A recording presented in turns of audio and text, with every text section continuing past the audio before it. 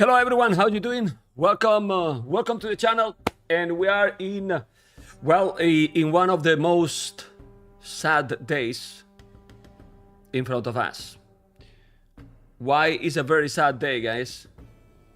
Why is a very sad day? Because the semifinals are happening, and that means that the tournament is coming to an end. Ay, ay, ay, because it's over, But no, it's not sad yet. We have time to be sad. Today we're gonna be hype. You can see the program already pinned in the channel, you know. And how I'm feeling today? I'm so. I'm not 100%. I'm really not 100%, but hopefully I will be fine. Anyway, this is the program for today. MR.YO versus Hera. You know, the Viper TaToH. Oh man, we can talk about the series we got yesterday, right? And it was quite insane series.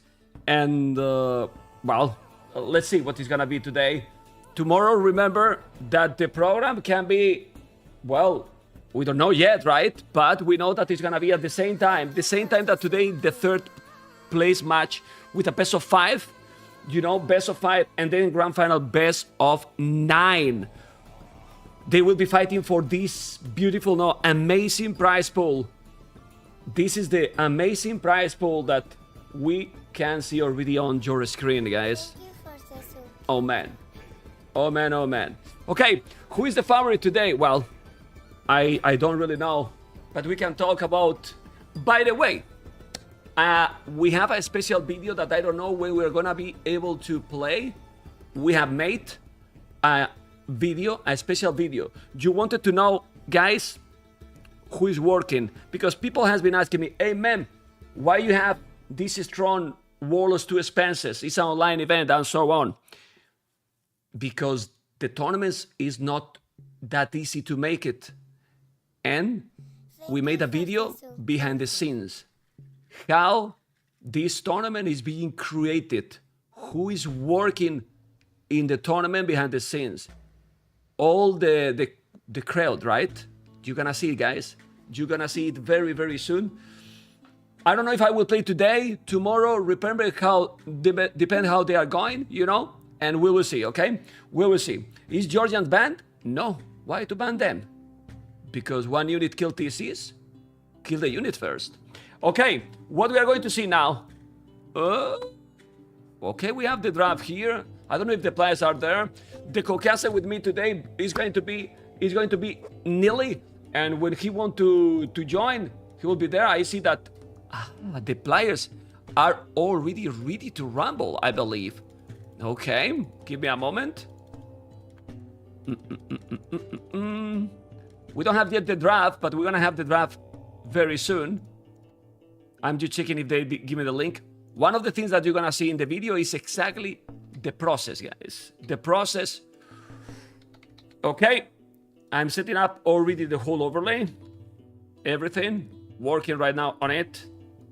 It's take quite a lot, amigos. But they didn't pick yet anything. But we see already the players. Do you wanna see the players, guys? Do you wanna see the players or not? I'm sure you want to see the players.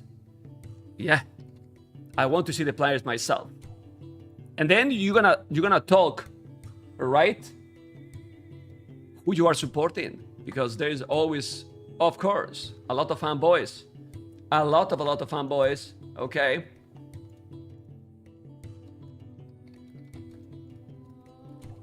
Okay, the admins are asking me if I'm ready to start the draft. Of course, I'm ready to start the draft. Vamos, amigos. Ooh. What happened to MR.YO? His camera kinda get... It's cold in China? Seems to be cold in China. Okay. It seems to be cold in China. Okay, I think they can start already. Yeah, look at the link here. Already everything is there. And now... the first map is going to be closed map, and it's not going to be arena. What is Hera going to be? Hideout or... Guys, Hideout or Black Forest? What do you think he's going to pick? What do you think he's going to pick, guys? Oh, man. I'm waiting for it. I don't know yet what he's going to pick. How are you feeling today? Not great. Hopefully I don't have to run away, you know?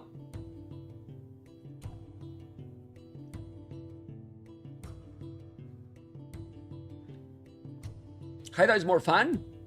Why? Hideout yesterday, they did the boom into one fight and game over. When Black Forest, we have seen Village fight, a lot of things, you know? So let's see what Hera is going to pick. Thank you for the soup. Oh my god. Thank you for the soup, Dom Husk. But it's not gonna be Black Forest, guys. I'm falling in depression right now. Falling in depression. Okay. I'm checking the maps, guys. This is the maps. I'm showing you what is going on. Okay. Arabia. Okay, and now you can see the maps that they are picking. Remember, color blue, MR.YO, color red, Hera. And what is going to be? Now,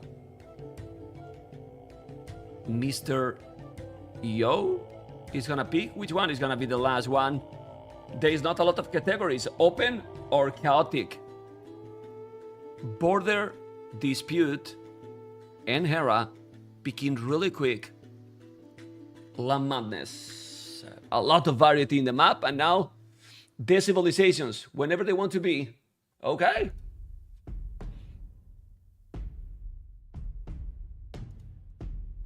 Okay. Well, the red or blue, it doesn't have to be the same that in the in-game. This is only for the maps. Usually, we have a frame that the higher seat is gonna be, well, the player on the left is blue, the player on the right is red, but in the in-game, they can be the colors they want. You can see everything there, quarterfinals, best of 7, and we're gonna see the civilizations in a moment, guys. In a moment.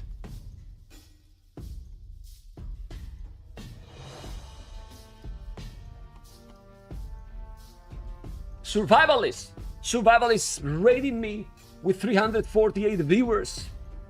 Survivalist is in Japan. It's super late always. We couldn't cast more this time. I know that he was going to tell me yes, but it was 5 a.m. for him, man. 5 a.m. for him. Yeah, but Survivalist, I didn't want to really bother you, you know? Like, I know that you love it, but it's too late for you. Or too early, man. Yeah, pretty sick, man. How is the first map determined? One player picked the category. You know? One player picked the category and banned one of the maps, and then the other picked the map. That's how is the first one done. MR.YO picked the category and banned arena, and then Hera has picked hideout, hello doubt, and then one each. You know, one each. Thank you so much for the rate. Don't forget to follow the channel, amigos. Okay, and remember that we are in the semifinals. It's saying quarterfinals, but it's my mistake, guys. A lot of things to check, and not gonna lie, I Titanic, guys, and I forgot to change that, but I will change in a moment. Don't worry.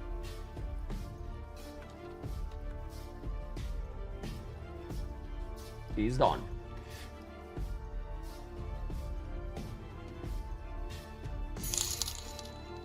Whoa, the Darkies, thank you so much for that donation. Vamos, amigos. Warlords 3 is a reality. Yeah, right? Well, let's see. Let's see, guys. You will understand a lot of things when we play the video that we will play very soon.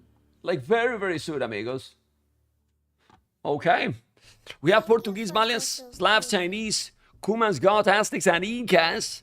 Then MR.YO and Hera, Persians. Okay. Persians, both civilizations mirror, and Spanish. MR.YO already taking the civilization he wants for Nomad. Thank you for the soup. Always tricky, man. Always tricky. And Mayans. Yeah, those civilizations cannot be picked. China, Slavs, Malians, Portuguese, Cumans, Goths, Aztecs, and Incas cannot be picked. Hera still have the Mayans. Okay.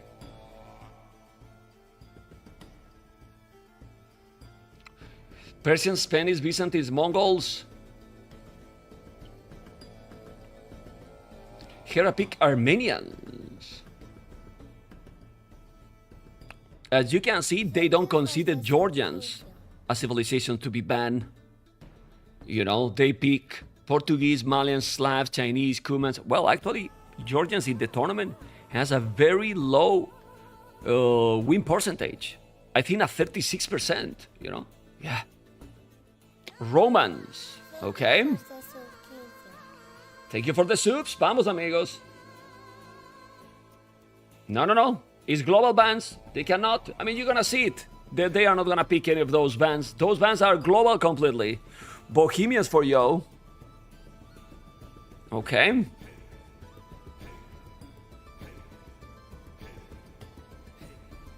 Koreans, Saracens.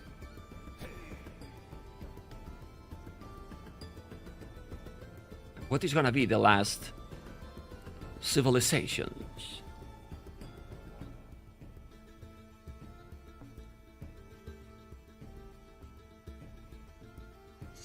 Well, difficult to analyze everything. Falco, thank you for the 10 euros. Awesome. Really appreciate it. Really appreciate it.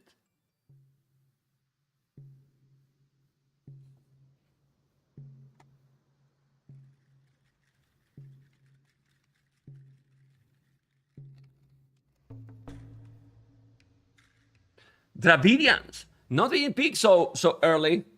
Thank you for the subscription. Not being picked so early. Dravidians, Berbers, and Burgundians. Okay. No Japanese. You got a point. Japan can be strong in this kind of series. Yes. Guys, the seeding is not really important. It's changed really too little. And yeah, the seed is like this because in the group stage, Yo won to Hera.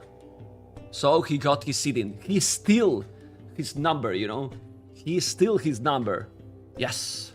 Okay, so we're going to see, guys. We're going to see what is going to be. And, well, who has better civilizations? Well, when Nili is around, we want to analyze the civilizations with him. I can give you some of my opinions here. But having both Persians obviously is very solid. Hera with the Mayans is pretty insane. We have a Spanish that I think it should be for Nomad. You know, many things to analyze here. You know, but you never know. It's 7 maps. You know, maybe we get some surprise in when they are going to pick. It seems that MR.YO is a bit more predictable, maybe because with Romance, for example, he might go Land Madness. You know. So let's see. Oh, let's see. Yeah, they don't ban Spanish. He preferred to ban China, Slavs, Malians, Portuguese, 4 very strong civilizations. Cumans, it's a very tricky seed, and MR.YO picked them usually and play great with them. And then Goths, Aztecs, and Incas. Oh man, yeah, MR.YO played with green screen all the time. Okay.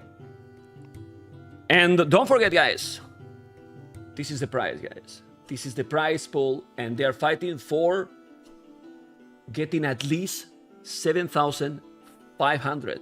So basically, winning today, they are going to double the prize. They are going to double the prize pool, you know? Yeah. Tomorrow will be this. A best of 5 as a third place match. And then a best of 9, guys. A best of 9. Welcome, everyone. Also, people on YouTube. We have already a lot of people on both channels, on YouTube and Twitch. And thank you guys a lot for the support. You cannot know how much support we have got. It's so many hours. I'm exhausted already. You know, don't want to say it to be like a victim of maybe you're so tired, but it's the truth. I'm so tired. Not gonna lie, I didn't go to the gym yesterday, didn't go to the gym today. I need to relax, to recover, and the support has been really amazing. We have prepared a special video to show you the crowd. I don't even know how to pronounce that. People who is working in the channel, you know, because when I say the crowd, it seems that it's the people that is watching, you know. The crude or whatever, you know what I mean. Anyway, they will start the game very soon. Yeah, the video is written correct, but yeah, okay. And yeah, they messaged me one moment.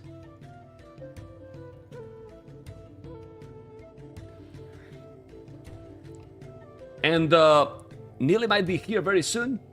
And I really believe that Mr. Nili is already here. And probably now, with Nili, we're going to be able to analyze all the draft. Nili, welcome to the channel. Thank you for having me. And yeah, interesting set ahead of us. And looking at the draft, not the biggest surprises. I think what surprises me the most is Hera actually picking Mayans that early. Sometimes we have not seen Mayans picked at all. And Hera now going for it as his first exclusive draft. Surprising to me. Not only surprised this, right? Like, how we explain this? I mean, it's happening in modern situations. For example, a civilization like Japan, not even PK there today. And let's assume though, we only have one single mixed map, right? Hybrid map, and that's Kawasan, and we already have Persians for both. So Japanese are not really needed here. Yeah, well, but it depends also on the players. We have seen, for example, how people is speaking Japanese even in border dispute. You know, yeah. And how did that work out? Yeah, well, you saw what happened, right? You saw what happened yesterday. Anyway, I know that that Hera lost versus MR.YO, but I still feeling that he's still the favorite today.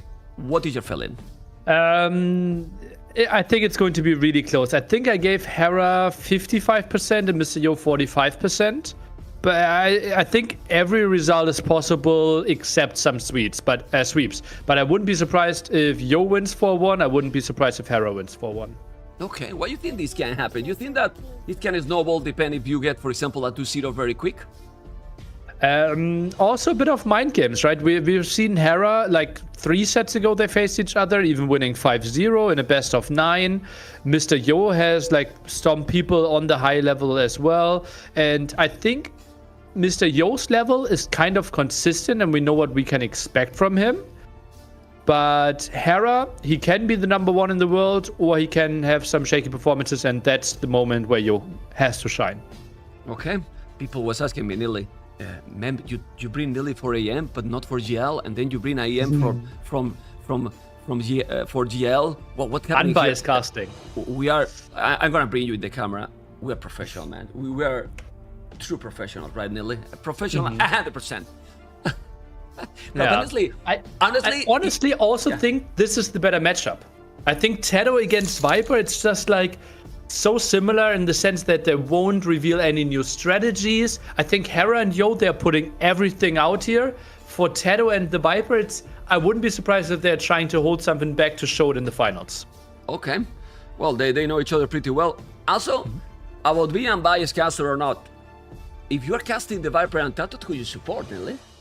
Both. I love both so much. So. But both cannot win, Nili. I'm gonna put you in a very difficult position. Who you win? Who you want to win the next series? We're watching you, so we know if you lie. It depends a bit on who goes through. I think if it's Yo, I want a Yo Viper match. If it's Hera, I want a Hera TaToH match. Okay, over the story they have also between them, right? Okay. Yeah. Okay, but now we can focus because they started. And we're gonna see, well, the civilizations. The map is hideout that we all know. Here, Hera with Burgundians, MR.YO with Bohemians, Nili. Interesting choice. We have not seen that much Bohemians lately on Hideout. Obviously, Great Civilization on other closed maps. We've seen them a lot on Black Forest, on Arena. But on Hideout, it is tougher to force this like one-dimensional fight through the center. And that's where Bohemians are shining. With their wagons, with their Hufnitsche, with their halberdiers.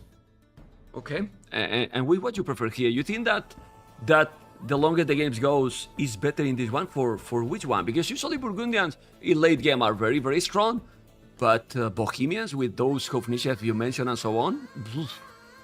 If gold is running out, Bohemian is struggling, right? They have horrible cavalry there, and Burgundians, they don't have the greatest cavalry either, but simply the fact that you have Hussar is just so much better. Plus, extra gold generation through the farms in the late game. I think Burgundians, if we think like 1 hour plus, should have the slight advantage. But before that, obviously a lot of stuff can happen. Okay, do you notice today the microphone, right, Mr. Nully? It sounds way better. Better, right? Okay. Burgundians, Bohemians right now, and it's starting in 10 seconds. We want to ask also to the chat, who is the favorite for you with this matchup? But in a few seconds we're gonna start. Obviously the generation really also gonna matter as well. So let's see, because ladies and gentlemen, this is starting. We have game number 1 from the first semifinal. Warlords 2, $50,000 prize pool event with me, Nelly, and with us we have, well, 2 crazy players, crazy games in front of us. Hera as a blue on the left, MR.YO Bohemians as a red on the right. What is going to be here, Mr. Lee? What is going to be here? Tell me. Well, obviously 2 interesting civilizations, really strong early Imperial Age. Burgundians, one of the best economies in the game there. You can tech into the eco upgrades in age earlier. You get them cheaper as well, and that's why we basically always see them play fast castle with a strong economy. As we can see, 1 minute in, and we're already researching double BDX. On the other side, Bohemians, better economy in the sense that you collect more gold, stone, get the upgrades for free, and with fervor, your villages are moving faster. Okay, let's see what is gonna happen. Don't worry, people in the chat. I know that the cameras are not yet in the stream. They will be there. There is 2 minutes spec delayed, and they will appear very, very soon. Don't panic, guys. Don't panic. It's gonna be there. Okay, that being said, well, this map, nearly we can chill a little bit in the start. They are pretty far. We have gold, stone in this one, so it's, well, we have to wait for what they are going to pick, because probably it's gonna be what, fast castle? Yeah, like as I said, Burgundians always wants to play fast castle, and Bohemians, did you really pick them to go for a tower rush? If anyone, then it is MR.YO, but he's not really scouting, doesn't really know the distance, so I would assume it will be a Chaos Age play by him as well. Yeah, and a scout rush, because I wouldn't be surprised if MR.YO is going some wild strategy like doing chemistry during Castle Age. I think it's more likely that he goes for wagons, right? Hand cannoneers, is that really what you want to play against Burgundians? It is something we see on Arena to close down the distance, but the distance here is so long, right? Hera can run away, just give some area up, and he can't get punished as much. So I would be surprised by chemistry, but Yo, obviously a guy that is known for surprises. Okay, we can see now that guys, the players are just pushing the deers already. MR.YO with farms. Hera is not doing yet farms, but I'm not gonna make it till he's doing obviously horse collar, because you can make that upgrade. And Hera is even deleting the palisade. He doesn't want to use the ships, be a little bit lazy to do that. But well, it's normal. He knows that there is not gonna be aggression, and his opponent is gonna be pushing the deers as well. Yeah, he sees with the score, right? He sees, okay, Yo has basically the even more score, so unlikely that he is up, and therefore no rush to get those walls up. Yeah, so now we have to wait. What? How was your night? How was your yesterday, Nelly? Because we need to fill the gap right now. It's slow, so we have time to talk. I cannot sleep properly, man. I mean, I love these tournaments, but I'm not also sad 100% when it's finished, Nelly. I need to chill a little bit, man. It has to be exhausting for you, right? Even like the whole group stage, lots of games every single day. Yeah, you got some hours in over the last weeks. And it's not the same that the normal streams, you know, because normal streams you chill a lot more when you don't have to take care of all the things, and also that all want that is going 100% perfect is a lot more exhausting. But well, it's fine. It's also not many times a year, and well, it's okay. The height compensate these feelings. MR.YO is up extremely quick. 23 population with the gold mine and harvest for free. Nearly. It's gonna be market and blast, I believe, with this population.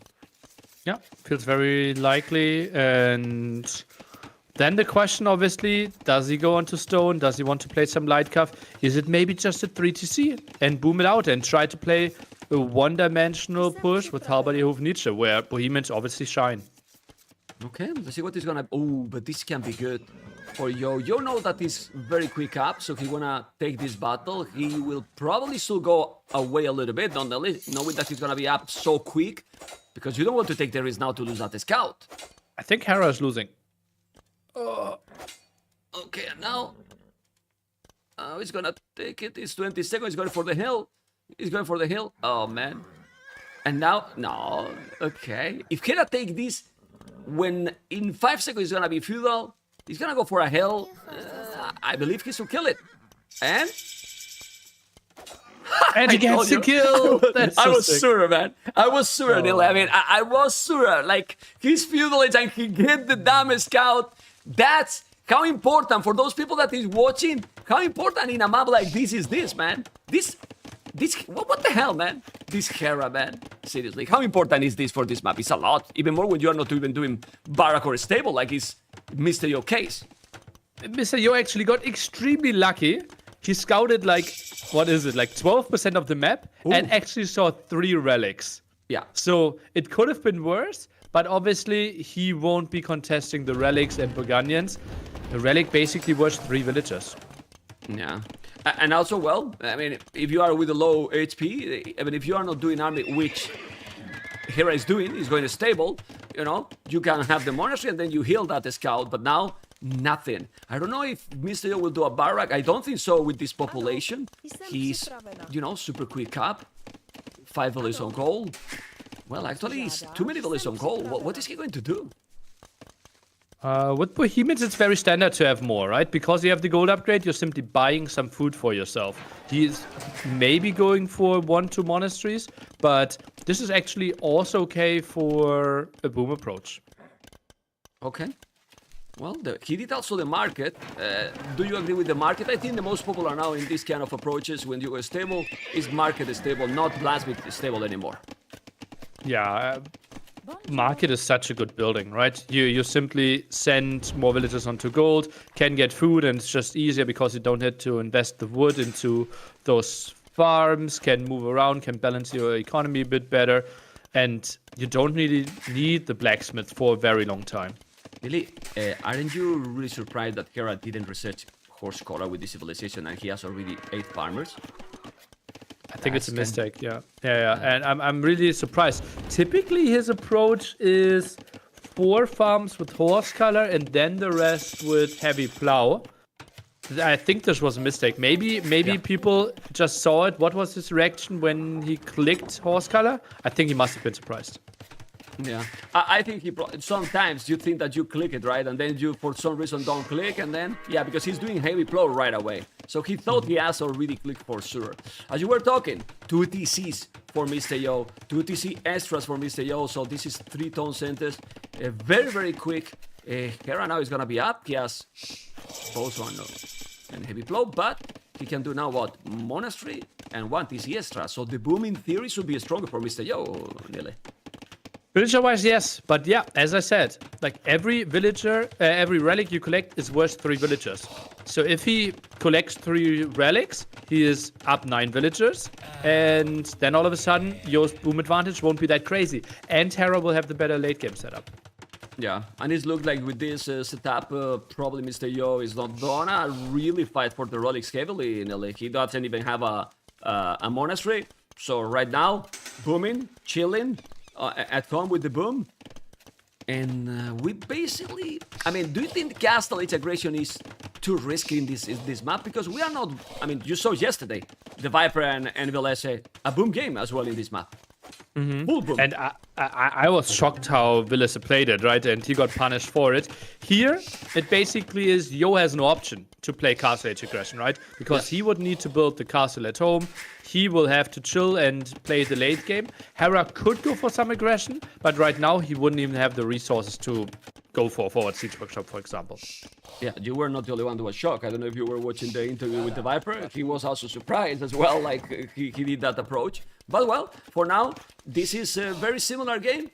5 is more for MR.YO. He does have heavy blow, but he's just booming. Idle PC, well, not too much. Now MR.YO getting a little bit more.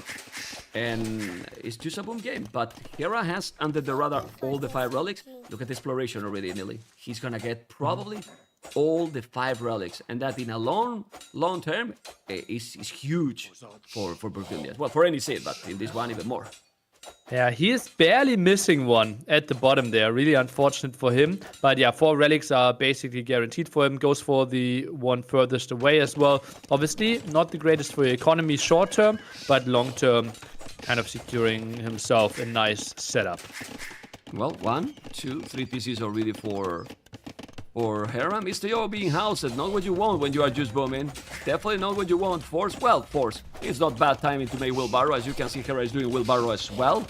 And finally, the monastery. He still see the relics? Well, not anymore, Nelly, because 2 of them are already picked by Hera. Yeah, this monastery I think is more for fervor than for the monks. I would be surprised if he goes for more than 2 here. Because, like, it's scouts on the map, relics are gone, you wouldn't get value for them. Okay. Well, yeah, fervor is insane also. And having wheelbarrow, fervor, those villagers from Bohemians when he's doing handcart, you know, you cannot raid at all. Speedy Gonzalez, I like to call them, super fast. And now let's see, he has to scout around, 1 spear trying to put him away. If he's doing more spears, I don't know, maybe he's gonna try to go forward, or you think that MR.YO is not gonna be forward at all? I mean, map control is truly important. Is it though? Like, it is more important for Burgundians, right? Bohemians, they're fine. Just get your army out and then you would start to push. And then it's castle after castle towards the opponent. Like, there is no value in having map control right now. Relics are gone. You are not really going for extra resources right now. So MR.YO is fine, and I wouldn't be surprised if he thinks about a 4th TC. Okay. He's doing fervor as we were talking. The 4th relic is gonna be now. The 5th relic, sorry, is gonna be now for Hera because he's exploring the last part that he was missing. There you go. He can see it. And, well, where's the 4th TC? The problem, if he's doing the 4th TC, maybe he's gonna delay his uptime. What do you want here? To go up to Imperial as soon as possible, still going for 4-tone centers, because Bohemians is not like Turks, that they get free chemistry, but if you do chemistry during your uptime, well, you gotta get bombard cannons right away, and that gives you timing and momentum. Yeah, but where are you building the bombard cannons, right? If there are scouts on the map, like, you are still building them at home, so I don't see the value of having an early im. That's why I would expect the 4th TC, but we don't see it yet. Yeah, and he has the resources, so if he's not doing now, well, let's see. He will need more spears, obviously, if he want to make some aggression, but maybe, as you mentioned, he just do the castle at home and go from there, because those units are super tanky. The game is the first game, guys. So, 1 monk is gonna be down for Hera. Well, that's something for MR.YO. There you go. Monk is down. Good value for that scout. Well, this Imperial battle. An Imperial early game for Bohemians. But, yeah, look at the resources. I think he's going 3 TCs. And he's gonna go up to Imperial. We'll do probably more spears, or he will build everything at home. For now, we cannot know, right? It's possible. It's surprising to me that Yo is going for 2 scouts. He wants to get some vision. Obviously, got the kill there against the monk, which is nice. But he won't get a single relic. Now moves out a bit. But that feels very optimistic. Okay. He's doing the university now. He's going forward with the villagers.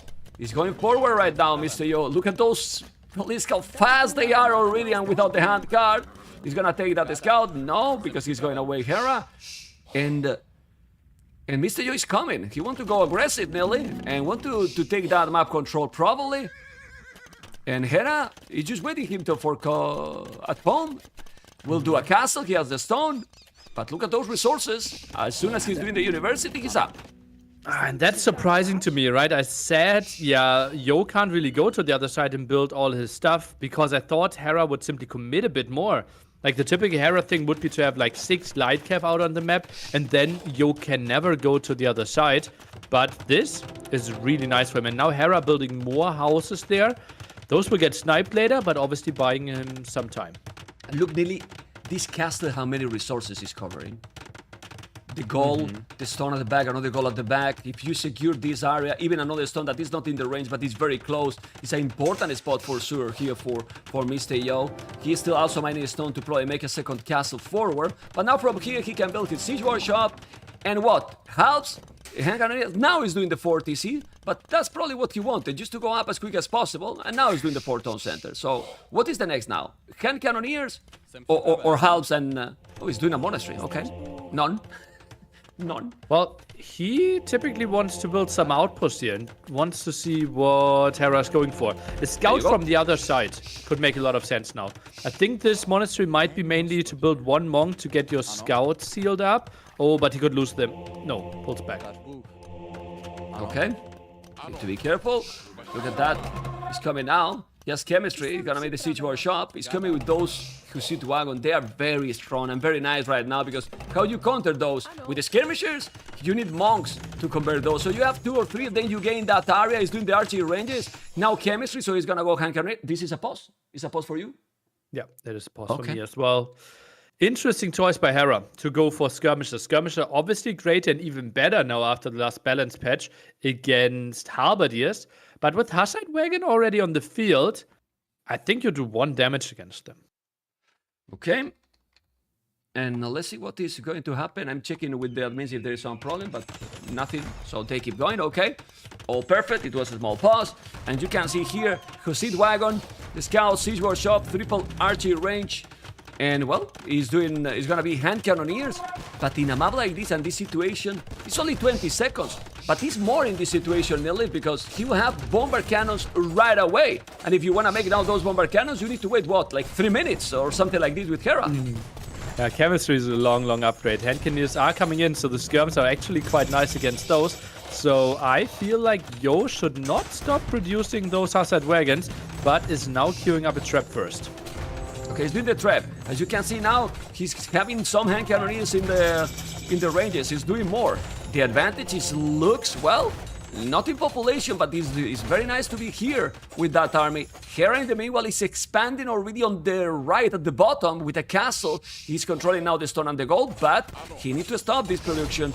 And is he gonna stop with those Custelier and skirmishers, Mr. Dilly? Well, let's see. For Costier, obviously not the craziest thing. The castle going up would be really nice for MR.YO. Skirms now moving in, but the Hussite Wagons should be dealing pretty nice damage against them.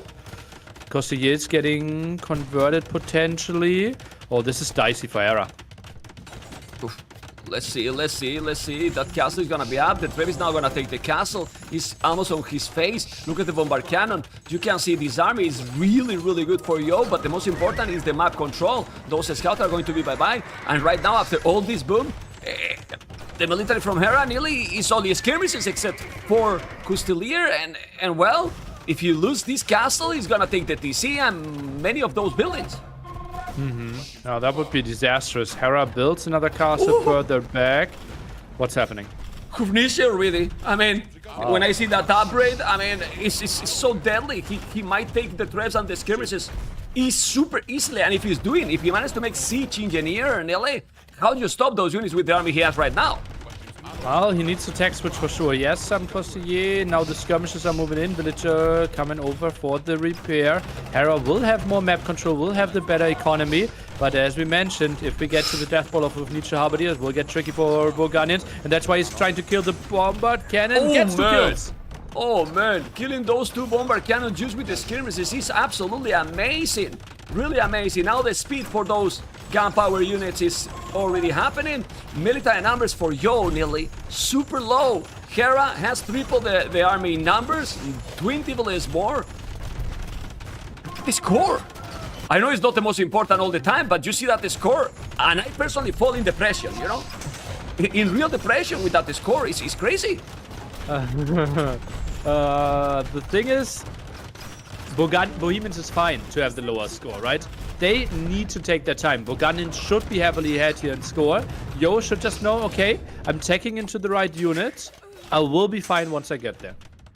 Okay, let's see. He has the units there now. He's doing pledging, doing the armor. I don't know if he's gonna make his skirmishes himself, but he has 0 bomber cannons on the field. Nearly. He has the Kubnische, PT8, but he has 0 of them. He's even killing those the wagons with the skirmishes.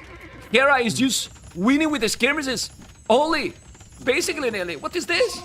Yeah, losing those 2 bombard cannons early on really, really hurt him. Population is 200 population. Hera 126. Obviously, you have time to still producing, but he's distracting with those few Custeliers at home on MR.YO. The score difference is 3,000. He has $71 on wood. Hera, he could do a little bit more farms, and now he's doing a lot more. Actually, like 20 more in 1 second. And the bomber cannon, well, is down for Hera, but MR.YO has 2 Hubnishes, and that's it. 6 hand cannoneers, nothing else for now. It is a good unit to stall though, right? It is totally fine. Like MR.YO, the forward base was not to kill Hera, right? Hera always has the better boom. He can decide to go for some better units. Like this was more of a forward base to buy yourself some time, and that's exactly what Yo is achieving with this. Okay. But he has to be careful because the most time he's getting out of Hera will get out of better units as well. He has to have 5 relics. He has got already 2,000 gold from the relics, which is a lot. Now we see 3 Hubnische. And of course, if he's doing more of those neutral units and then get Halberdiers, is what you mentioned, right, Ellie? He might be completely fine. More barracks now at the top. Yeah. Has to know that Skirm is not the end game unit that Hera is going for, right? Likely that we will see Costiers. Hera approach could also be Paladin, but I think Elite Costier would be the way to go. Okay, let's see. The Kupnishes are there already. He has to be careful. So many skirmishes, bomber cannons, and trebuchet is, as you mentioned, Elite Custelier with the +4 and Halberdiers. Remember, guys, that the Halberdiers for Bohemians 25% attack, more bonus. Oh my god, okay, didn't kill anything, but those Kupnische are now so deadly. That unit can make a snowball the game completely, so now Hera has to be really careful. Yeah, but Hera has a lot of siege himself, right? Hubnische count is only 4. Doesn't really have enough siege workshops there, only 1. And Hera needs to be careful. If only had the Hubnische there, the Costi there already, he could dive. And the moment he kills the 4 Hubnische, he instantly kills a lot of more production. Okay, let's see what's gonna happen. Look at those Hubnische, how he's trying to kill all the skirmishes. Those Hubnische nearly 90 HP, I mean, look how they don't die anymore that easy against those. He's gonna take the skirmishes, but the focus should be the bomber cannons. He has to be careful. Hera has to be careful, but those Custeliers are coming, and I don't see an old Halberdiers. If he's taking those Hubnische, it's gonna be deadly. The halves are there, yes, but I don't know if this army is enough to kill. Okay, now those halves are just epic. Oh my god, it's so difficult, but the castle is gonna be down, really. No Hubnische really in the queue for a long time. Now as some of the hand cannoneers are evaporating. Okay, where's the hand cannoneers, Lily? I don't see them. I don't see them anymore. Military numbers, you can see the badaboom was real. Now it's gonna start the real battle or not? Come on, we want to see the blood. We see already hand cannoneers die, but those bomber cannons for Hera, he needs to be careful. Look at the Hubnische now. It's only 2, but the Hubnische might kill the trebuchet. There you go, down 2, instantly down. He's doing the castle there. He has another castle in the south, and well, if there is a patient player, you know, that's MR.YO, really. Yeah, so, yeah, no problem. absolutely. And he also has control over the gold and stone here, right? So he's just controlling this area, will be fine with this, but not producing enough halberdiers. Look at how unprotected those Hubnische are again. Yeah, but he's not killing them. He's not killing them yet. He's trying to repair. The castle is up, so he's gonna be in time to save them. Yes, that's not good. He's gonna save it for sure. And now he's with the hill advantage again. If he's able, MR.YO, to put the note halves, he might be okay. But he's splitting those units. Well, we are talking about being patient. Hera is being really patient as well, not taking any risk to lose those beautiful bomber cannons. But It just feels like MR.YO, the moment he gets to pop 200, he will be really happy nerd. So he's working more towards his goal than Hera is right now. Yeah, but why he's not able to have more halves? I mean, halves are not that expensive. He has a boom with 4 TCs. It seems that he's having, I don't know, a little bit slow in this situation. It's true that it's not easy. Look at those halberdiers. Now the Hufnice is gonna try to take the battle here. He's going away. Remember, guys, that Hufnice are not only stronger because they have more damage, they do more damage. They have also 1 extra range Burgundians don't have. Siege Engineer. And now, look at the army numbers, Nelly. Look at the army numbers. It's the first time in the game that you catch up in the village number. And now, also in the military as well. So, who's gonna take this battle? Oh my god, the Hufnices are in the hell now. But 2 bomber cannons as well. Okay, who benefit these kind of trades? The player that typically has more gold excess in the long run, right? And it will be 5 relics plus Burgundian vineyards. So thinking ahead like another 20-30 minutes, it is fine to trade 1 bombard cannon against 1 Hufnice here for Hera. Yeah, look at Hera resources. And he's okay with the farms. 70 farmers. I mean, it's okay. Almost 6,000 food. Okay, I can keep going. He can even sell the resources if he wants right now to take even more gold. I don't know, but Hera seems to have economy forever, nearly. Yeah, and those 70 farmers are like 2 extra relics for him as well. So that's just so sweet. He also has control over the gold at the bottom. Ooh. Yeah, okay. Still, well, the bottom is trying to make some raid, but he couldn't. He has the castle. Now let's see those halberdiers doing Architector. Now finally the +4 attack for those halberdiers. And he has 4 Hufnices. Still, it's very difficult to finish these kind of games in the league. As you can see, even for a player like Hera, so complicated. Yeah, that's the thing about Hideout, right? And that's why MR.YO built the forward base. Hera needs to clear it up first, and that's how MR.YO got to all his time and now the halberdiers. The Hufnice are fighting at the top, and the Costigiers are getting in though, and now raiding the gold quite nicely. Okay, he's raiding. He's definitely raiding there. He cannot even defend the because he's that wall that he cannot even send army from that barrack. Now the bomber cannons are coming, but he's taking those. The halberdiers are there in the north, and those halberdiers are gonna take those Custoliers probably. But if he's killing those Hufnice, oh man, you don't have resources forever, MR.YO. But Custoliers are expensive. Oh my god, 8,000 food for Hera. Oh man, have you noticed that since they did the nerf in the button, I don't remember that we have seen that upgrade anymore in a tournament game? Yeah, that was mainly due to people learning how to play against it though, right? I think with 140 villagers, it costs slightly more only. I think it's only a big difference if you went to 200 villagers. And yeah, I think people just learned to play against it. Obviously, pre-nerf, people were pretty clueless, especially non-arena players. Oh, let's see now. He's coming. Those Hufnice are in big problems now. Hera is now, if he's taking Hera this forward, he has the game. Nelly, if he's taking this forward, I don't know if you agree, but it's not easy to kill those. But the Hufnices are going to be down. He's coming little by little. The Canadian, now with 200 population for MR.YO. 2 matches, pushing him back 150. I don't know how MR.YO, look at the TC he's trying to do. How MR.YO is gonna push him back, Nelly. That's an ambitious TC for sure. And I think he will lose his second attempt of forward base at the north. Is pushing at the south though. I think it's time to build some siege workshops there. Okay, he's going there. He's gonna take the goal, but there is a castle. The problem is MR.YO is going forward in the south, but in the north, how are you gonna defend when the castle is gone? He has nothing there, Nelly. Literal nothing. 160 population. Nothing there. Hera's trying to buy himself some time at the bottom, and I think this is the moment where maybe even going for just a building spam for MR.YO at the top, but all the army at the bottom could pay off for him, but he needs more barracks at the bottom as well.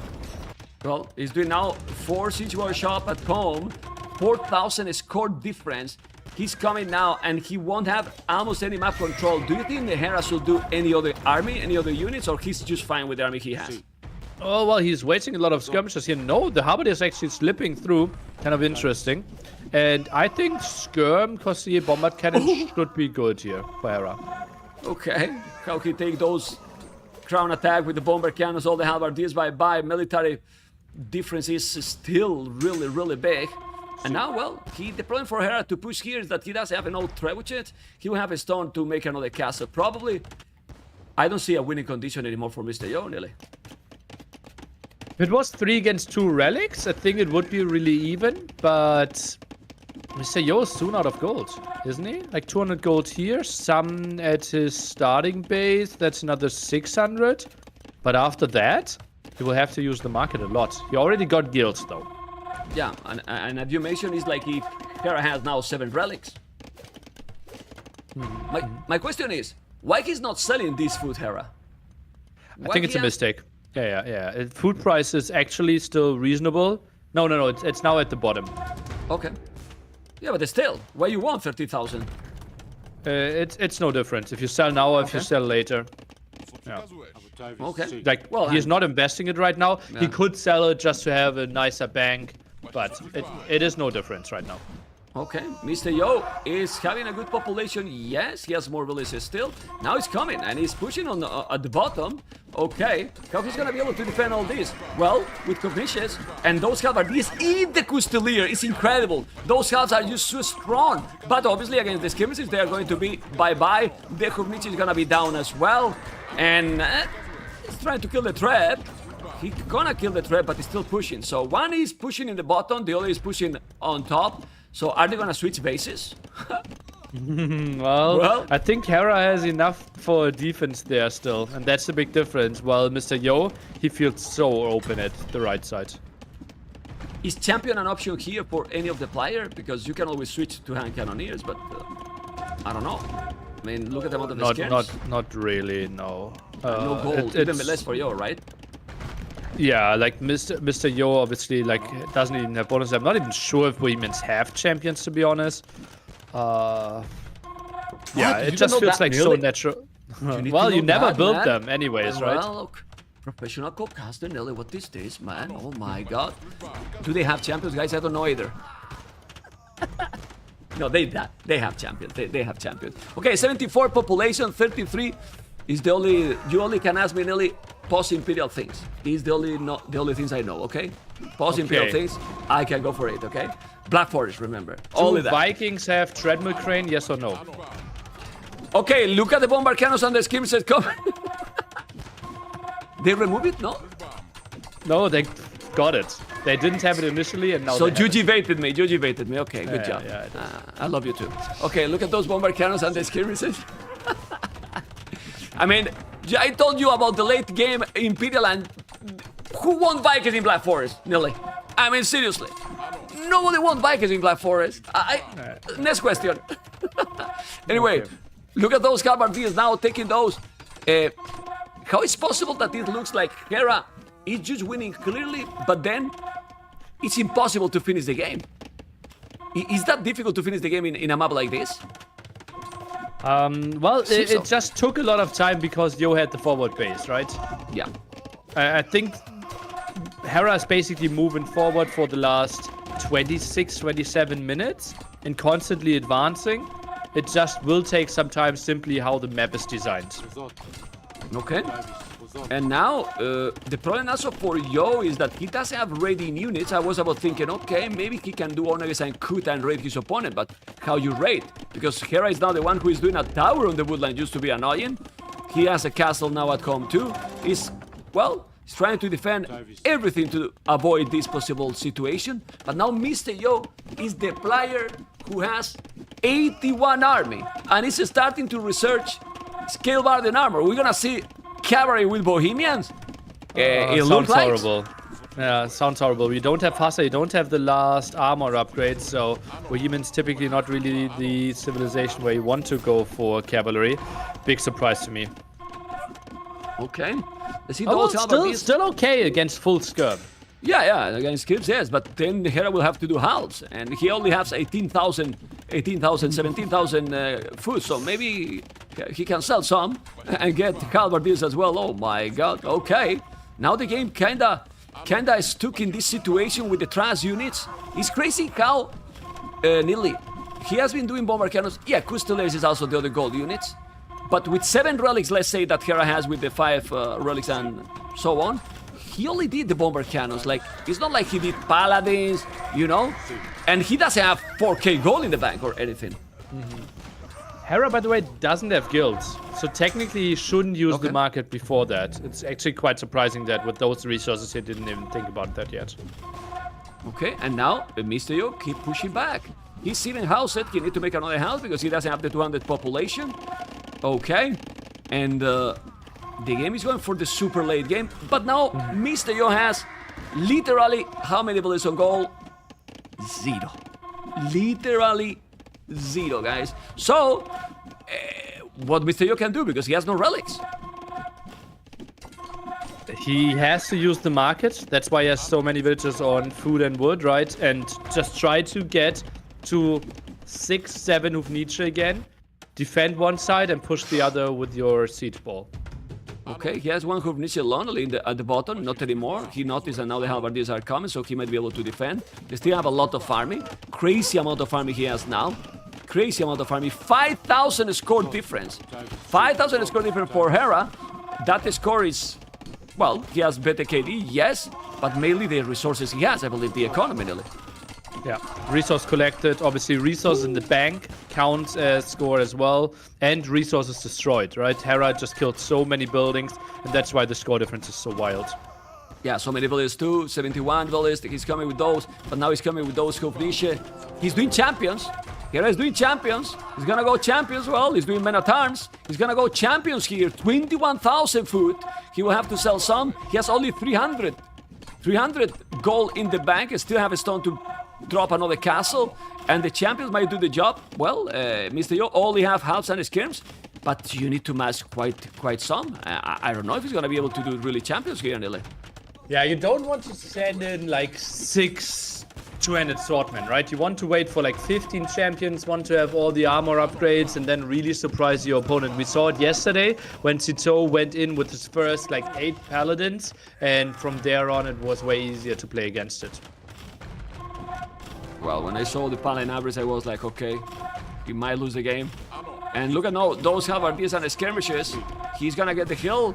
Well, he's killing.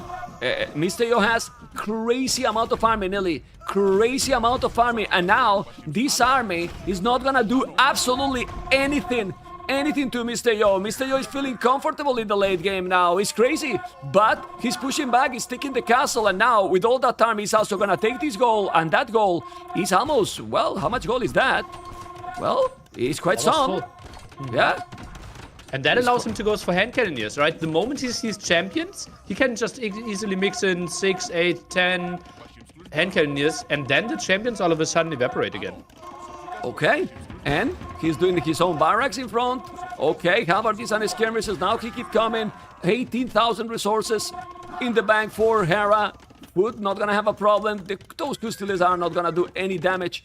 He's to walk himself to avoid some raiding, but those halves are gonna eat the Custeller. Look, they will. Damn it. They disappear. They has to move. Okay, 200 swordsman. And now spamming those. But he has one villager on gold. Doesn't have a lot of gold either. And the Hufnice are coming. And those Hufnice kill the buildings not fast. I mean, almost instantly, nearly. Yeah, and 4 Hufnice there together. He sees the mass barracks and might have seen a longsword man there. Maybe thinks about the switch. No, he's adding barracks instead of archery rangers at the front. Okay. I mean, you need to add a lot of infantry. I mean, if he micro properly with Hufnice, he can kill even the champions with those units, nearly. So it shouldn't be a really big problem. Let's see if he's gonna do the job. He's coming now with the champions. Okay. It's not champions yet, but in 40 seconds will be. He has 17. Is this an old army to put him in danger? I think he did flank as well. I'm a bit surprised that he decided to raid with the Costiers. I think them being around and trying to jump from the back could have been a really nice move. Now the Hufnice can just micro back, and they should not be caught by this. Let's take a look at the ground attacks. Let's see. He's gonna try to attack here. And the champions are already there. He's gonna do the job. Well, he's killing them with the Hufniche. He's gonna make archery ranges. He's not doing. The Halbardiers are doing an excellent job. But those champions are very, very solid still. The Hufniches are killing, but now the champions are pushing him back. But he's losing the champions, man. Well, champions are disappearing as well. And well, you can spam Halbardiers. And now those champions are gone already. He's spamming more, okay. But but now he's doing some hand cannons in the queue as well. He's not losing the Hufniche. He's not gonna kill those Hufniche with this army, really. The Hufniche control was out of this world. 90 kills on those 4 Hufniche. Now another volley, close to 100 kills already. And there was a lot of gold invested here for Hera. Oh my god, he's still spamming them, but he's not pushing at all. Well, it takes some units, but those Hufniche have now over 100, as you mentioned.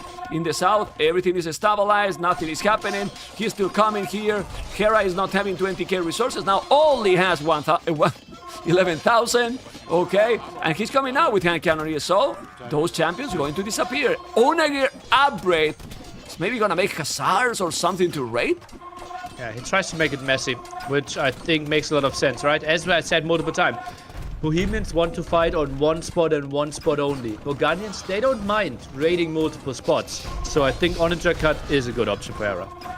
Okay, he's coming with the champions again. Skirmishes, he has 4 trebuchets.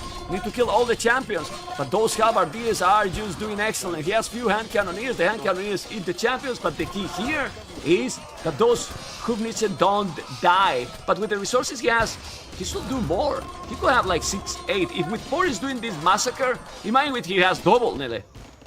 Take everything. The thing is, he only shoots at one spot, right? And if 4 Hufniche are hitting, they kill everything anyways, right? If he goes for 6, then he would not just split them up and shoot for different targets. So it actually makes sense to keep this number alive right now. He doesn't have endless gold. I actually like it. What I don't like is that Hera, I believe, still doesn't have guilds. 1326 against 1624. Yeah, he's simply not getting enough resources out of the market use.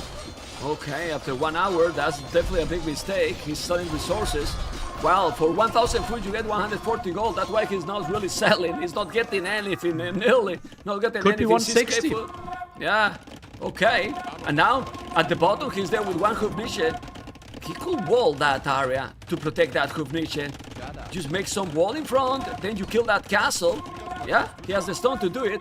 Now, in the north, again, keep trying. And guys, this is the first game from this semi-final. Just the first game. You expected to have a short series? I think it looks like it's not going to be a short series. Then it's true that this map is the one that can be this long. And all can change in other maps, Nelly. This one is not a surprise that can be this long game. Yeah, obviously Warlords, we have 7 different categories, so very different maps. This one is category closed, so probably the games that should last the longest.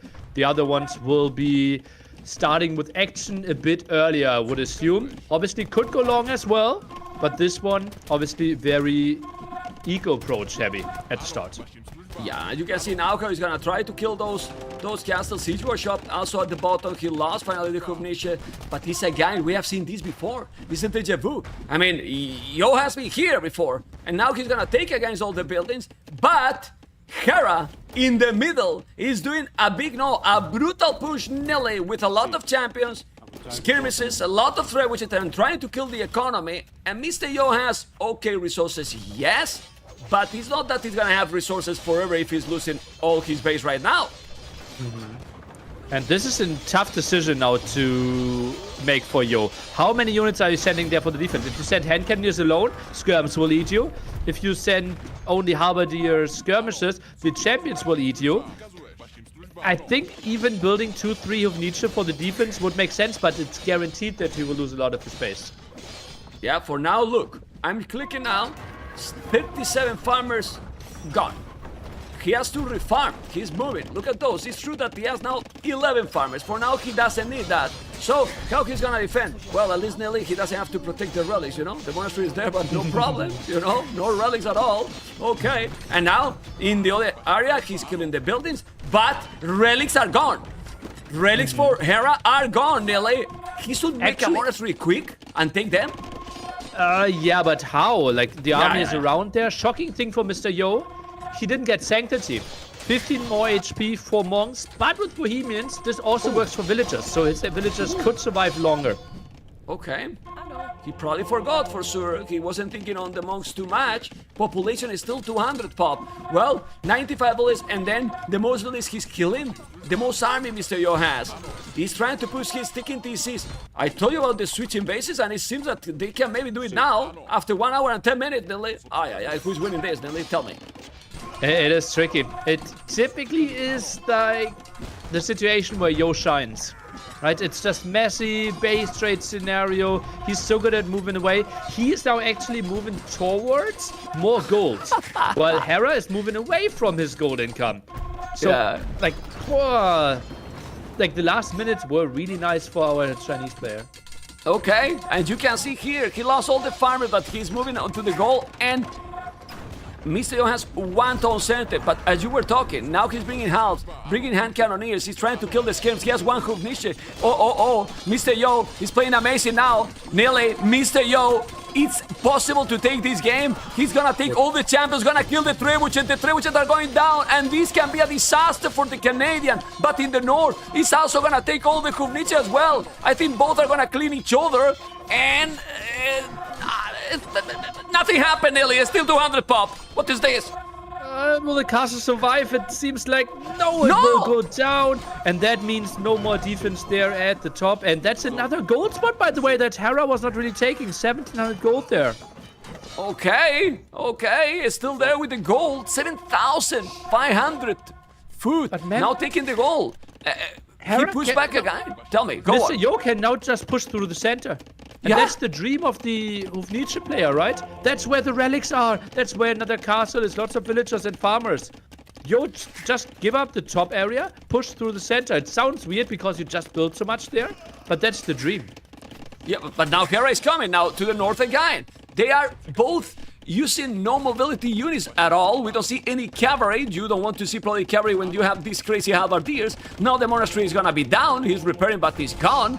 He's just bringing now, building another monastery farther from that area. He's gonna take the monastery. He's gonna probably take the castle, but he's gonna take as well Hera in the north, the town center for Yo, and now he's bringing the skirmishes. He should repair the TC. No, he has no resources, but 1,000 gold in the bank for MR.YO. What the hell? Nearly. Sick, right? How much he got there. And right now, hand cannoneers in the back. Hera now diving to kill the hand cannoneers, so his champions will become better in the long run. And Yo losing a bit too much, but now realizes that and micros them back nicely. This map is not close map, Nearly. It's no map. Now he's doing the starting TC. The starting TC in the middle here with the farms. Recovering again his area. His starting map with the farmers. Hand cannoneers, no, but the skirmishes and halves in front in the middle. Look at those 2 hoof niche. He could take the castle. He should take the castle. And he's rebuilding another TC again. Hera now going for sanity. Block printing. Oh, converting the hoof niches would be a good option now that I'm thinking. Yeah. Well, redemption. technically, Bohemians can tag into all the tags only cost food, right? And then he can go for faith, he can go for mass monks himself. Heresy? I'm not sure. I don't Bohemians have heresy? Yes, they do. You will tell me. They do. Okay, well then then that's just the dream, right? And then you have Nietzsche should be alive all times. Okay, but he didn't do this upgrade. Okay. He has to be careful. MR.YO, 126 army, Nelly. 125 army with 74 villages. What is this amount of army Yo has? 74 villages, double the village for Hera. How he can manage to have those resources and this amount of army? It's incredible, Nelly. And he's playing against Hera, that is the fastest player in the world, maybe? Or top 3. If the best unit that you can go for is skirmishes, it doesn't matter how good you are, right? It's just like Hera has to play a game that he doesn't like to play and where he's not really shining. Like one-dimensional fights with slow units. And then the speed is not that important. Yeah, and the skirmishes are also stronger for Yo. Why? They have the last armor, while the Burgundians are missing the last, as you can see. He's now attacking, it's still 200 population for both. Cap rams, I like it, because when you are having mostly skirmishes there, the cap rams can be very strong, Ellie. And then champions have to move in further. Hand cannon is protecting though, so not too pretty. And it just feels like this army in the center will be really tough to deal with here for Hera. Okay, we keep going, guys. We keep going. Oh my god, I didn't even check, Nelly. We have 8,000 viewers. Let's go. And now, also with your channel, with all the channels, vamos. Age of Empires gonna dominate. Gonna dominate the world. And remember that this is only the first game. And, oh man, yeah, 200 population is still for both. But they don't drop the population at all. Both players, even with 83 villages. What's going on, Nelly? Double kill with the 2 traps against the 2 of Nietzsche in the center there. Ooh. Oh, that was so fortunate for Hera. Oh, man. Well, he's bringing another in the north. Now he's going to push again. And that castle is surviving. It's only one who Nietzsche is creating more. He does, but how he still have this gold? Well, because he has the gold. He's mining the gold in the north. Oh my god. He still have a lot of houses in the south. Man, first game of the series, 1 hour and 20 minutes. This hideout. This is not ending soon. This is not ending soon, man. Seems like not. Seems like not. Okay. And I was telling before the start, I feel a little bit tired. You know, it's fine. That's all. Okay. Thank you. All going well, guys. 200 population. Look at those skirmishes and the halberdiers. Nietzsche in the north. He's also raiding now the farmers.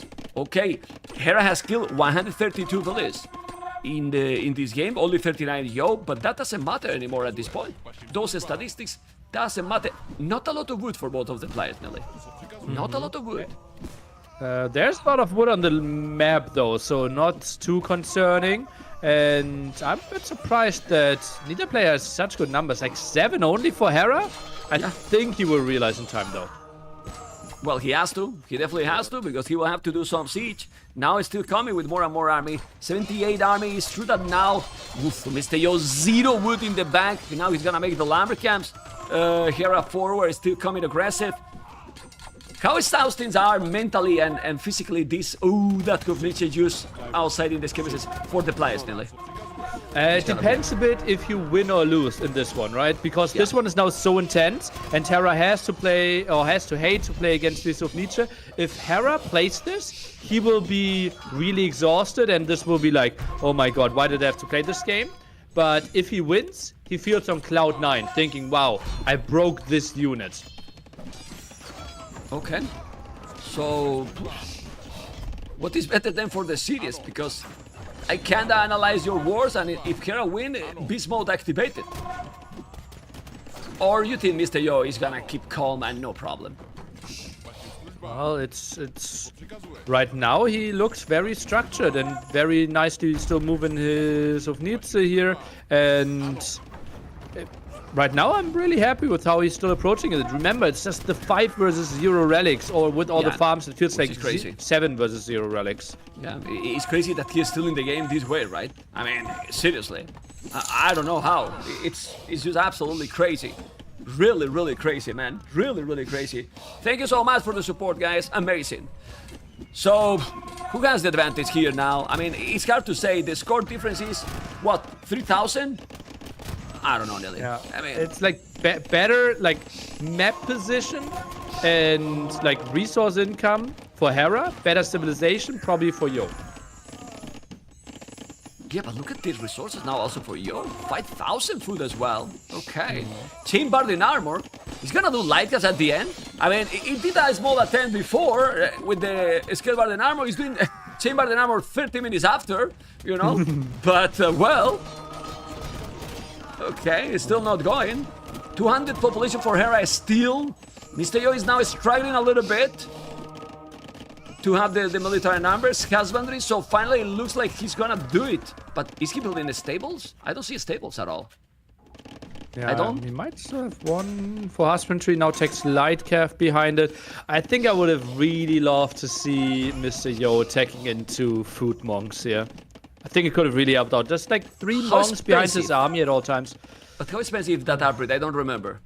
I can look I'm it up. sure that the chat will tell. He had enough gold the moment when he was floating 1k gold after he got the gold at the top. Okay. Still in the middle. In the north, he's coming with army as well. both with similar military numbers now, but the problem is that 500 food, food, 450 gold. yeah, That's what they actually say. doable. Yeah. He can do it. He's not too far from there. Yeah. He's definitely not too far from there. It Okay. would be worth it. Well, absolutely. I mean, when there's no goal and you can make monks, I mean, you convert the monks from the other players, you can convert also their siege. Obviously, you have to micro a lot, but still. Now 200 pop Hera. MR.YO dropping again more of the population, but Hera, 2 bomber cannons and 1 trebuchet. It's coming out. The stable finalies are happening, but he has 2 champions, so not gonna clean the north. And at the bottom, you still have quite a lot of champions, Nelly. Now Hera, quite a lot of champions here. If this game is a win for MR.YO, Hera will go for the most aggressive map in game 2. Like just no walls, full aggression, all in-ish. And Lamandes like probably? MR.YO, that will be a tough hold for him in game 2. I think Hera, no matter what, he might be angry after this game. Okay, let's see. Those are halberdiers with Conquerors still trying to defend. Hoof niches. He could do something else, Hera, or not. Like, is Khazars a good option here? Like, because he's not really raiding that heavily here, and Khazars, well, they have mobility. You still have the halves, but the halves are slow in comparison. So why not send Khazars when you have these crazy resources? It's the best halves against non-bloodlines Yeah. I think Hussars are not adding a lot here now.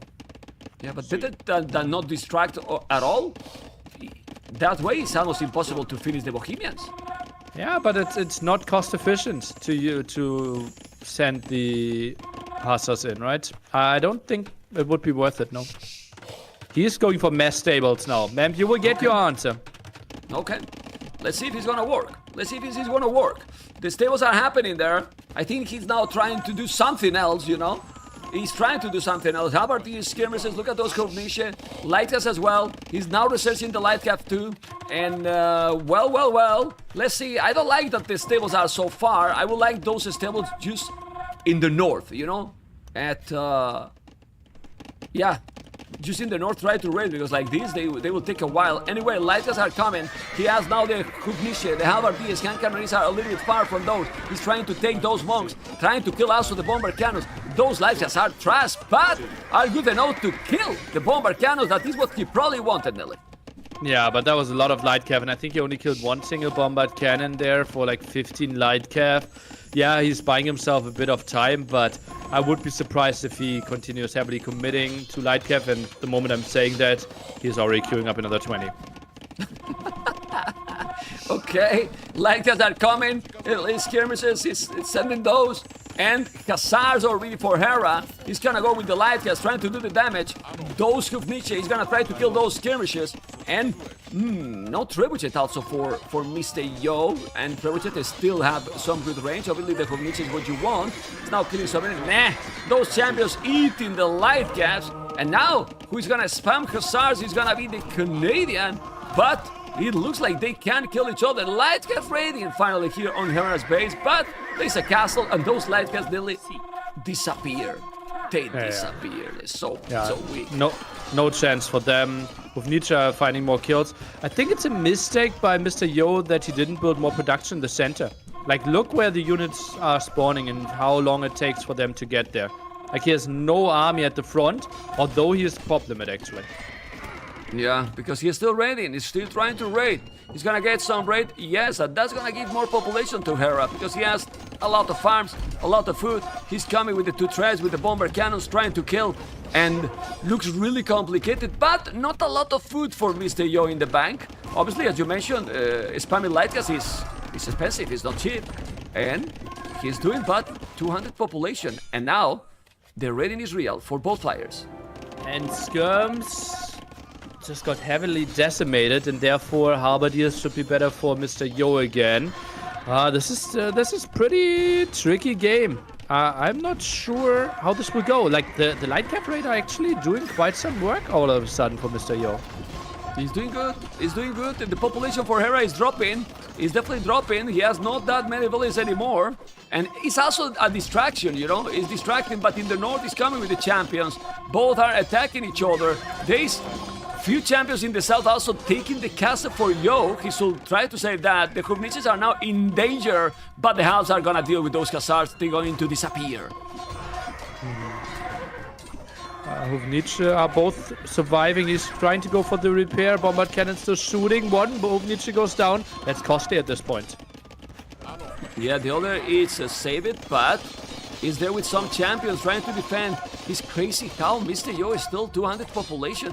MR.YO in these long games, nearly, he's crazy player, man. He's forcing Hera to do now pikes, man. I think Hera doesn't know what to do anymore to finish the game, right? For many years, MR.YO was considered to be the best player in those late game scenarios, especially in times where we still had Regicide Fortress in the map pool. Yeah. He was considered to be the best, and here is showing why again. So it's about the patient. Maybe one of the players just gets frustrated, and this can also bad for the rest of the series, or because obviously it's complicated mentally. This is complicated for sure. Halbardier upgrade, okay. He's doing the halves now, but spending all the gold. How much gold he has Hera from the relics? 11,000 nearly. 11,000 gold from the relics. While MR.YO, zero. Zero gold from the relics. Population now for Yo is still dropping. 87 villages only. 87 villages only. GG, he called it. Unbelievable. Unbelievable. And he called the GG. Whoa. At the end, it was about patience and resources, and Yo thought that he couldn't win this game anymore. Nearly, what happened? He resigned. Well, he simply sees it's 7 relics basically against none, right? And he can't get to the Hubniche again. It's just so costly for him to get it to a single Hubniche at this point. Has to use the market to full capacity, and that's something he can't keep up with. Beautiful game by Hera, and that was a massive, massive victory in a tough set to come. I can't even imagine how tired they are, you know? I'm tired myself, and I'm only casting really, so proper for the players to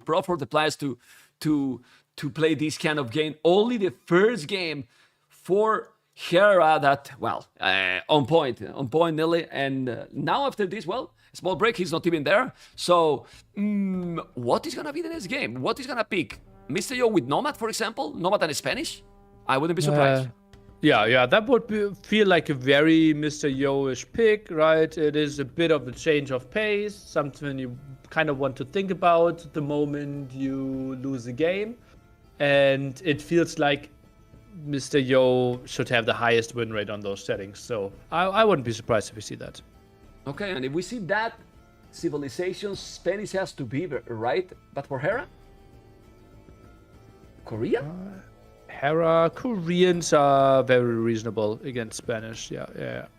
But yeah, if he's feels not using, like the safe pick. If he's not using Persians there, where do you use Persians then? In what map?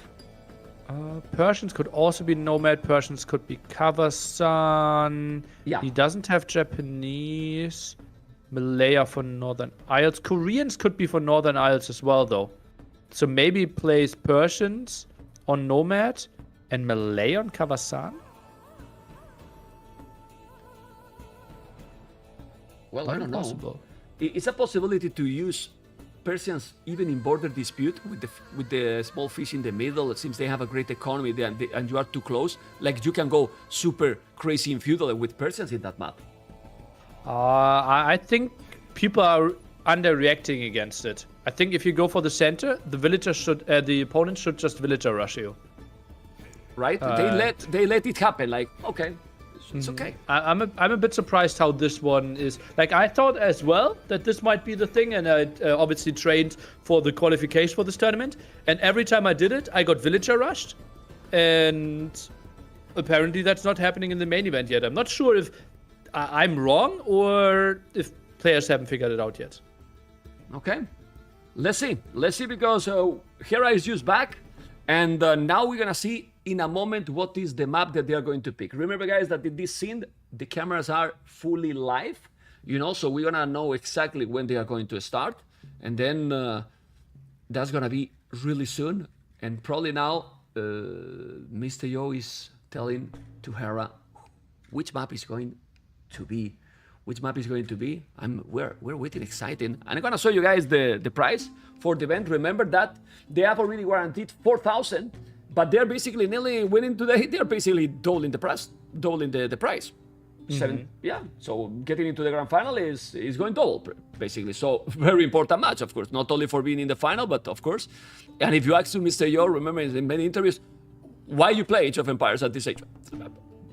I like it, but because the price. More than one time he said those in those interviews. But well, it's Nomad, Nindil. It's confirmed and it's Nomad. Yeah, kind of what we expected, right? And Mr. Yo, obviously, also money is helping, but you're like cementing yourself more, and then you get more viewers, you get more donations, more people, like more sponsorship maybe in China as well. And he's simply a legend in China, and everyone is watching him in China because he's winning so much. And like, there's still new people also joining on Chinese websites, right? So just winning another S tier would just make your future of streaming so much better as well on TaToH. Okay. Also, in this price, I don't know how is the economy. I don't know if you know as well. It's not the same to win 3,000 or 4,000 or whatever in some countries than in other. In Asia, I know how much it can be in Vietnam, but in China, for example, how much it can be this, for example, $12,000. Like I don't know. I obviously have been to where Mr. Yo lives, and he is living closer to Westerner life than, for example, ACCM is living, right? So it's not like life-changing money if he wins 12,000, but obviously it's worth more than, for example, for a Jordan that lives in one of the most expensive cities in Europe. Yeah. Okay. But we have the civilizations, Spanish and Koreans. What do we expect here? Warlords or Skunks, depending how close they are, also could be a tower rush. It depends a lot, right? About how it's going to be the map generation as well. Maybe even skirmishes for Hera. I think War Wagons feels like a reasonable choice. Hera obviously should have a good advantage on water then. And the big question will be, how is, like, if Hera wants to play Feudal Age aggression, to not allow the castle to get in his face. Okay. In 10 seconds, guys, it's starting. In 10 seconds, it's starting. Now you're going to see how the cameras change a little bit, because this is the cameras with delayed. And ladies and gentlemen, here we are in game number 2, Nilly with me.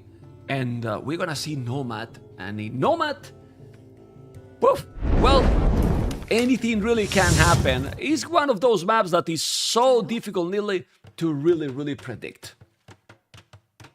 Yeah, well, it is simply one of the wildest maps, right? This one might be the least variant Nomad I've ever seen, though, right? In the sense that we never have landlock, we always have a pawn in the center, and resources are distributed very evenly. In the sense there's always minimum distance, the maximum like spread of gold. So it is tough to have a really bad or really good map on this one, and that's why I feel people get a better and better idea, and that's why we also see a repeat on those civilizations, because people kind of know what they are getting.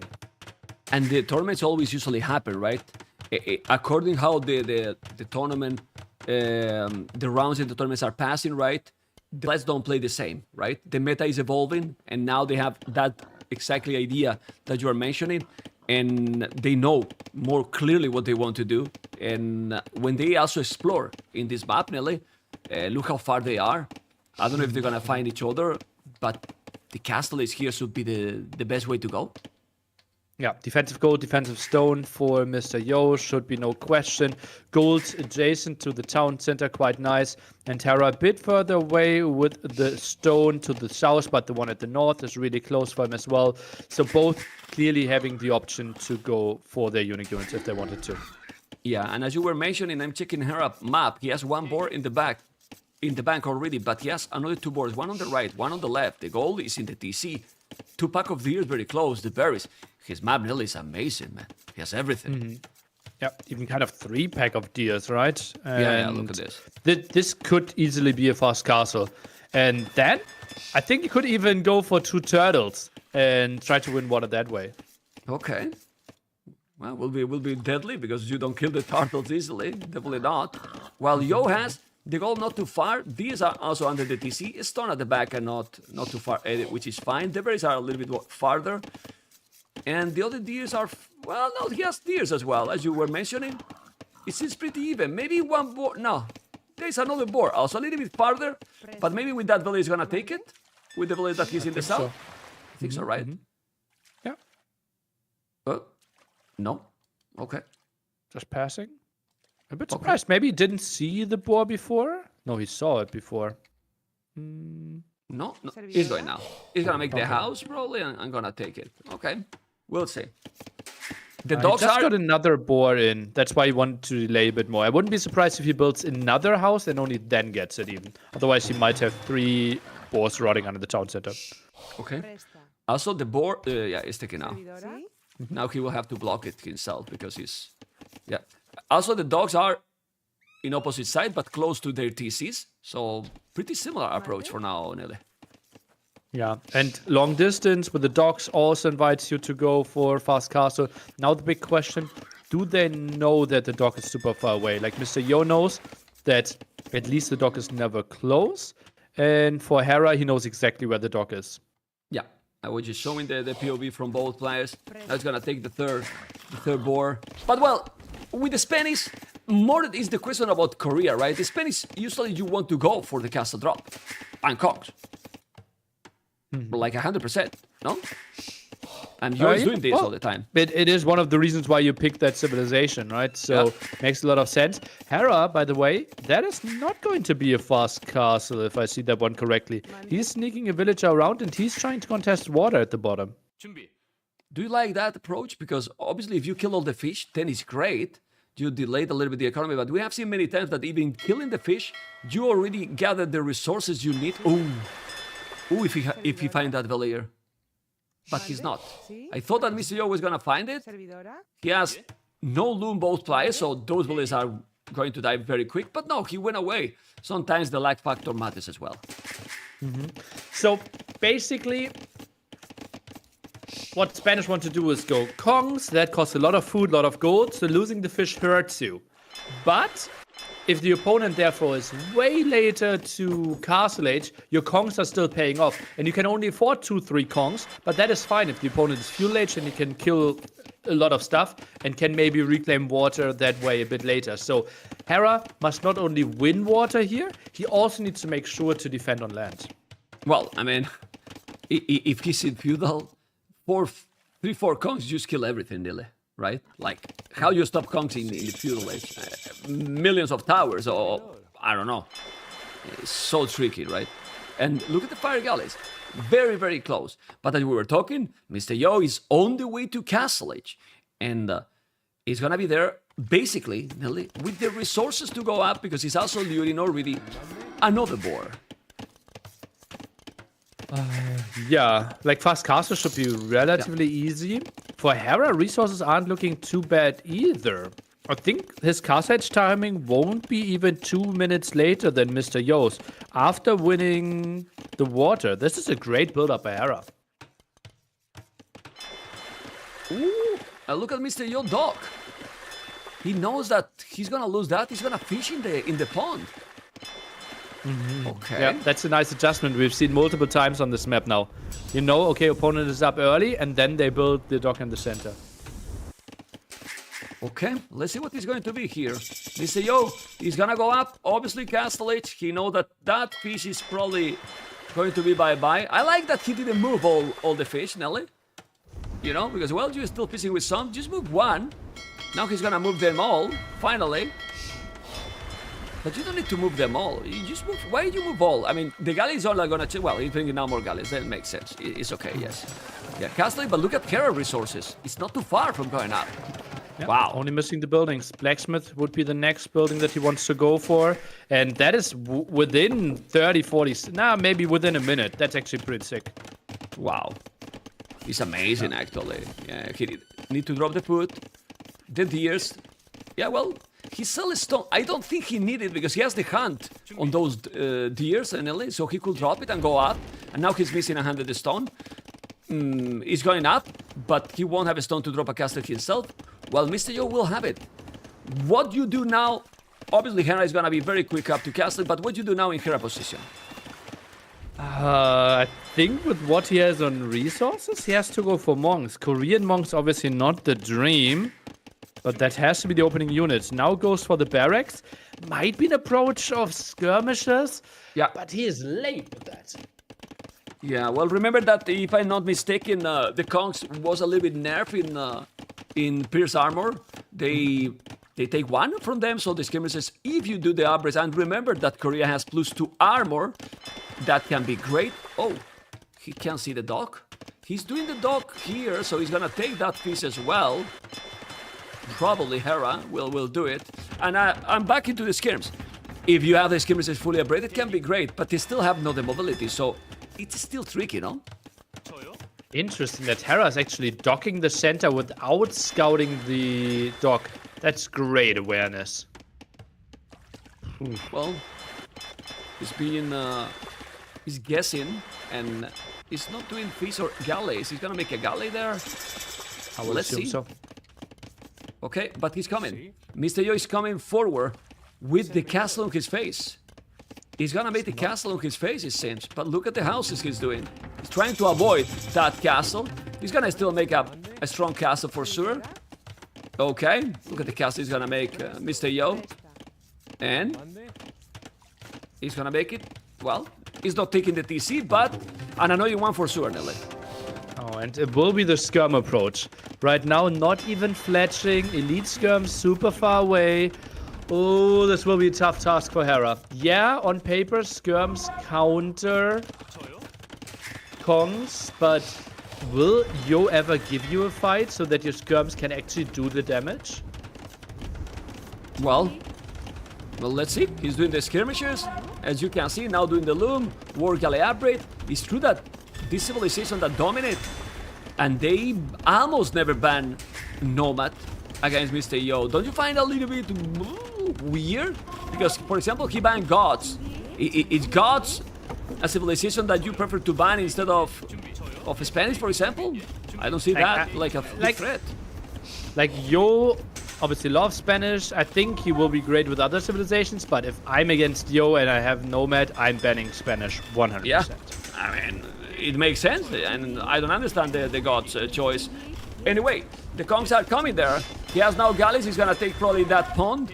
And the skirmishes, these 5 skirmishes, still not elite. Obviously not the greatest economy. And look at MR.YO food income, Nelly. 20 on food only. That's sick. That's actually sick how he survived with his fishing ship. Still 4 working here from what it looks like. I'm really impressed by how he kept those alive.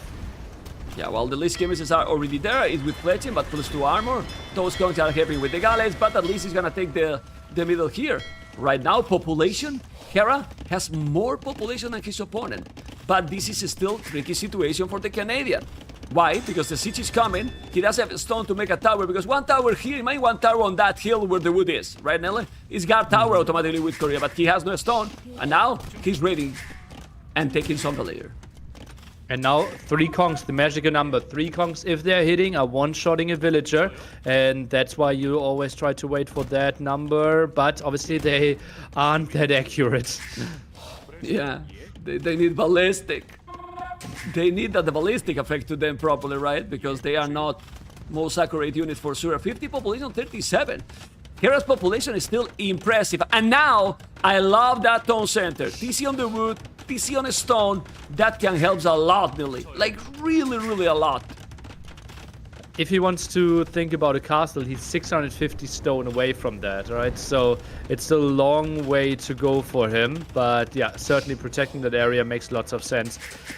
Add some more skirmishes for more defense. I think it now all comes down to how efficient the mangonel is going to be. Yeah, well, let's see. I mean, maybe it's even more just to make few towers, as I said. With few towers, the mangoes are not gonna do any damage. He can keep booming. And I don't know what you think, but I feel that Hera booming, it is okay, player. He's okay there for sure. He's okay. 13 on food already. That might not be enough if he wants to keep up producing out of 2 town centers and the skirmishers here. But now he's back to 17 and looking good. Okay, let's see. Let's see what is gonna happen. What is Hera going to do to counter this? That dog is gonna go to the damn hell, but there's nothing really in the middle. Oh well, better say it, in that pond, no fish. These skirmishes are an oath? Probably not. Remember, guys, that the siege from Korea is amazing. Why, Mr. Nilly, the siege from Korea is better than other siege? Is it wood? No, there's no wood reduction, right? So it's basically only less minimum range for the mango? Yes. Yes. Which in this situation can help with the skirmishes, you know? If you have the conks there, in mind that they are coming, and then without the minimum range, you can do the job better against the conks, even if it's very, very tricky. Now we have those skirmishes, you have to be careful. And with Botkin Arrow and +2, let's see, it's too many conks now.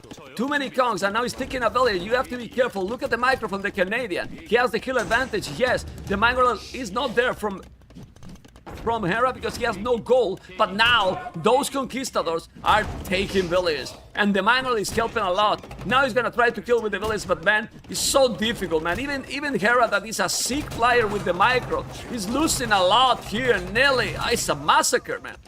Oh man, there was so many villagers going down, and all of a sudden it's 6 villager lead here for MR.YO, and next mangonel in queue. Let's see if he can find as much damage again. That's an ambitious castle at town center at the top. I don't think he can really protect that, and MR.YO sees it instantly. Oh, that could be disastrous.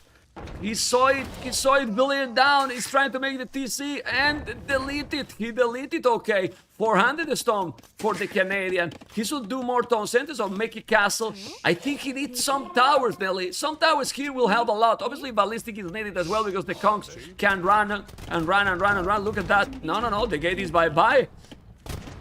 Even if he has more population, it's feel that now it's impossible. Look at Hera efficiency now.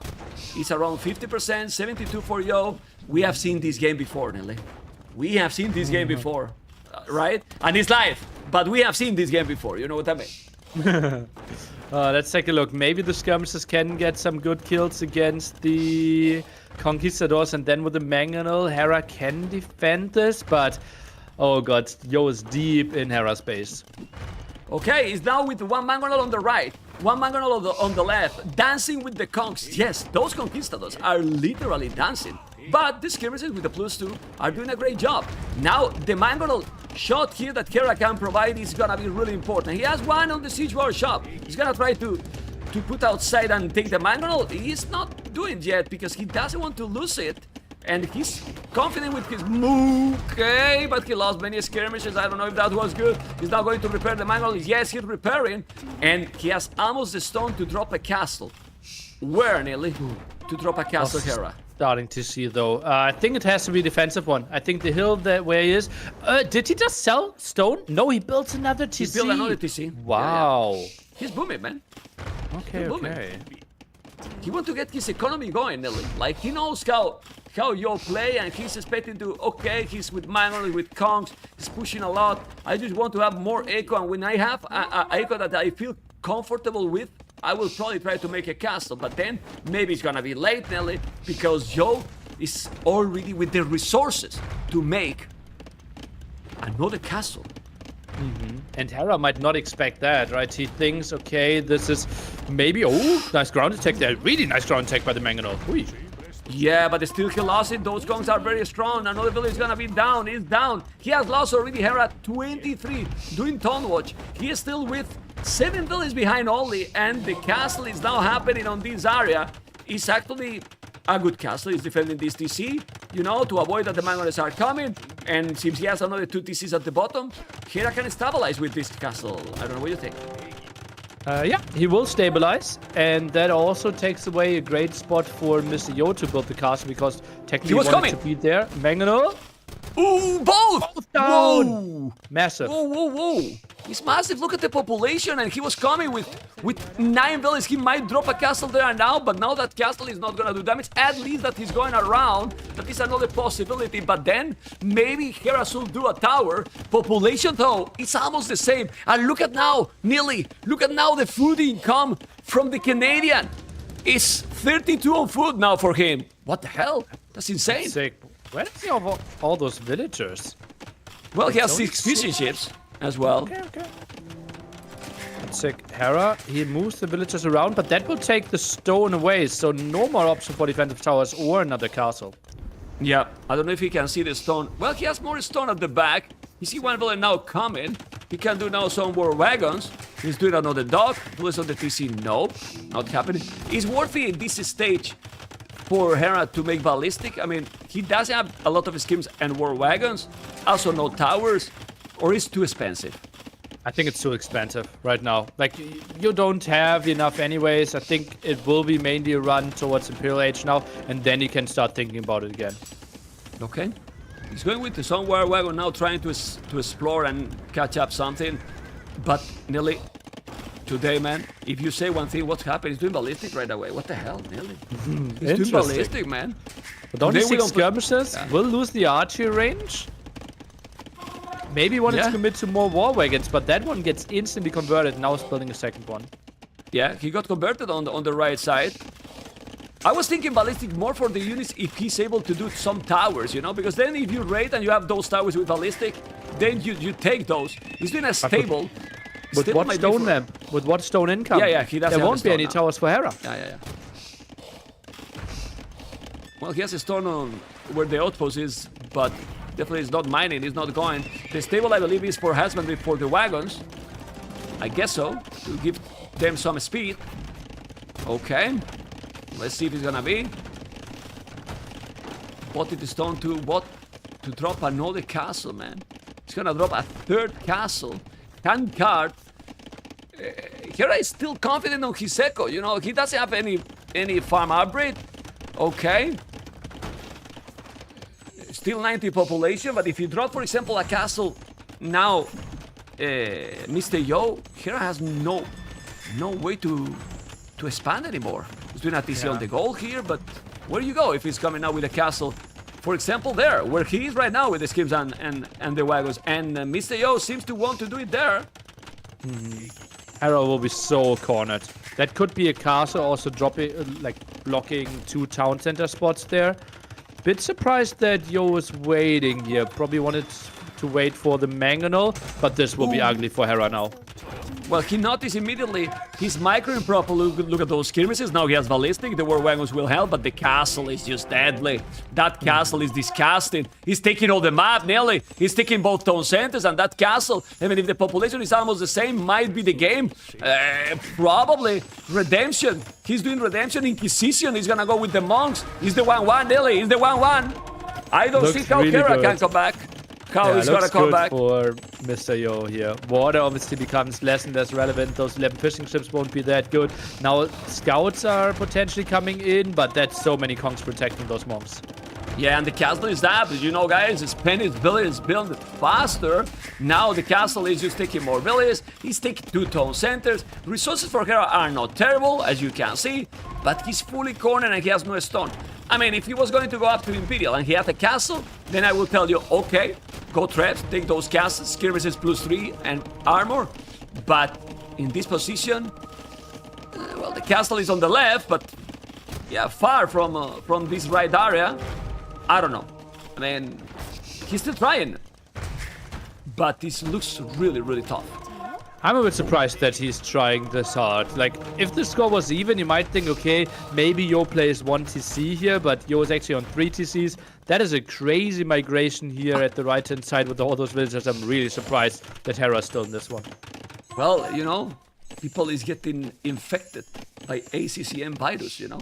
And, and now nobody resigned. It's not a migration. It's gonna be a massacre, you know, a massacre. And look at the TC, you know. It's not a bad virus, you know, guys. Don't take it wrong, you know, because if people gonna listen, you're gonna think that it's a bad virus from ACC. No. It's a cool one, you know. It's a virus that gives you extra power, you know, and give you a warrior power in the game, right? But it's a little bit too much right now, or not, Mr. Nelly, because I don't know how he can come back from this. I'm surprised. This is not your typical Hera thing, especially after winning game 1. I would have felt like he would have found a reasonable GG timing here. Score obviously feels closer, but he also knows that he won water. Although he's now pushing the left-hand side with some rams, so stuff is going good for him on some ends of the map. Ooh. Okay, so we're gonna make a TC on that goal. He's not too far from going up to Imperial, and he has Cart, he has the upgrades. Population is not too bad. Wow. The tryhard is real. He did a TC on that area on the right side, so he's now saving those villages, but, you know, just to save some. Another TC, and Hera is gonna go up to Imperial pretty much right now. Yeah, and he reclaims the stone at the left side. Maybe even can take another castle out for Rams. Imperial Age. This is interesting. Yeah, but Joe is up.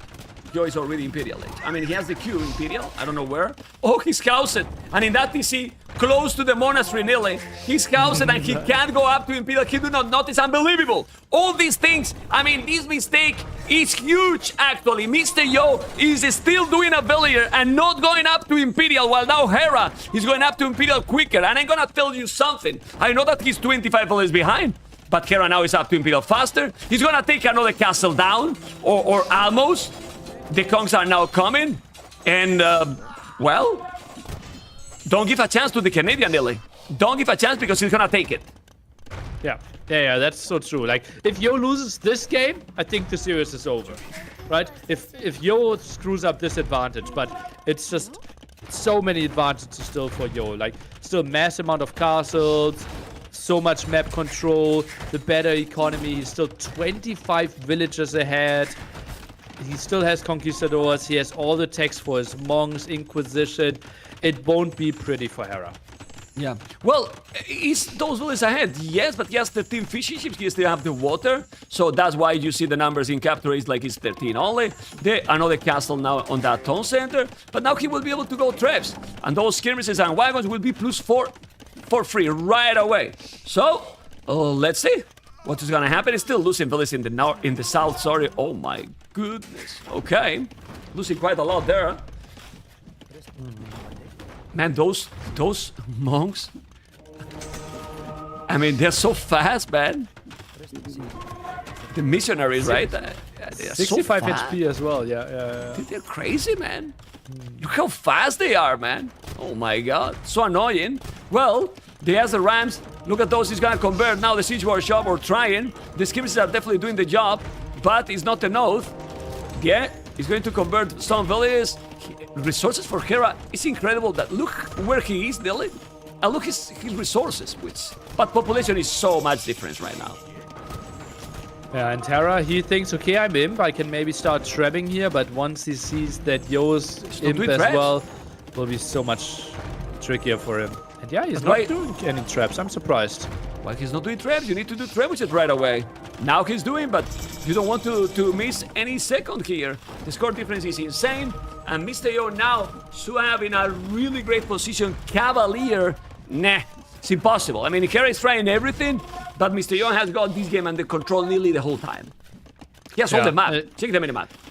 Yeah, it's like Hera is in such a condensed area, right? How many town centers does he have left? One? Looks like it's 7 villagers in the queue there. Yeah, 1 TC push. 41 minutes. Okay. Trebuchet is coming. He's gonna take the castle. Look at those skirmishes. He's gonna be +3. Well, they are fully upgraded, yes, but they will melt against the Cavaliers, and now it's 2 threats from 2 castles. And as you mentioned, it's he's infected, man. I'm telling you, Nelly. It's what it is, you know. It's crazy how it's over 2,000 score difference. He thinks that he probably can do. Well, he's confident on his micro, on his mechanics, right? Like, I can control the units. I still have some good upgrades. He's gonna take those mangoes with the village, okay.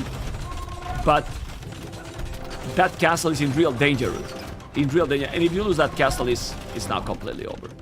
Is he maybe thinking a bit like into time zones? That if this is a 5-hour set, it might be better for him because it's earlier, while MR.YO obviously has a very European sleeping rhythm.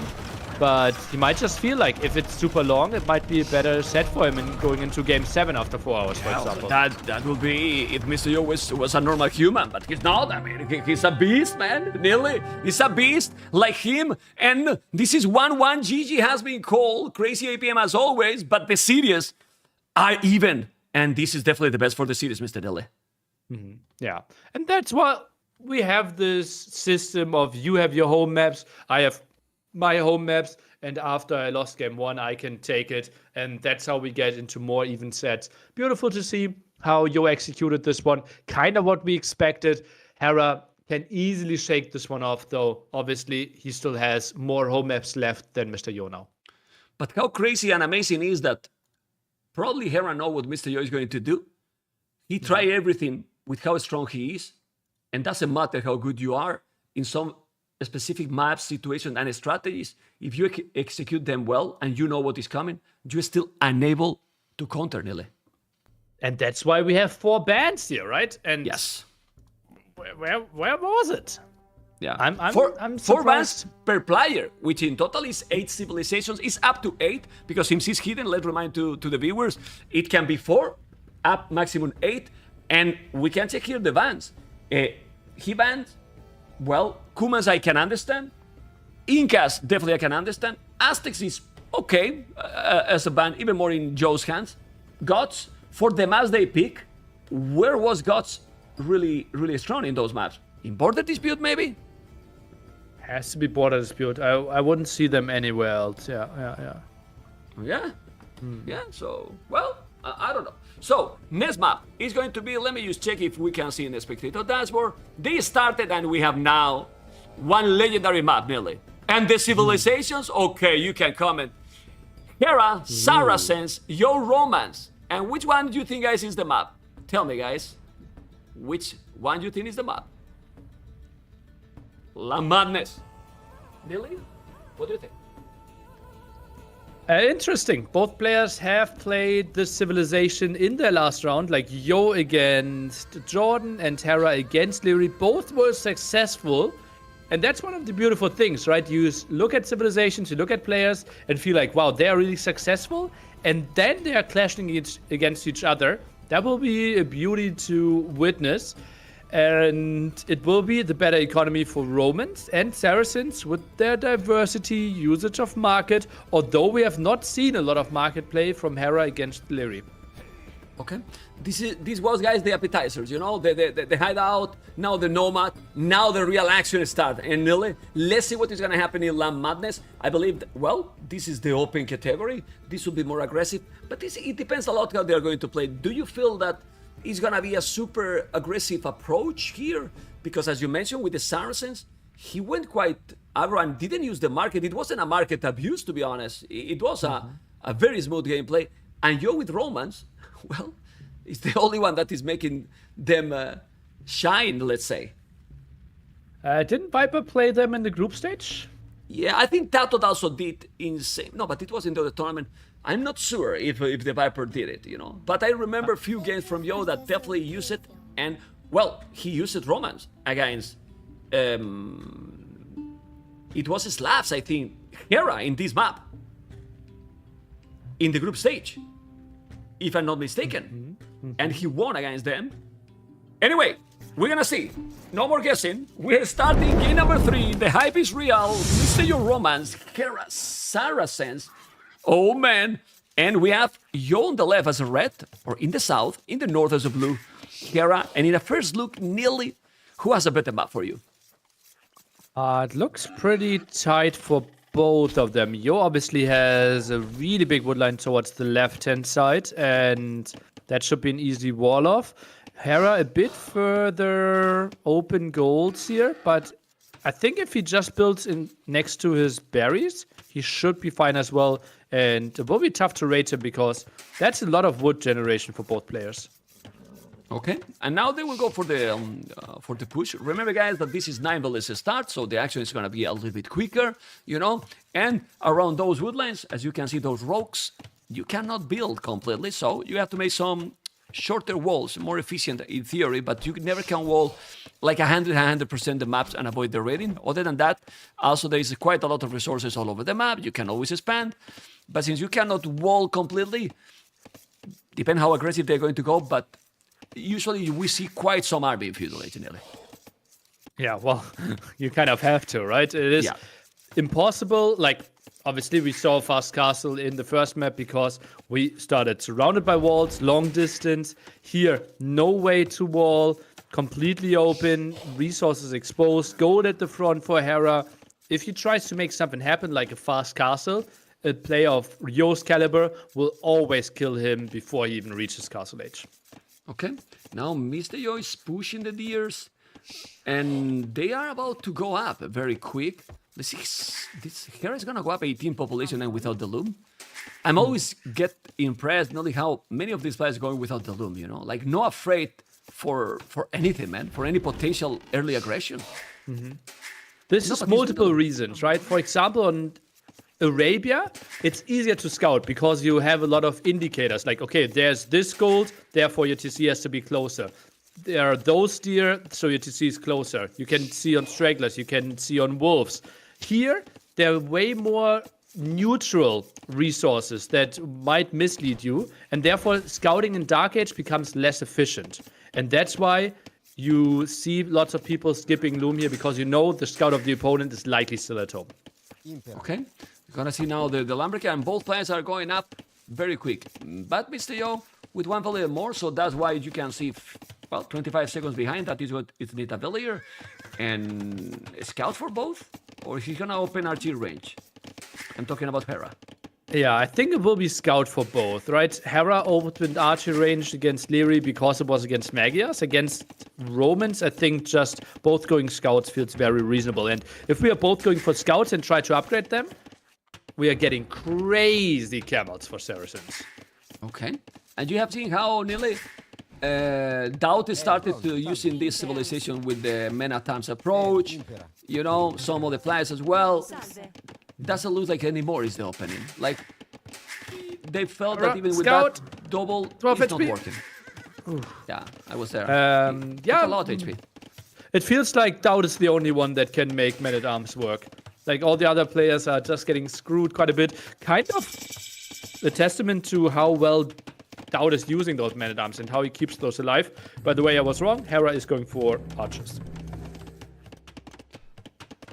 We don't play the lottery today, Nelly. We don't, because we don't get it, man. We don't get the number today. We will play on Sunday, maybe. But archery range is there. And that probably also talks again for even heavier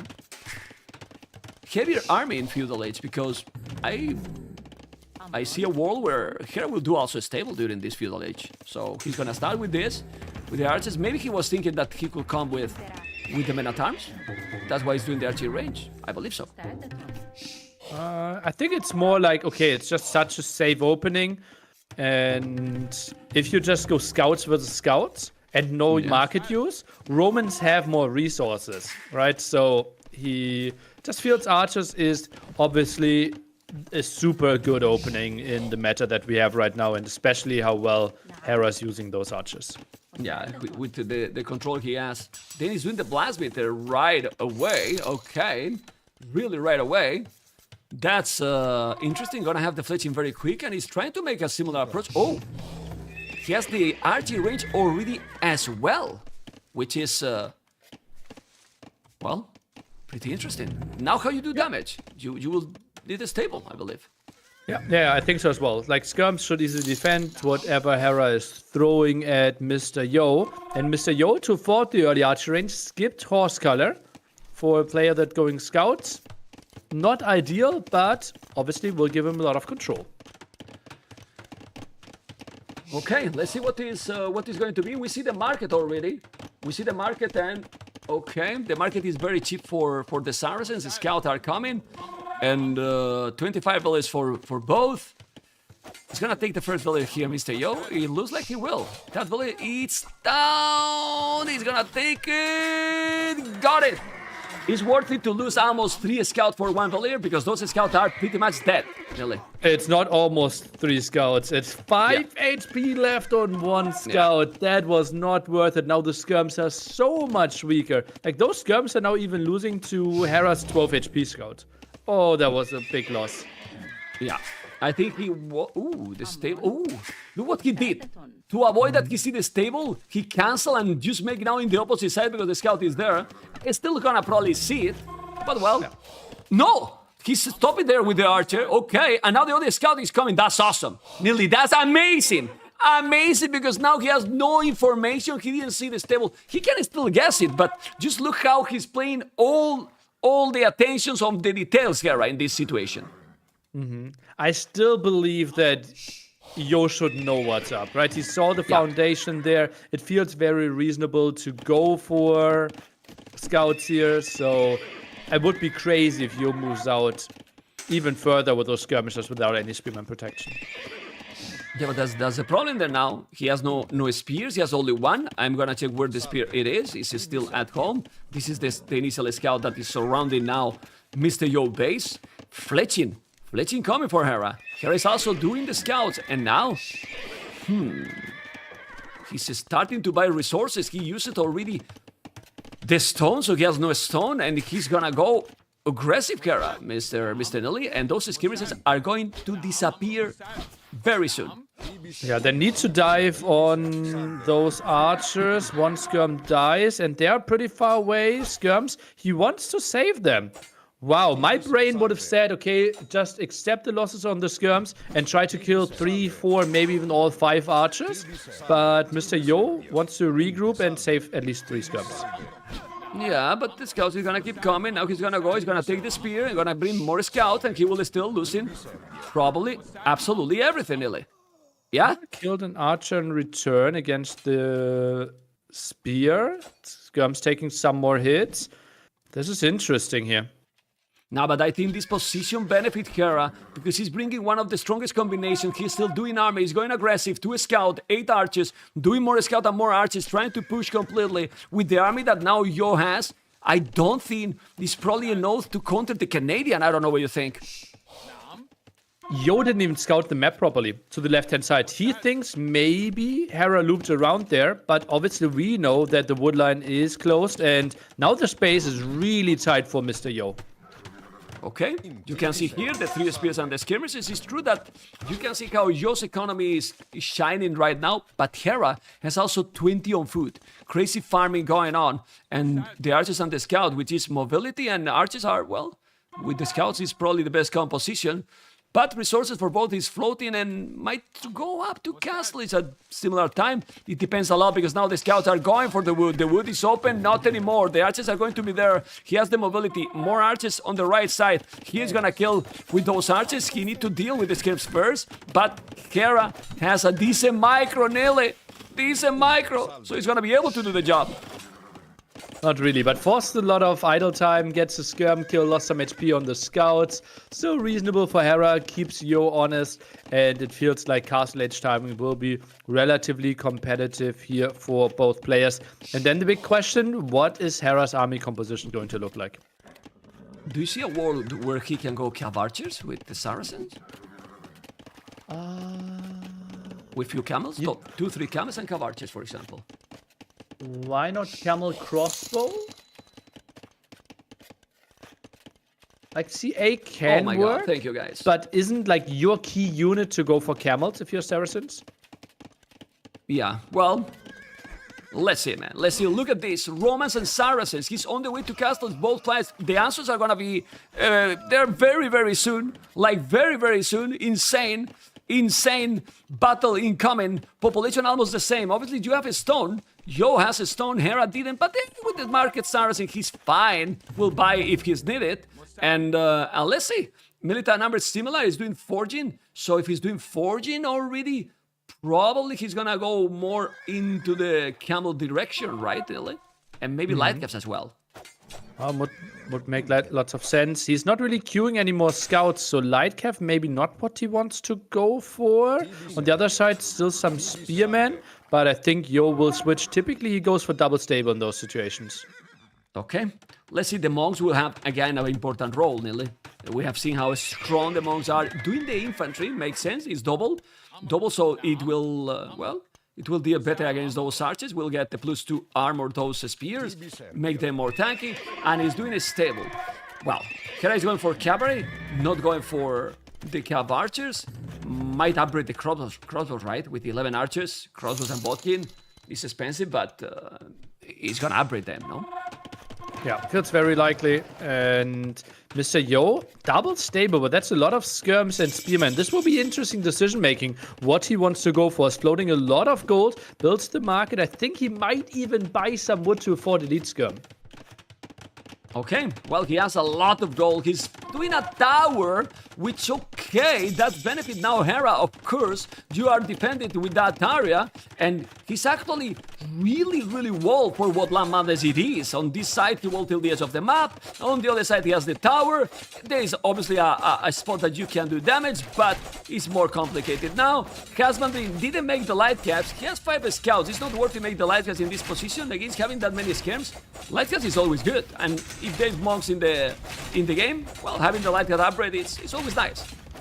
Yeah, it just was like Hera was so starved for resources, right? Yeah. As you said, crossbow, botkin expensive, wanted to have the camels out, and he felt like, okay, I'm poking a bit, but I'm not really forcing any engagements, so he delayed light cap for now. Okay, 60 population, 58, coming away with those skirmishes. The monastery for Yo, not only to convert, but also to get the relics. Let's see, the camels are there, and those camels are already faster than the knights, but even with husbandry, that knight is destined to die. The scouts are coming, he's diving in. There's no holes on the woodland, he needs to go back because there's a lot of spears. But in these kind of games, Hera feels good, Anile. Not being attacked and controlling like this, he feels good. I don't know what you think. 145 HP on those camels. 100 HP on the knight right now for MR.YO. Absolutely crazy difference there. And MR.YO, he can't take any fights. Built the defensive tower, therefore needed to be on stone. He wants to boom here, but that will be really tough for him. Okay, oh, be careful there. Spears, you need to go back. You definitely need to go back. This army is so good, Nili. I mean, this combination now, I know that he has the tower, but how you stop this? He has the skirmishes, but he's forcing him to go back. Look at the efficiency now for the players, but that might drop. The spears are gonna be bye-bye or not. Oh, those camels there, it's kind of trapping. Oh, there was a hole, okay. There was a hole, Nili. I thought that it was trapped. I was going to blame the pathing, but then, no. It's good pathing this time, you know? Because there was a hole. Crazy. Imagine if he was there right away before with the scouts. Now lighted upgrade. He's still on 1 TC, now doing the monks. 2-tone sentence for Yo. But I really believe that Yo now need probably scorpions. Yeah, I think that's the next unit choice. He wants to go 3 TC first, but also big question mark is how is he controlling the gold there? I think he might keep one villager on gold, needs a 4th town center at the front. But look at that, Hera already with the siege workshop. Uh-oh. Looking ahead in like 5 minutes, Yo will struggle for gold. I think nearly for that reason Hera is coming with the siege, right? He's like thinking, just check, I am on the Hera point of view. You usually have 3 golds. He see all 3. One at the back, one in front, the one on the right. It's unlikely that he's gonna have a 4th in that corner. I mean, maybe it could happen, but it's unlikely and it's not happening. So as you mentioned, if he push here, how he's gonna take gold in the long run? So he's feel very good with this situation, trying to get the map control. At some point he will do extra TCs, but for now, chain barding armor on those light gas and camels. Hera is preparing a big push, and if he's doing the push with those light gas and camels, what Yo has right now, 2 monks and skirmishers, he's gonna die, Nili. He's gonna die with that army. Yo needs a siege workshop ASAP, and his base is so tight. He doesn't even have a good spot for a siege workshop. I think it might be next to his wood line in the back, but that's far away. Okay, let's see, because for now, he's trying to kill... Oh, he almost killed his own light gas. No, not the way, but this is open. The light gas can go, and now he's creating chaos. He's gonna see now the second TC as well. He can raid with those. I mean, redemption. We forgot about redemption. Good one here with the monks, but still, you need to have a great micro. Now, the lists are going to be down. How many? None. Not a single one, but he's creating a lot of chaos with his economy, Nili. Monk's a bit exposed now, jumping into the town center, but that means no conversions against the light cav or camels here. Those skirms took quite some damage, but I think not a single skirm died. No, and he converted 1 camel. Now he's taking villages now in front, taking the farmer. Look at those light guns. He's so many crossbows. So many crossbows. Population almost the same, but now MR.YO has 14 villages more. Hera need to do more damage. Do you think this is an oath? This push is an oath for the Canadian or not, Nili? I think, like, it's if he micros it well enough and doesn't get his Mangonauts converted, I still don't see how Yo will have a proper army to contest this. Maybe a crystal drop. He has 10 on his stone. It's the only thing that I see, but where you do it? Because you're still gold. You still need to take gold. He's doing a barrack, more barracks. Okay, Skirms but in he has danger. crossbows. Oh, okay, 3 mangonels. Okay, be careful here. MR.YO is in a big problem. Now you can see how, oh man, this is a big badaboom here. And now it's gonna take a lot. Look at the DC. And I don't know, it's just a castle here, but Hera is just pushing completely. He took now half of those skirmishes. And with this army and the archers, nah, he's not gonna convert the Mangonauts. 4 Mangonauts, he shouldn't convert. He shouldn't convert, but now he noticed that he has redemption. He's going away. The Lythians are there. He's not converting the Mangonaut. The Lythians is gonna take them on. No! His army is just too strong, Nilly. His army is just too strong. Crazy light curve control here by Hera. Absolute beautiful aggression. Town center close to half HP now, and that's still a lot of crossbows. And Yo, where do you even build your castle now? You can save your main TC, and that's even tricky and questionable, but then you don't get any gold. Yeah, and now finally he's building the second TC. You check the results and say, okay, but that TC is gonna be down. He's doing the pikeman upgrade. Where's the castle? He need to make the castle right now. No! He's not doing the castle. The aggression for the Canadian was insane, nearly with 122 APM. And this is the 2-1 GG call. Hera taking the lead. Impressive gameplay here by the Canadian, man. Yeah, such a good KD. And Yo, I think it all went south after he lost his 3 scouts there, or basically 3 scouts to the 1 villager, right? Yeah, you got a villager kill, but he lost all the map presence, he lost all the vision, and from there on, he kind of played blind, right? Built a tower that he didn't need to. Like, it was just not pretty from there, and Hera could just play scout archer himself, and then obviously with Cherison to fly to Castle Age. Oof. Well, what was that game, man? Look at the KD. It was just a big push constantly. He didn't even finish the second town center, nearly, I think. I'm checking. No, he never finished the next town centers. All in by Hera. And some people say that he's defensive. Didn't look so defensive here, right? But think about it. All in, typically, we mean low economy. Hera got more resources collected than Yo, who gets 5% extra resources collected with Romans. Yeah. Just look. Yeah, and he got the upgrades right. Yeah, he got wheelbarrow, bow, so he got everything. So that's right. And we have now the 2-1. 2-1 for Hera. And now MR.YO has to think what is going to be the next one, right? And which one do you think he's going to pick now with the remaining maps? We are asking about MR.YO. I would think Northern Isles feels very Yo-esque now. Okay. Not gonna lie, Nilly. After Landman's aggression, we're not feeling that great with Northern Islands, you know? It can be nice games, but not gonna lie, Nilly. Northern Islands and Baltic are the least favorite match for me, but it can also bring some big battles. And when it's a semifinals... Wait. Who's the tournament host? Who decides the maps again? Some stupid Spanish guy. Okay. You know? But I will tell you more about him when we are offline, okay? Okay. Anyway, but you know what? I'm gonna bring you into the camera here. The goal of the tournament is to see the complete, the player that is able to play in any kind of the map, you know? So even if I'm not in love with those maps, I think they have to be there. Don't know, what do you think? Please tell yes, okay? If your goal is to have a complete representation of all maps, I think you might have gotten... it makes lots of sense to have Northern Isles in there. It might be the best water map we've ever had. I would think so, yeah.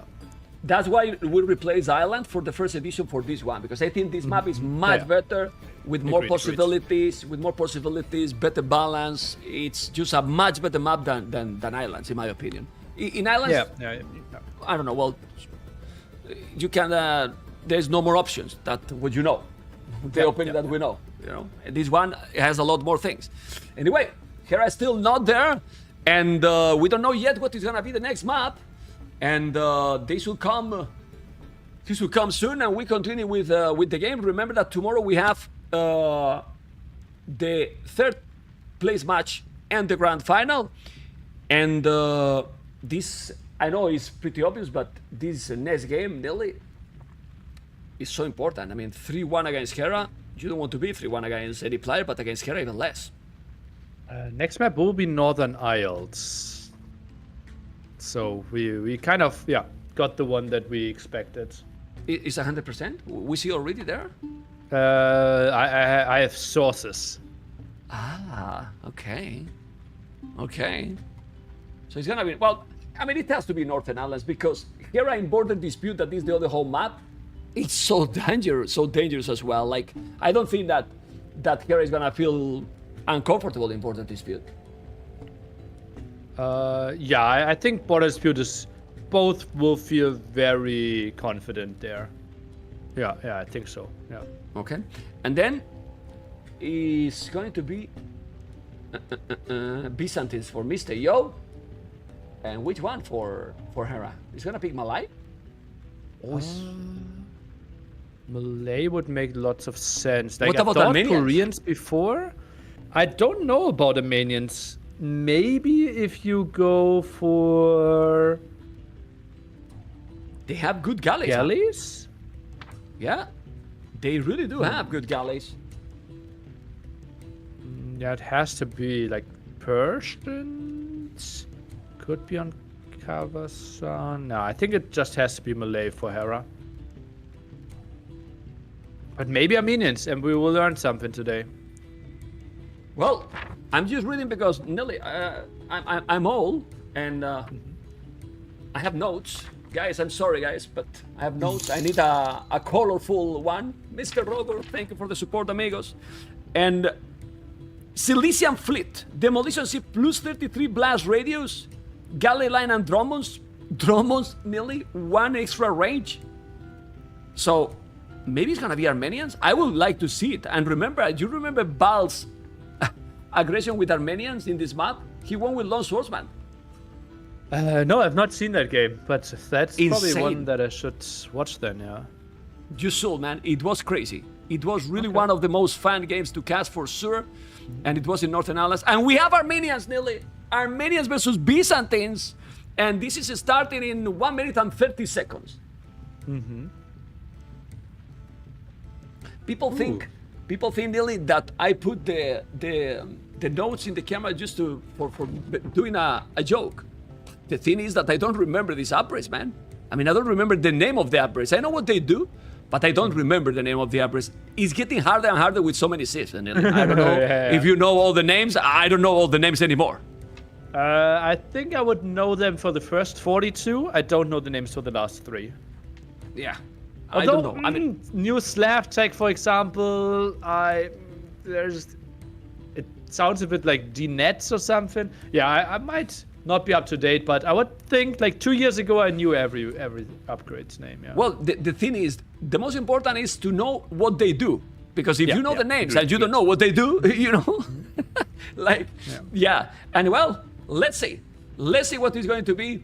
And I have sources, and I can tell you, Neely, as well, that the players are nervous. Oh, what is that? The players are nervous, man. The players are nervous. I know it's an obvious source, right? But they're nervous, man. But, I mean, do you expect them to maybe be more quiet or because they have been in situations, you know, we have been in LAN events, we have been in NAC, we have been in Red Bull events, we have been in many events that with crowd even. But I think it's good to keep this kind of feelings, right? When you are in this stage. And also to keep even your concentration even more for having a better gameplay. But technically you shouldn't be nervous, right? You should be intense, focused. Excited Nervousness, yeah, excited is good as well. Nervousness might hinder you from getting your very best performance out. And I think though Hera and Yo, maybe not yet. Maybe if we get into someone's getting match point, maybe even game 7, then I think they're starting to get nervous, yeah. Okay, and we are in game number 4. which it's very important. Hera has Armenians. I don't know if he's going to have prepared something special. But even like that, Byzantines always has been a pretty sick civilization in this kind of map, Nelly. Armenians, And- we don't have a lot of reference. So what do you prefer here? Go on. Yeah, that's a big question. Like, I obviously will have a close look at how Armenians are going to be played. That's a big question mark here. Byzantines, in my books, one of the most broken civilizations here, and I think actually number one. I truly believe that, but I don't know about Armenians, so I can't really compare them. And I will be interested how this one is played out. MR.YO should realize that Hera is going for the backdock. The question is, how is he trying to play against it? An option could be to build the dock very aggressively, like he already is, and maybe try to land on Hera's island even. Okay, you say broken civilization Byzantine? Yeah. But for this kind of maps, you mean? Yeah, for this map, yeah. Okay. It is because yesterday you saw a unit that is good, but not as broken as Dromans. I think Dromans are absolutely crazy right now. Monaspa, yeah, it can kill some TCs even if you are upping to Imperial Age. But Dromans, it is basically the mangonel of the sea that can ground attack. You can get it without even taking into chemistry. And Byzantine gets another bonus. Like, if we get to 5 Dromans for Yo and Hera has none, the game is over. But Hera has Dromos and with extra range if he's doing the upgrade. Yeah, but like it's you need to get to them first, right? Yeah. Otherwise, he will kill all your dogs. He will get the middle control. Like the only scenario that Yo has like 5 Dromans in the corner and Hera has all the control, then it might be a bit different. A problem with the landing is how you land Byzantines. You know what I mean? It's difficult to land this civilization in a map like this that I'm gonna put MR.YO point of view. When you are in feudal, just with the Lambrekas, with the TC having told watch, you basically see everything. And in Castlage, you see everything 100%. So how are you gonna land? It's very difficult to surprise your opponent. And one of the biggest moments that you can do damage to your opponent is get him by surprise. You don't get Byzantines by surprise, at least that you are sleeping a little bit. I mean, By the way, MR.YO is doing exactly what I wanted to see. The landing there next to Hera, and that will be so good. Because he will take out the fish of Hera, at least force it to go far away. And this is just absolutely brilliant by MR.YO. it is a very, very strong strategy for sure. I mean, those fire galleys, look at the uptime. Look at the uptime. Oh, man. He's going to make a dog now there. With that dog also, he will see everything. Because Don't of show the your same scouts. reason. Don't show your scout here, MR.YO. You want to protect your villager. That is actually quite a risky move that he's moving away. Because, And without the loom, Nelly. oh yeah, oh that's just suicidal. Like he's not getting punished for it, but oh god, do I hate this. That is so risky by Yo. Like his strategy relies on the stock going up. Yeah, he did it. But Nelly, the thing is, he felt super confident because he explored first with the transport ship, and he felt that okay, I'm super quick up, which is true. It's super fast up, like it's almost 2 minutes difference. So that fish will have to go away from Hera. And Hera is heavily relying on that, right? He wants to play fast castle. Nearly. But Hera has the scout on MR.YO base, so he cannot see anything at home. And that is tough to scout as well, right? Because you can't see it on the resources. You will see, okay, only one lumber camp. That's the indicator for sneaky dog. Plus, only seeing one dog on the starting island will be the other indicator. But Hera, he's walling a bit at home, but that won't be the greatest thing ever. Yeah, well, Hera yet didn't find that lumber camp you were mentioning. Okay, the scout is there, and the fire galleys are just coming. He did the loom already, and check Hera resources. He's going to go up to Castlage. So, it's going to be a big problem to lose the fish here. Well, not short term, right? But his castle age transition will simply be worse, right? If he wants to add some town centers, he can't keep them running at all times. If he wants to get some upgrades for, let's say, war galleys for Botkin, then that will be expensive for him as well. And then he has to be stuck on 1 TC for a very long time. Okay, Hera has already the resources to go up. Market and Blastsmith. You go now full water, or if you seems you see that your opponent has landed you, it will be an option to go aggressive and try to land your opponent in castle. With what though? Is it Monk? Is it going to be Monk Siege with their Siege Monks? minions? Has to be, yeah. Huh? Okay. Well, that's something I could see work. Yeah. Oh, Scout v Scout. But the village is coming, so he has to go away. Or maybe not. Man, this micro is gonna take it again. No. And he's escaping. Ooh, the galley is coming. So he might lose that transport. And the scout. Well, not the scout. The scout is gonna land on his own island. Okay, he's up to Castle Age. MR.YO is gathering resources. He's gonna try to go up as quick as possible, but it's gonna be a while. Hera is just playing a standard, and we'll go for Castle Age, galleys, and some broom behind this, or maybe even a monastery. It looks like this. Yeah, Warrior Priest is the suggestion I get from my chat here for Hera, but that will be tricky to get the fortified church up on the other side first, and they obviously cost food, and right now Hera only has 5 on berries. Yeah, well, he will still get there. Where's the fish, actually? The fish is back. Uh-oh, transport ship. He's gonna lose it. You don't want to lose the transport. The fish is still idle. He need to relocate them into that salmon. But there you go. He did it already. And Joe is up to Castles as well. So it's 2 minute difference then.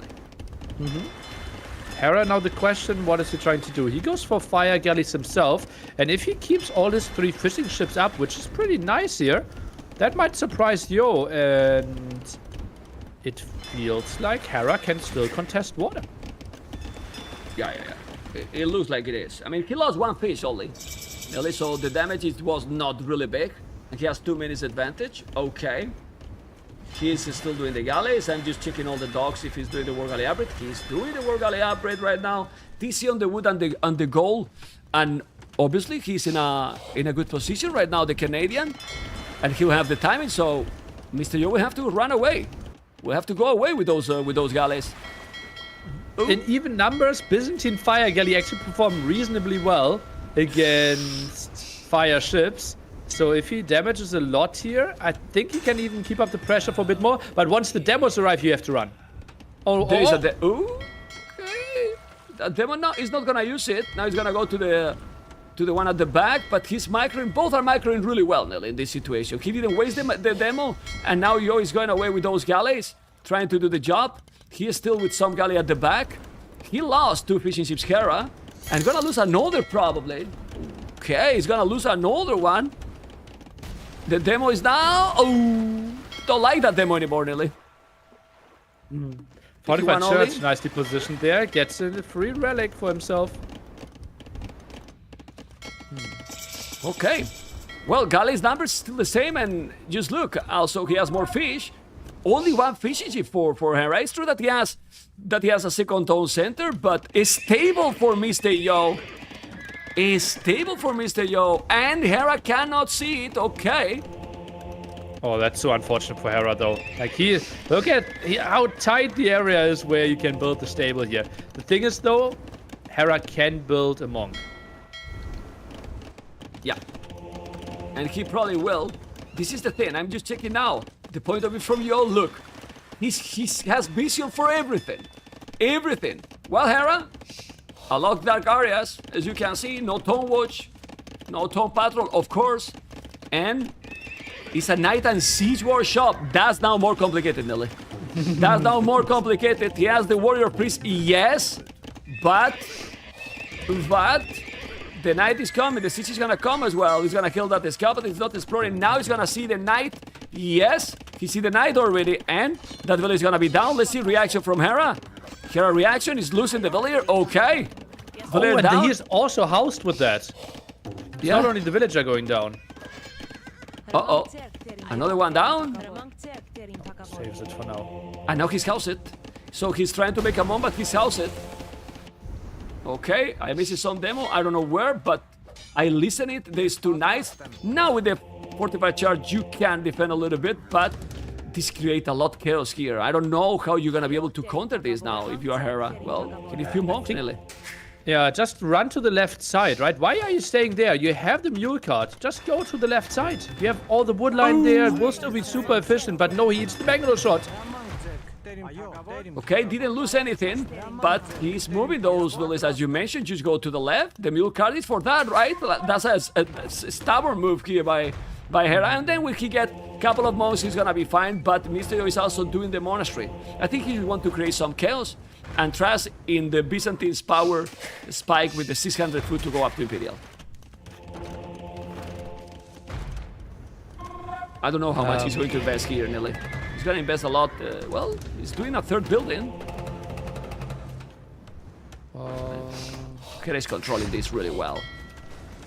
What is he planning to do here? He's transporting the priest. He's going to steal the relics? From Yo? Probably. Ooh. He's gonna take them. He's definitely gonna take them, and he can see know those. About the placement, though. He knows one, but if he see that one, the other is gonna not be too far. I think he might just want to raid. I'm not sure about even picking up the relics. The warrior priests are solid against villagers, better than a knight. Yeah, but he has walls there, so he's gonna away. I think now taking the relic will be nice for the late game. Imagine taking all the relics now. Will be very strong. Ooh. Yeah, he has TCs, and he has the Tone Patrol, no problem. Okay, Siege Workshop is still here with the Monk, with the two Knights, with the Mangler at home. Now, time to take the Relic, because you cannot raid anymore. 3 TCs. 3 TCs, the Relic is already for Hera, but he need now to convert the Knight. If he convert the Knights, yeah, he's fine. Because he has yet only one Monk. He's coming. Uh-oh. But the Mangler, let's see the Micro. He need to convert a Knight. If he convert a Knight, but he's not. Okay. That he has Sanity? So tight. You can see how he's going super quick. Sanity is really important. Remember, guys, that one man gonna shot against the Monk with Sanity is not killing. Oh, man, he took the Scout. Solid. Solid played here by the Chinese player.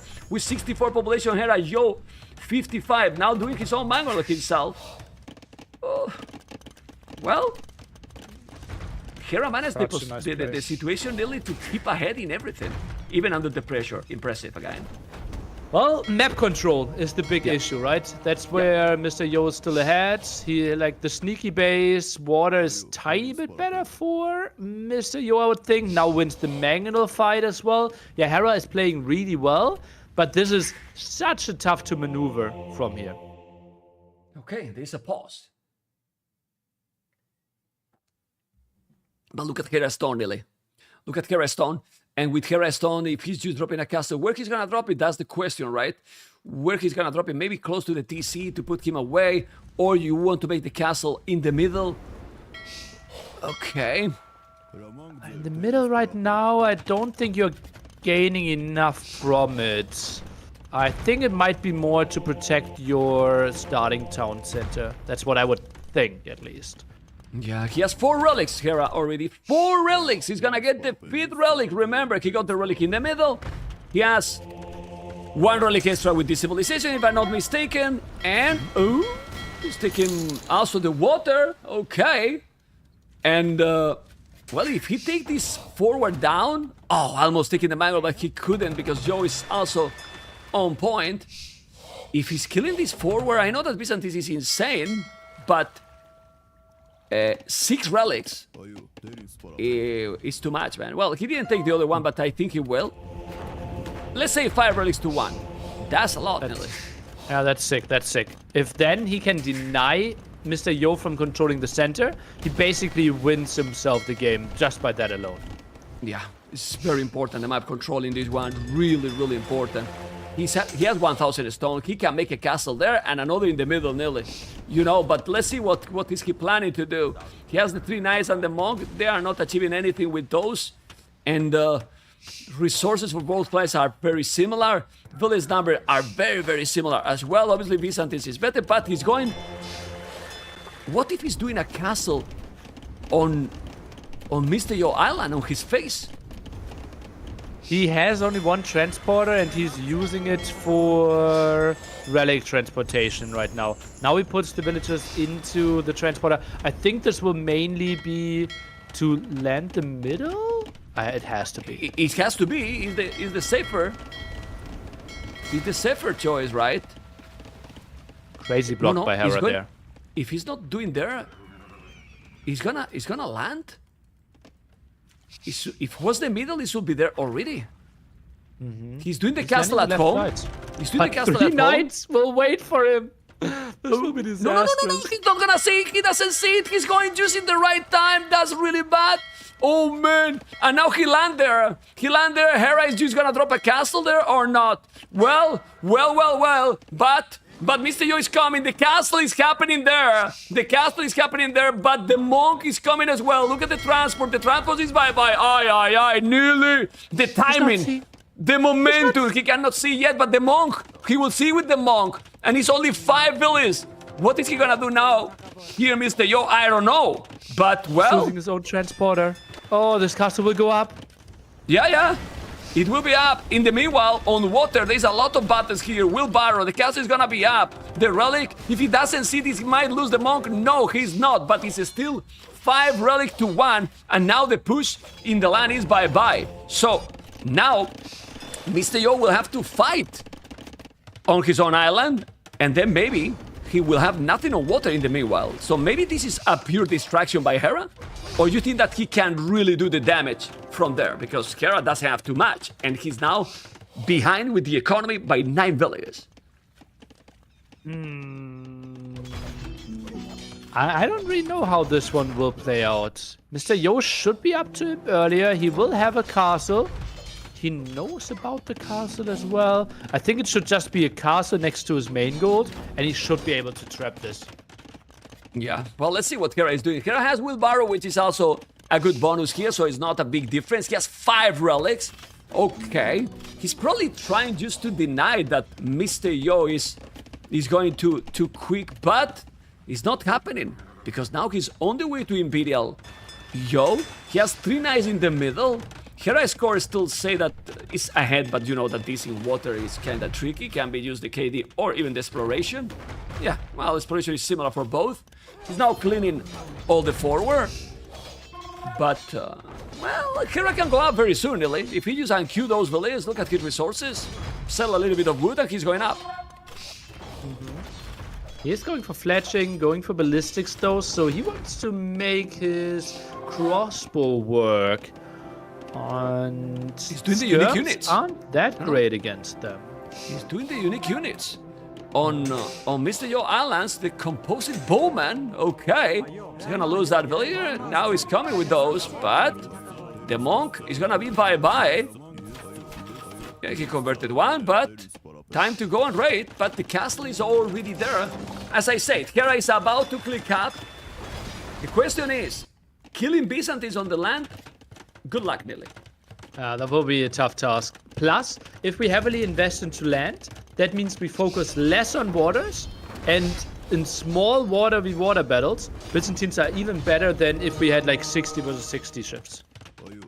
Yep. Let's see what you do in that scenario, right? He's on the way to Imperial now. The middle is still not controlled by anyone. And there's no stone for anyone to drop a castle. Hera is closer, but he's not mining any stone right now. He's spamming farms. Hand card already for Yo. No hand card yet for Hera, but he's doing heavy plow. But he's starting to make a lot of dogs. It's distraction because he's just spamming dogs on the left, Nelly. A lot Hera's of them. adding more farms. Why would you need 40 farms in this scenario? I'm really surprised. Like, he can afford shipwright anyways. Ooh, this is weird to me. Yeah, but look at the upgrade he's doing. Look at the upgrade he's doing. Fleet. Yeah, more blast radius, 33%, and the galley lines and the dromos with 1 extra range. Well, that extra range can be sick, Nelly. Yeah. And yeah, now full demo. That means Yo should actually tag into galleons here. Oh man, those demos are gonna kill everything, Nelly. Those demos are insane with that upgrade.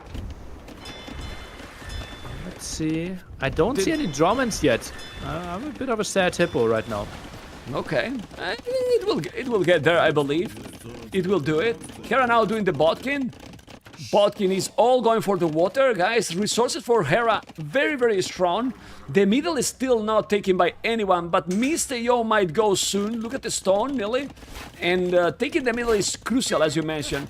Because if Hera denied Yo from there and having the fire release, as you mentioned a few minutes ago, then Hera just need to hold. Just need to go for the long game, nearly. Yeah.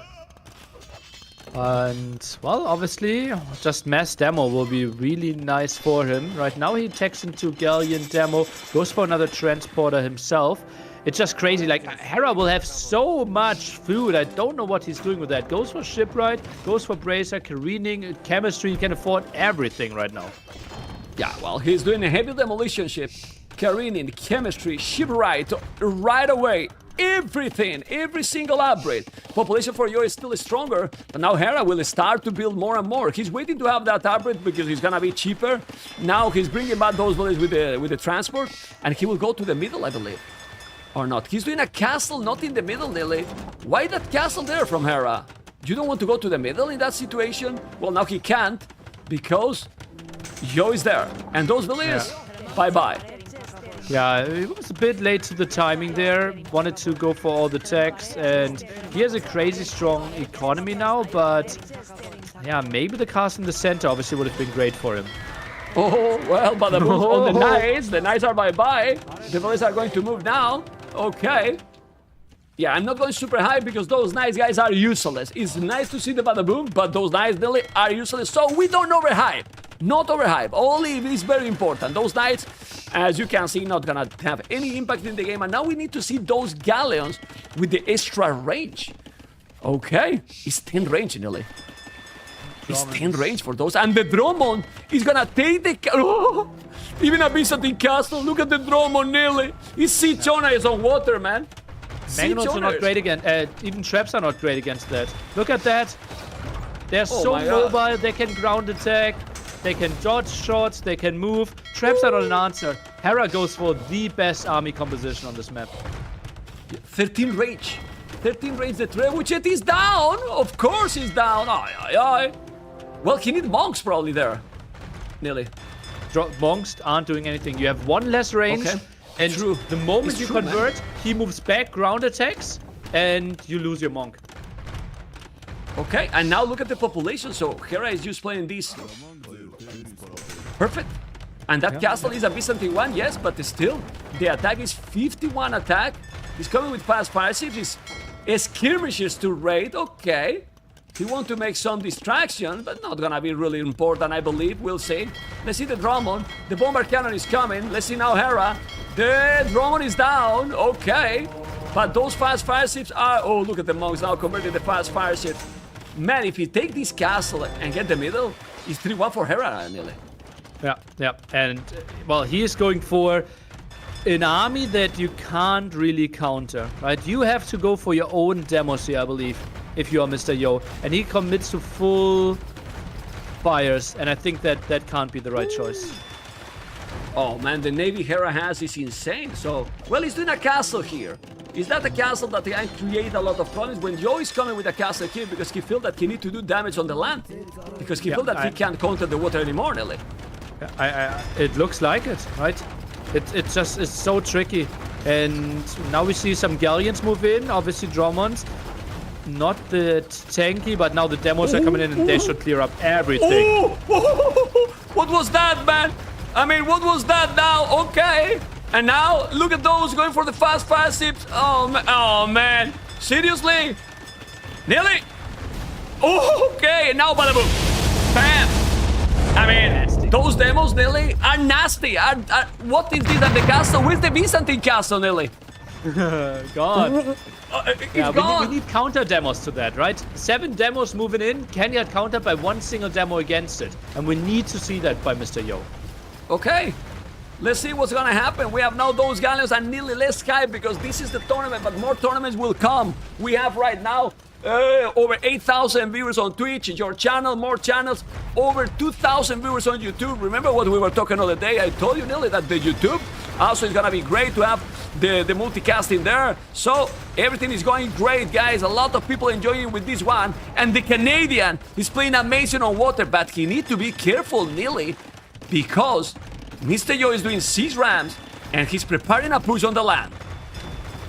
Yeah, and that has to work, kind of, right? Because water is looking slimmer and slimmer. That will be no gold for him, no stone for him in the center. Tries to go for some defensive, desperate castle, but now the demos are coming from the left-hand side again, man. Ooh. Okay. Oh! Nearly! Well, I mean, what was that, man? All the galleys in the damn hell, absolutely in the damn hell. Like, for real? Do you okay, I'm gonna repeat now the question, Nelly. Do you think Armenians is a good civilization on water? I think they are pretty good, man. Okay. Oh my god, what was that? And now at home, Hera has trebuchet. It looks like Hera has been practicing. Oh my, and he's not keeping anything. Because you could say, okay, let's see in case. No. Well, you want to be in the grand final, right? So you don't keep anything on the semifinals. Want to be there. And man, people was telling, oh, Georgian, I think Armenians might be the next band. Nearly, it's gonna be the next band for the next series, maybe. Oh man, it's pretty sick, man. Seriously. Okay, There's well, the one water. Single push Yeah, go on. for MR.YO that can win the game. Water gone. Hera will win that one, uncontested. Dromans will kill everything. And that's the problem now, right? With this island, Dromans look against the Byzantine castle. How it's getting completely destroyed. Smelting! Oh my lord! Okay, the Drummond, by the way, Nearly, I'm zooming in, is a beautiful unit, to be honest. It's nice. The castle, it was nice, because it's Actually, gone. has the mangonel at the front. I've never seen that before. Look at this. Is the mangonel there? Yeah, the mangonel is inside the boat. You see there? Yeah. Okay, on the right side, we see skirmishes to Trebuchet. Thank you guys for all the support and for watching, of course. And Hera has resources, Nelly. Not looking too bad there, yeah. Floating way too much food, as I said earlier, but those light cap will actually come in and could snipe some traps. Could be good against the bombard cannon, could be good against the skirmishers. Hera is moving in now, and there's not a lot of answers to it. But Nelly, if he's just bringing now a few Dromons to this area, he's gonna clean everything. He's gonna clean the stables, he's gonna clean the castle. There's no way even that if he's coming with the siege ram, might take this castle. Maybe the light guys are going to now take that trebuchet. Let's see if he's gonna take it. Those light guys are +2 armor. They are not the best, but he's gonna take the ram. Repairing now the castle. He's doing the mastery. You need to buy a stone. He buy 500 stone, Nelly. No 100 or 200, 500 stone. So he wants to be safe. Khazars for MR.YO, but well, they don't have bloodlines. Obviously, it's important to keep the pressure. But Hera just need to delete few villagers, and that's it. He will have more army to defend. And look at now, Doesn't he's even gonna need land. that, right? He killed all the siege. MR.YO's push is stopped. He will lose the castle. Hera with a beautiful, beautiful game. Yeah, this is a fantastic gameplay. 5,000 score difference. 5,000 score difference. And well, the Canadian is trying to put the 3-1 in the series. Well, trying. This game, I mean, there's no win condition now for Yo. You look at the population, it's double the population. It's awesome. No, brutal gameplay by Hera. He knew exactly what he wanted to do, and he executed so well. And against all that pressure, right? The nice landing there with the dog. Like, MR.YO put GG. Hera in such a tough spot, but he had all the answers. Woo! GG call, guys. Hera is one victory away from the grand final with, in this game, Nelly, a total domination. For the Sulkinsio. That was sick. That was really well played by Hera. Like, the landing at the side, trying to stop the land aggression, gave that up. He had some mild pressure at the left-hand side, but his whole goal was to simply get his unique tech, get the water control, and those demos, they look disgusting. That's the word, man. And we say that Byzantines was broken. We should start to cast the game again, right? I said Drummond. Drummond. Yeah, Drummond. Yeah. And they are, but for Armenians, right? One range more, even also. The player that built Drummonds won the game, as I predicted. Yeah. You said. Okay, now you were accurate. You're right. Oh my God. Look at this, man. And the economy was also 9,000 resources more, nearly 4,400 gold from the relics. My goodness. That was insane. And just look at Hera now face. He looks now more relief. It's feeling good, Nili. It's feeling really good.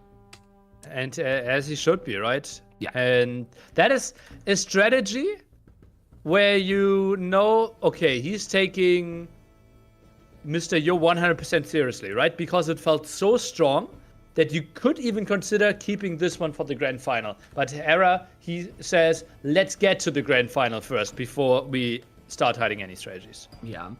For people that who think, okay, a civilization win, it's easy to say civilization win. You have to execute this perfectly. And it's not easy to make this execution perfectly. Like a civilization win, we have seen many times matchups that going for one or the other side because the execution for the player is crucial there. And he played perfect. And that's obviously what was one of the most exciting things about Warlords 2, right? That we have those new two civs, and we have no idea if they will be completely trash, if they will be super good, how do they have to be figured out? And a civ win is a civ win if you know about it. And no one knows how good are Armenians in Northern Ireland. Otherwise, we would always see them, right? And we would see them banned or like picked first.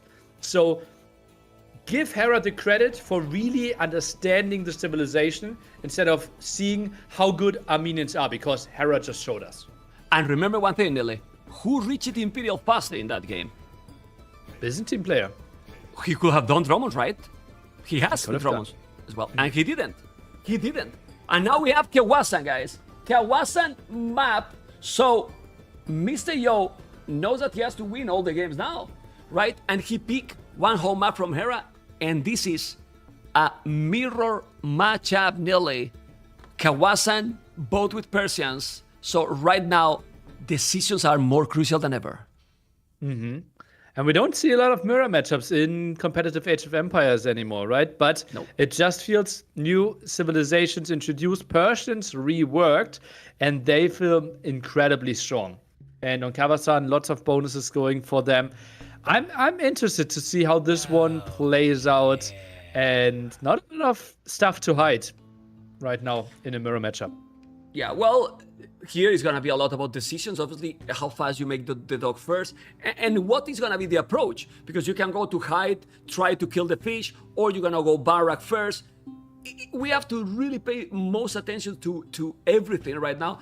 Exploration can be also very important, because seems it's similar, well, same civilizations, who has the gold forward, at the back, the berries, all these details, Nili. Mm-hmm. Yeah. It will be interesting to see if both are docking in the same pond as well, or if it's cross-pond and how they will approach it.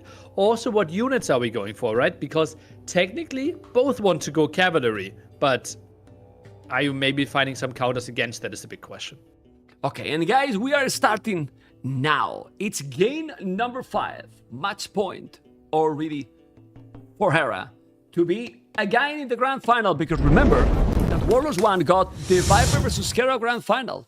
Hera want to be there, and let's see if he's gonna be able to do it. MR.YO is on the left as a red, Hera is on the right as a blue. With me is Mr. Nili, and Nili, the maps looks how for you? Relatively even when it comes to the main gold spots. It feels though that MR.YO has more woodlines closer to himself, and this feels like he can wall off the front and sides a bit easier compared to Hera, who has a reasonably open front. Yeah, it's a little bit more open there. In the in return, it's feel like the middle also the berries is a little bit closer for Hera, not too much. Seems to be very balanced. Yeah, it's pretty similar. As you mentioned, he has like those bamboo forests that makes a little bit closer for Yo. If he didn't have that bamboo forest where he's doing now the house, the map will be pretty much the same. Yeah. Yeah. Because he has the bamboo forest at the back for Hera. You see? You have the same wood lines, but he got one bamboo at the back, he got in front, that way it was closer. But the goal is safe. The stone is forward for Hera, one on the left, and they are both in the same pond, with Hera doing the dock faster than his opponent. Yeah, but both basically started the fishing ship at the same time, so this one will be completely mirror. And whew, the big question now is, how many docks are we going for? I've seen some wild approaches where people go triple dock, but that was never with Persian. Obviously, you produce faster with Persians. I would assume 2 for both makes lots of sense. Okay. Let's see what is gonna happen with these civilizations. Nearly, is Hera gonna go up now? Right away? 18 population? Mr. Yo is way later. Mr. Yo was housed, now squeezes in Loom. Oh yeah, Hera will be up in population earlier. Okay. Yeah, he got 9 seconds ILTC, but Yo has already 4. He's gonna have the resources, Yo, here to go up. He's also waiting a little bit. No, he's the... Ooh, this is massive. Really? This is massive already. I mean, you lose the water there, right? How can that happen? Did Hera play 4 on wood against Mr. Yo's 5 on wood? It seems Might be the case, yeah. Yeah. Oh, this is really bad for Yo. Really bad. Well, Yo has a lot more wood at this point, you know, but he has collected the food now. So, yeah, that's the problem. The build order here, a lot smoother by Hera. If it was in different docks, the fish, he will be fine. But since he has the bad luck that he's in the same dock, not the case. That will be lost the water, I would say 100% nearly. Well, it's still the situation where if you both go 2 docks and Persian docks can't be cleared up, you can still basically create a scenario where both are having 0 fishing ships. Yeah. But let's say Yo can't win the water. Yeah. And now Mr. Yo has the barrack already. He still have a good map, yes. And Hera is committed on water, so he's not doing the barrack. He has double galley. He has expended quite resources there. So Buffaloes maybe? Might Hera thinking about it? Ooh, he can kill the villager. He's gonna kill the villager now. No, he didn't, but he can take the buffaloes. Oh, the villager is there. You can kill it and... Okay. 1. He killed 1. Is losing this HP in the scout now worth it? He's losing a lot. It's also a bit of distraction. I thought he felt he could do more there. Yeah, the villager is still... Yeah, the villager is still on the PC. He's trying to kill it. Oh my god, he's being annoying now that the scout is almost bye-bye and now he needs to go away. Archery range forward. He knows that the water is a waste here. He's doing 1 galley. I will do a demo instead of one galley there. I don't know what you think. I'll look at Mr. Yo village on foot right now, Nelly. 0. Well, that's kind of weird. Why did he move away from his buffaloes there? I don't know. He went for the other pond. He's doing a dock. Might be worth it, but he has now 1, 2 on foot. He is still creating village, but his economy now is bye-bye. Like he's doing archers, but he won't have food probably to make... Well, he will. He has those on the buffalo and will have resources to go, but it's looking tough. Now Hera house it, not what you want. Ay. But Hera has no barracks, will lose his scout potential, or at least go 3 HP, and now an archer's knocking at his wood line. Like, Yo is not in a bad spot here with all the land aggression. Instant tower, good reaction by Hera. Ooh, good reaction, but you need to make the tower. I mean, he will. He's only 1 archer. He needs to send more villagers. Okay. The tower is just happening. He will do the tower, I believe. Still need to send more villagers to make it, because Mr. Yo is coming. 2 archers, 1 spear and 1 scout. Okay. You can see how different is being the gameplay from both, Millie. They have to adapt now to the situation, and that's what both are doing. Yeah, and it's really important that Yo fishes at the right side, and Hera knows about that, so he's already sending a village out there and tries to dock. Okay, two bullets in the village. You need to go back. And, Wow, oh, man. Hera really docks already there. Crazy, that means man. no barracks for such a long time. But he has 400 gold. He doesn't need to have gold control right now. Exactly. He has the tower now. He's gonna take the fish as well. And with that gold he has in the bank, yeah, he will get the wood soon. And Mr. Yo Neely, not even double tax. Not even double tax. And the longer the game goes, he's gonna punish his economy even more. He's doing horse collar now. He probably now forgot completely. And if he's not doing that upgrade now, I don't know if he's gonna check again in the rest of Feudal Age. Yeah. Most likely, maybe Carthage loses the scout as well, Mr. Yo. Ooh, that's ugly. At the limit, doing the fire galley, gonna lose 3 fishes. If he's gonna lose 3 fishes, he's also on the water. Now, Hera should start to make the barrack? I believe so. Oh, he's mining a Be stone. the next step, yeah. He has enough wood for it. I'm a bit surprised that he's still not going for it. Also, I think with all the map control, Yo could technically have gone for the center. I'm not sure if I like the farm upgrade this much if you have center control. You don't need farm, right? Yeah? No. You don't need farm. Okay, he's doing the mining camp. Doing the mining camp to take a stone. Take Hera resources. Right now, what Hera can do is tower approach, MBL style, Mr. Nelly, and go up to Castle Age. Yeah. Just missing much. 12 skirmishes, and it would be MBL. Okay, now he's gonna take that galley on the left. On the right, he's going away with the Velir Bat, bringing more galleys. He should go and take. Ooh, he's doing a palisade gate. Yeah, he's having the game under control, really under full control right now. Not gold, but how many archers he got? It's fine. Oh, the idle to see. Okay. Wins the right hand side pawn there as well. Villager kill, fire galley kill. Oh, This man. looks really good for Hera now. Okay, it's true that Mr. Your resources are not terrible. Are not really terrible either. It's for population difference. While Hera doesn't have a lot of villages of food anymore, Nelly, and he's forced to make farms. It's okay. And yeah, go on. That's interesting that he places 3 farms. He still needs 2 buildings to click up.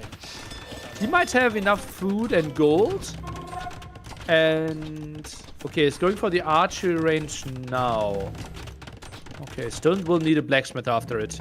He can afford it. It all checks out. Obviously, there's so many villages on wood. Yeah, and he has too many on his stone. I mean, it's not too much, already 8 villages on a stone, Nelly. You don't need that many. He's not going for war elephants, so yeah, maybe could send some around. Well, he's doing the blacksmith. He still have both pawns. Like, in this kind of map, if you get that early, the control of the water is like 4 lanes. When you get all the pawns, it's kind of difficult. Even more when your dogs also work faster with Persians. So complicated, but your resources is looking healthy right now. Thank you for the soup. Seems okay. Both will be Castle Age. Still, like, not having the wood upgrade will hurt him for sure. Is he trying to contest the right-hand side pawn? Yes, he is. 2 fires and 1 demo for him. But he's up to Castle Age faster, Mr. Yo. Mr. Yo is on the way to Castle Age, and now Hera is not going up. So if Mr. Yo just make now a stable, Hera has absolutely nothing to defend. Well, he has the towers. The problem is that Mr. Yo knows all this tower approach. Not really. He doesn't see his opponent even mining a stone. And now Yo is doing the fletching. He's gonna go archers?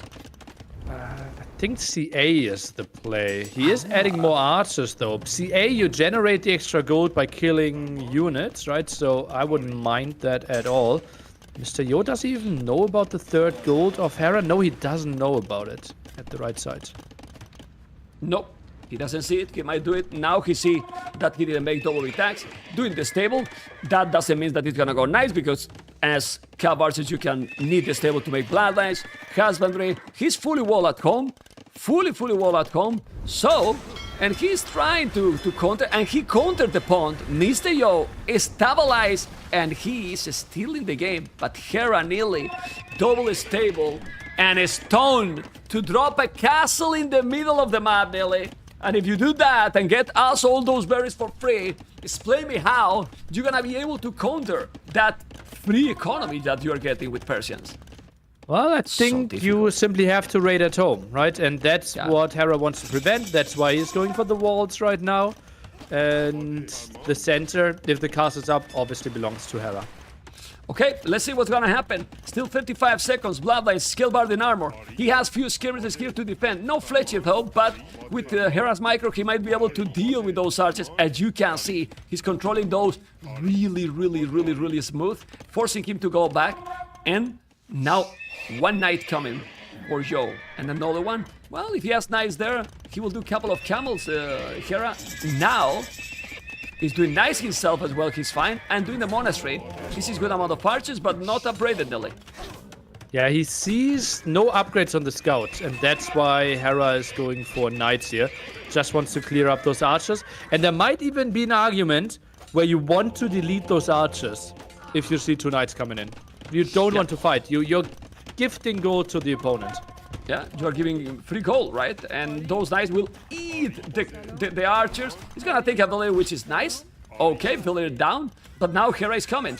Still, MR.YO in this situation is ahead in population. Fighting to keep in the cities. That is very nice in theory, right, Nelly? But he's not expecting that his opponent has 700 stone. And if he's doing a castle there, then he's gonna take not only the middle, but deny that town center. This is quick walls. He's quick walls, now blocking those knights, coming with a monk. Nearly. This game is looking hard and hard for MR.YO, because now how you do damage to the Canadian? Well, do you need to do damage? You are maybe even winning both pawns right now. You have the center control.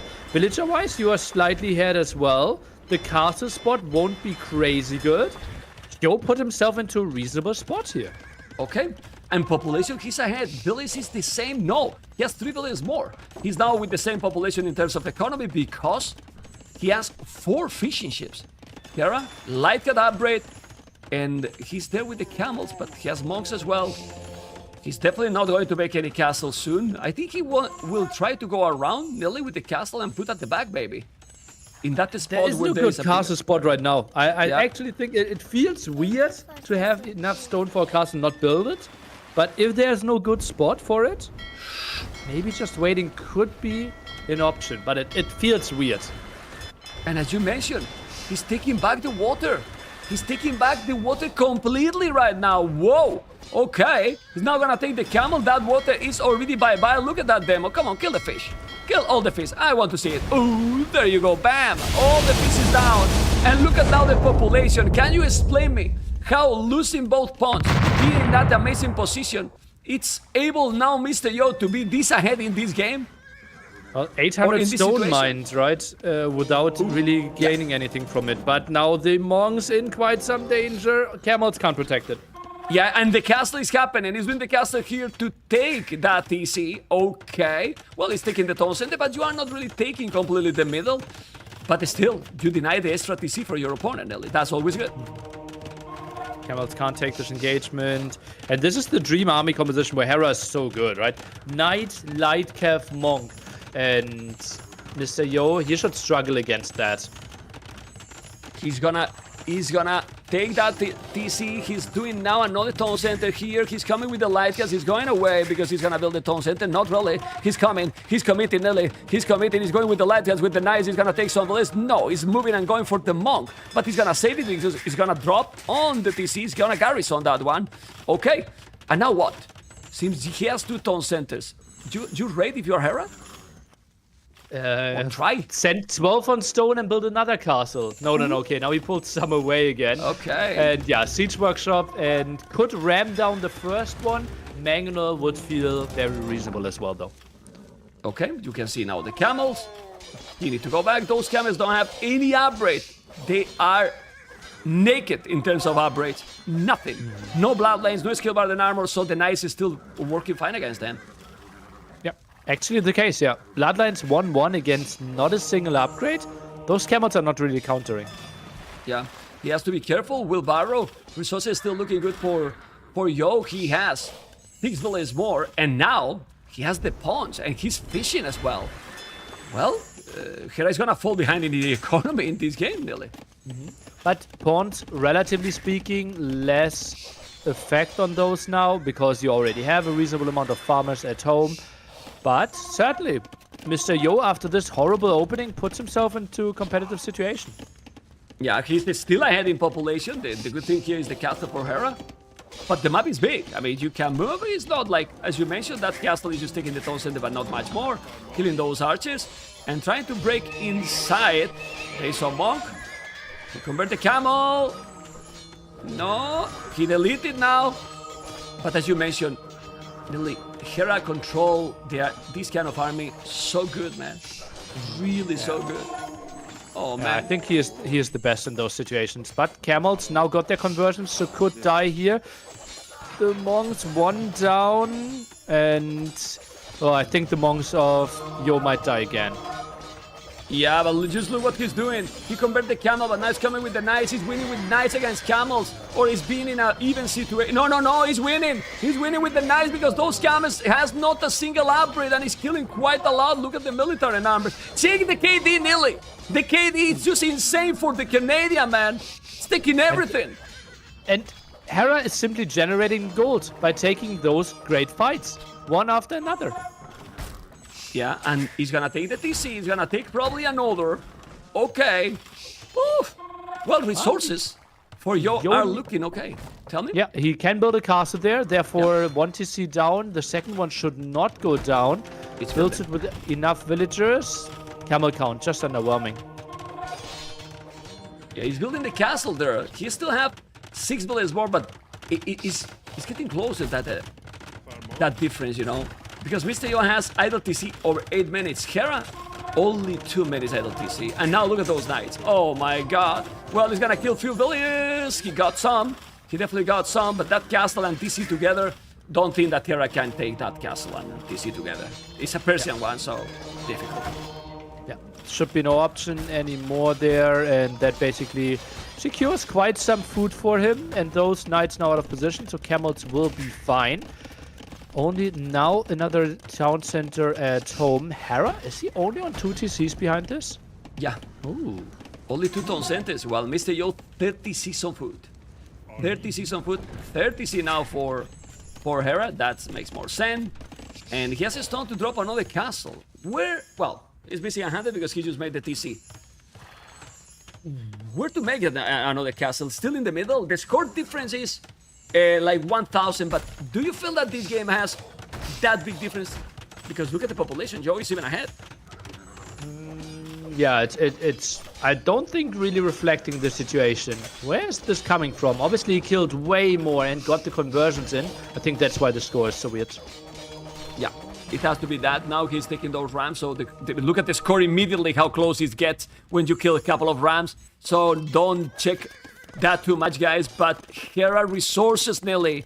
Hera resources is starting to float those resources to go up to Imperial Age, and then if you reach Imperial, let's say 1 or 2 minutes faster than your opponent, can be a real problem, because then the middle gonna belong to him, and he's now already on 3 town centers. It's not like he's on 1, 2 TCs anymore. He's up, man. And Persians advance to Imperial Age faster as well. The question is, are we taking into something else than cavalry here? I think it could make sense to start thinking about halberdiers, because both players are so heavily on cavalry. Yeah, I mean, and since he doesn't have a crazy economy, it's cheap, right? You make 2-3 barracks. I don't know if he has the university, no, in case that you want to make chemistry, but having traps is probably a note for now. Let's see what's gonna happen. MR.YO still have better population than Hera. How many villages he has in the queue in case that he can go up? Hera, MR.YO can go up very quick, but... Ooh, just killed another 5 vills, though. That's surprising. Just cancel it and he's going imp. 50 on food, Nelly. 51 on food. Go up, bad man. economy. Yeah. And we'll borrow for a long time, so... But he's not going up.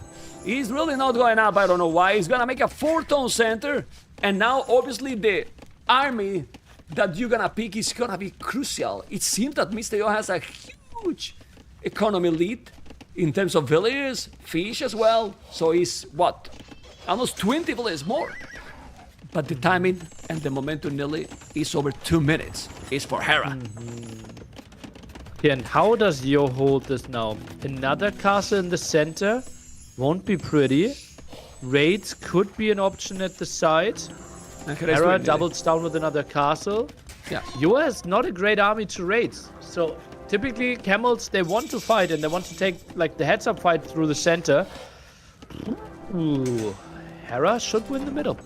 It's problematic, it's definitely problematic, but MR.YO in this kind of games has been more than one time. Usually, it's more complicated maybe with Mirror to come back in these situations, but Yo has 60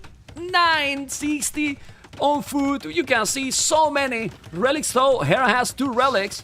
Good, worth to mention, Cavalier upgrade, but now the camels are gonna... Ooh, why Cavaliers? Halves is the way to go nearly. Halves and chemistry. And now he's doing Cavalier upgrade, but he lost all the knights on that area on the right. He still have 9, okay. And need to do the +4, but no resources. But if you take the middle, definitely it's gonna be complicated because you can come from there. Yo gives up the middle. He's sending villagers to the right-hand side and is castling that. Tries to control the gold, tries to control the stone there. I really like that. He has no business in competing the center. Yeah, and to be honest, well, you don't get the berries, but it's not like back in the days, right? Nearly with all the relics there, that you're gonna get the 5 relics and you want to be there. That's not happening anymore. It's not how this map is designed at all. And look at that castle. That castle from Yo is definitely on his face, on Hera's face. MR.YO want to stay in the series. He still want to make the 3-2 and make that these series are going longer and longer. And now he's gonna have heavy camels. That castle is gonna put him away from the TC, which is gonna be great. Population Yo is still ahead, Billy. So who is really ahead in this game? The scores say Hera, but just check the numbers and I'm not sure anymore. Map control is just so good for Hera. And MR.YO is heavily housed and builds some houses at the front with 1 villager. Okay, now only he adds some more, but that's still not pretty. Okay, you can see those camels. They are not heavy camels yet. The Cavaliers are not with the +4, but they're still coming with the monks. The Cavaliers are eating those camels because they are not upgraded yet. Okay, now there is some raid, but you are raiding with camels against Persian's TCs, Nelly. Obviously, he has a fletching, but now he's doing ballistic. He has chemistry. Those camels are not the best units to raid. Camels are defensive unit, Nelly. Yeah. Obviously, mainly want to fight against the cavalry. Under the town centers, without fletching, they're still okay-ish here with 2 armor upgrades. Especially if he gets the last armor upgrade, he can still raid quite okay. Okay, as you can see, he's now bringing the trebuchet. How he's gonna clean those camels? He need to clean those camels, Hera. Hera has a not that healthy population. He's doing a douche. Nearly, it's a douche. You know, if this was Blumenstock, he would be happy. He's doing a town center in his goal. Obviously, he need that one because he does have a lot of map control. And look, okay, now he just see the goal that he has at the back. And he's gonna take this goal, he's gonna take the TC. Population Yo is still ahead, but it's still increasing the score difference for Hera. And this is a pause. Tech switch time. Halberdiers and hand cannoneers for Hera. And this will be tough for MR.YO. Technically, armies against this would be Elite Skirm or maybe Commander and Crossbow that you only need to invest wood into to counter the opponent's units. But Yo didn't tech into that at all yet. Okay, look at that town center. 1, 2 TC, 3rd town center, okay. Pikeman upgrade. And now we have the barrack. 1, 2, 3, 4 barracks here. The Cavaliers. Yeah, as you mentioned, he's doing the switch. Those hand cannons gonna eat those camels. Nice defensive units there for sure. Yo with a population lead, but that's mainly villagers. He still has a lot of gold as well. This is an interesting game. And again, this is category messy, where we think Yo might be the slightly better player. But Hera, just the center map control is a massive advantage in those scenarios. Yeah, he got the hill houses, taking the goal. Now he's coming with the traps. He has Cavaliers. And he's gonna have the better army, Nelly. Not only about now the map control anymore. Only halberdiers are coming. He has cannoneers. What army has now Yo? And what he's producing is producing camels. With camels, you are not gonna win in this situation at all. It's just impossible. I mean, I don't know, population is still very similar. Didn't finish those barracks in the middle. The Cavaliers are coming. He could go inside and raid. Halves are going to defend completely. And yeah, still taking the goal on the right, but Yo is in a real problem. Let's see those Cavaliers. He need to go back, and the halves are coming, and halves literally eat the camels. Yeah, they are just so incredibly good against them. Camels, just a pure cavalry counter there, and I'm a bit surprised that Hera didn't really finish the barracks in the center there. Otherwise, he would be sitting on 10 plus halberdiers already. Okay, he's coming with those Cavaliers, halves as well. 1, 2, 3, a lot of barracks here. Okay. And Archer So has many Commander archer Run ranges. crossbow. I think Commander Run crossbow for MR.YO now. Has to be the play. Probably the only choice, but it's not too much. $157 for Yo. $157. He doesn't have room for army. Yeah, maybe thinks he's losing some more in the future. Obviously, it's a hectic game where you feel like, okay, raids are happening, you just constantly queue up. He should certainly stop right now, yeah. He still have more in the queue, so okay. And now Hera with 134. He has all the upgrades. Well, the same upgrade. They are missing just the Imperial one for the wood and the food. But it's still coming with the camels. He has halberdiers. His army is just much better. No, not a good army here for Yo. Definitely not. And Hera is trying to kill now those camels. Coming with the TC. He's gonna raid. The castle is there, but I don't know. Crazy resources for Yo. But Yo need to make a switch. He's now going to make the hand cannoneers. Yes, I believe. But he's gonna be in time, nearly. Well, not in time to save his main TC, but villager count is fine still, right? And he has a lot of gold. Archer ranges could have been a bit earlier. I think he can clear up this army. Like, he's scaling into the units quite nicely. The thing is, though, we already have 25 hand cannoneers on the other side.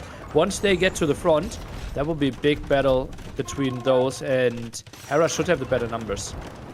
Okay, he's going away now.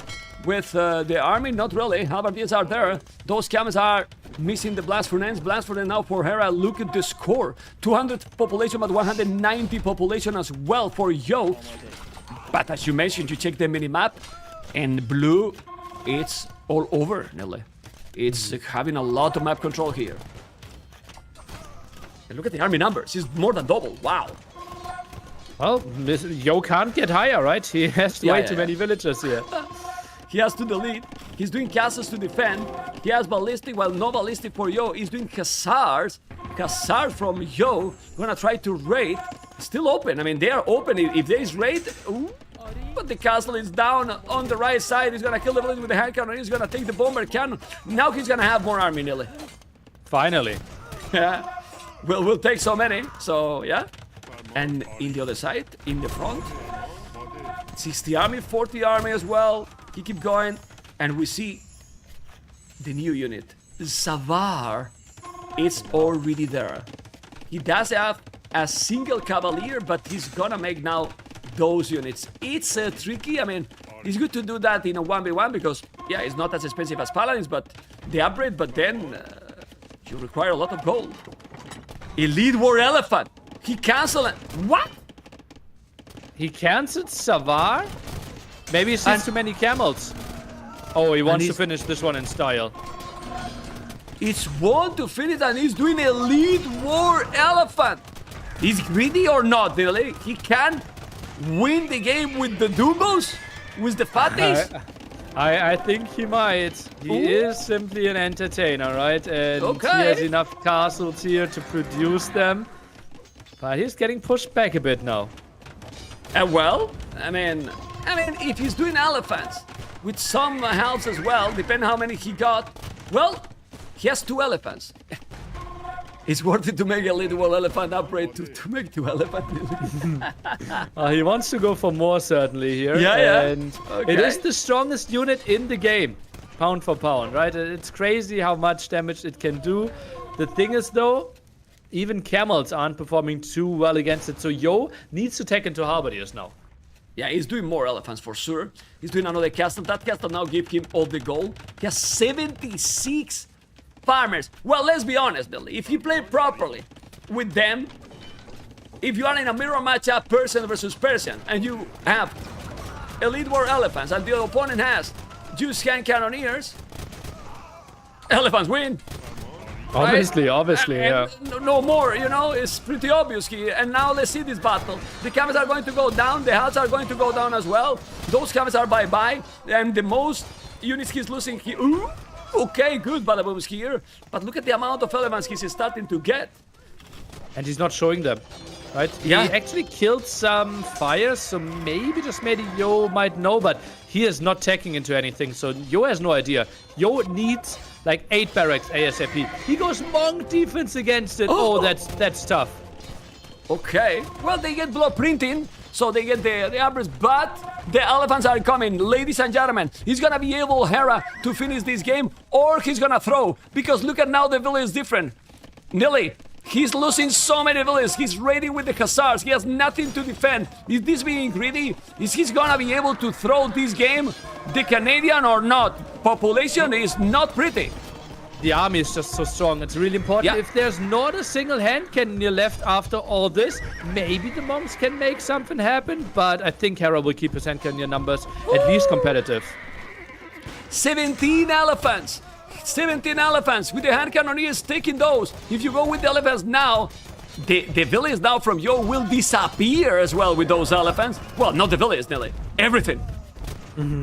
Oh man, and he also has 7 traps with that. Absolutely crazy. And the army value, 9,000 against 3,500. Oh my Hera God. is so deep in Mr. Yo's base. Oh my God, look at now the army here. 20 army, 60 army. Great castle from Yo on the right side, Nelly, to defend what? Nothing. Look at the castle he's doing there because he has no option to do anywhere, and the population is insane. Hera is gonna be with elite war elephants qualified for the grand final that will be played tomorrow in a $50,000 prize pool event. The Canadian is doing a crazy end for this series, man. And he's destroying Mr. Yo in this Persian war. So, civilization win again, right, Nelly? Brutality, It's man. It's such a nice opening there early on from Hera, the better start. And then in Castle Age, it just felt like Mr. Yo not having any upgrades on those camels made him take bad trade after bad trade, and then Hera was just too ahead. Yeah, look at those elephants killing all there with those traps. The castle, the TC now is gonna come with those trebuchets as well to kill the left area. Mr. Yo is gonna keep trying, but how you are going to counter this when you have 0 on goal and you have 0 food in the bank? It's Like, close to impossible. Nelly. Halberdiers might have been an option against those, but monks, how many monks did he build by now? Like 12 maybe? Not sure how many conversions he got. Can't be too many, although he got some at the right-hand side. Now, he's still trying to make it messy, like the right-hand side push is nice, but now he's 60 population behind. Yeah. He's 60 population behind. He's gonna take the bomber cannon. The trebuchets are never going to die, or at least not all of them. The halberdiers are there. More elephants are coming. I mean, he got elephants all over. Well, he's 11 elephants, but now Hera is playing good. He has 50 halberdiers as well. So, yeah, there's no counter now. There's no counter. He's doing another town center on the right side. He's gonna take this castle almost immediately. And the population is only dropping 5,000 score difference. And we're going to have the Canadian in the grand final. In the grand final in a moment, Nelly. Yo is still fighting. I'm not sure how close this moment is. Yo is still building extra town centers. He's building markets. He's using the market. He's seeding new farms. Tries to go for more raids. Yeah, I think we see more than he does in the sense how powerful Hera really is in this situation right now. Oh my God, he's doing more DCs. Oh, another one on the bottom left, another one on the bottom right. Yes, he has 20 farmers. He still have 2 relics. Okay, he's gonna convert some more elephant, but Hera has 86 army. That is exactly the village. Well, it's more than Mr. Yo village he has right now. He's doing extra town centers. And Mr. Yo is not giving up, but now Hera realized the situation, take the hussars to have the mobility and finish the game. He moves towards the top, the main base of Mr. Yo right now, and maybe Mr. Yo believes he has a small chance because he's advancing at the right-hand side, but he saw how much army was in his face when his left-hand side base just got cleared up. Yeah, it's 6,000 score difference, but now for a good reason, Nelly. It's just really important. Well, it's still raiding. Still raiding. You can see how Yo has killed almost the same village than Hera has killed. GG has been called. Congratulations. Because Hera today in a beast mode. Absolutely beast mode activated, Nelly. Not a single but for the Canadian. Yeah, that was such a great play. It was only Nomad with Spanish where Yo feels like close to unbeatable right now, at least if we're not banning it. And the rest for Hera just looked really, really solid. And no matter who he faces in the finals tomorrow, they have to be scared. Yeah, it's pretty crazy. It's absolutely crazy. I'm going to interview him, Nelly. I will be back to you in a moment, okay? Okay. Thank you for this. Okay, guys, here we are with the finalists on Warlords 2. Hera, congratulations, man. What a performance today. Thank you very much, ma'am. Thank you very much. I mean, I don't know how to start, man. I mean, we were watching the games and we were how he can counter all these strategies and performance. Did you feel today that you were in your best peaking during the tournament? Yeah, I think I played the best AoE today so far this tournament, and I'm pretty happy with all the games. Even the one I lost, I feel like I played pretty well. So, yeah, no complaints from me. I think I did really well today. Why you don't ban Spanish? Is it because I am the host of the tournament? Well, maybe that's part of it, but I actually thought Koreans win. But I guess Yo Spanish is just too good. Okay. I mean, honestly, don't think that we have to really analyze that map too much more. Those conks are crazy, so we can go in the others. The first game, you start the series that has been this long because it's a 4-1, because the first game was, I see your face. You are thinking in that game and you are getting tired. Yeah, I mean that game was really good. I think he played better than me that game actually. He did a really good job holding on, and I only won because of 5 relics, but I'll take it. Okay. Well, only 5 relics, you have to take it. Yeah, exactly. I mean, you have to take it. That's the problem. Also, Hera, we have to hate you. You know why we hate you? Because you take the scout in that game and you were not in feudal age. I mean that micro, Hera, that's not fair for the viewers, for the player, for anyone, man. Can you slow down a little bit? Yeah, that was actually pretty lucky, but I'll take it. Some luck for me versus Yo is not common. Okay, get your microphone a little bit closer to your mouth, because sometimes it's going up and down, you know? If you can. My microphone is good. Chat, stop saying this is not my microphone, chat. My microphone is good. I'm not sure why it's always low though. I really don't know why, but my mic is good. Yeah, but can you move to your mouth a little bit, that microphone? I know that this exactly. Like this better. Like this romantic mode activated with the microphone. That's good. Okay. Then Romans versus Saracens. Man, that Land Madness aggression, it was your plan to go kind of all in. You have a good echo behind that all in, but it was basically 1 TC. Yeah, so that one I'm really happy about because I actually lost the Romans twice to Mr. Yo on Land Madness, and I finally found a good counter strategy with the Saracens. And I think the Archers with the Camels was a really good combo to get the push down. He actually played pretty well though. He still managed to get the 3 TC. If I made some mistakes, it could be kind of a problem. Okay. Then, well, but you didn't control the army completely. Then, man, how much have you practiced with those Armenians? Because those Dromons with the extra range, you had that plan from the start, or you were adapting according, because there was some landing from Mr. Yo? No, I wanted to do that from the start, to be honest, and I'm just happy it worked out. I think the Armenian late game is too broken, so I want to just capitalize on that. Okay. Well, you control it, and now we prefer Armenians than Byzantines in that map. And Hera, Elite War Elephants to qualify for the main event. What is this, man? What is That this? was nice. Explain the I was process. happy with that. No, it was nice. I mean, was we nice. like the fatties. So explain the process in that one. I love those elephants. I think it was great. I made so basically, I needed something that kills everything but helps, and he didn't have help. So okay, elephant is like the perfect choice. I debated between Savar and elephant, but Savar he had a heavy camo tech in, so I felt like maybe it's not the best. So I decided to go elephants instead. My only mistake there was not walling off the sides before doing elephant. If I stonewall the sides, then I don't get raided. So I almost threw, but I was happy I made it work in the end. The elephant completely broke his whole defense. Yeah, it was insane. Well, Hera, tomorrow the grand final, another tier event in the grand final.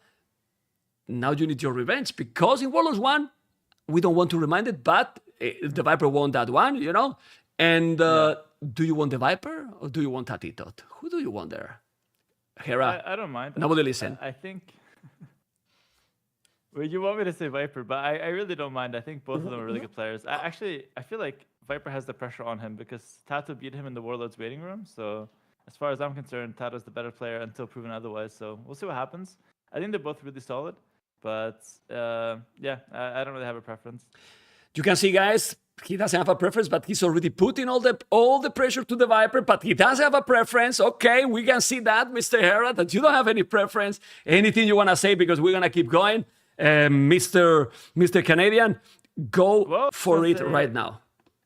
Thank you to all my viewers and supporters for cheering me on to this tournament. We're actually on the verge of winning a 4th S-tier event, and if we do this, it's 4 in a row, which I'd be very happy with. But of course, if we lose, that's also okay. So I just want to say, win or lose, I'm going to give it my all tomorrow, and I hope to see you guys all cheering for me and supporting me on the road to 4 in a row. That would be really, really special for me. Won't be too bad. Won't be too bad. Hera, congratulations and good luck tomorrow. Thank you very much. Bye-bye. Take care.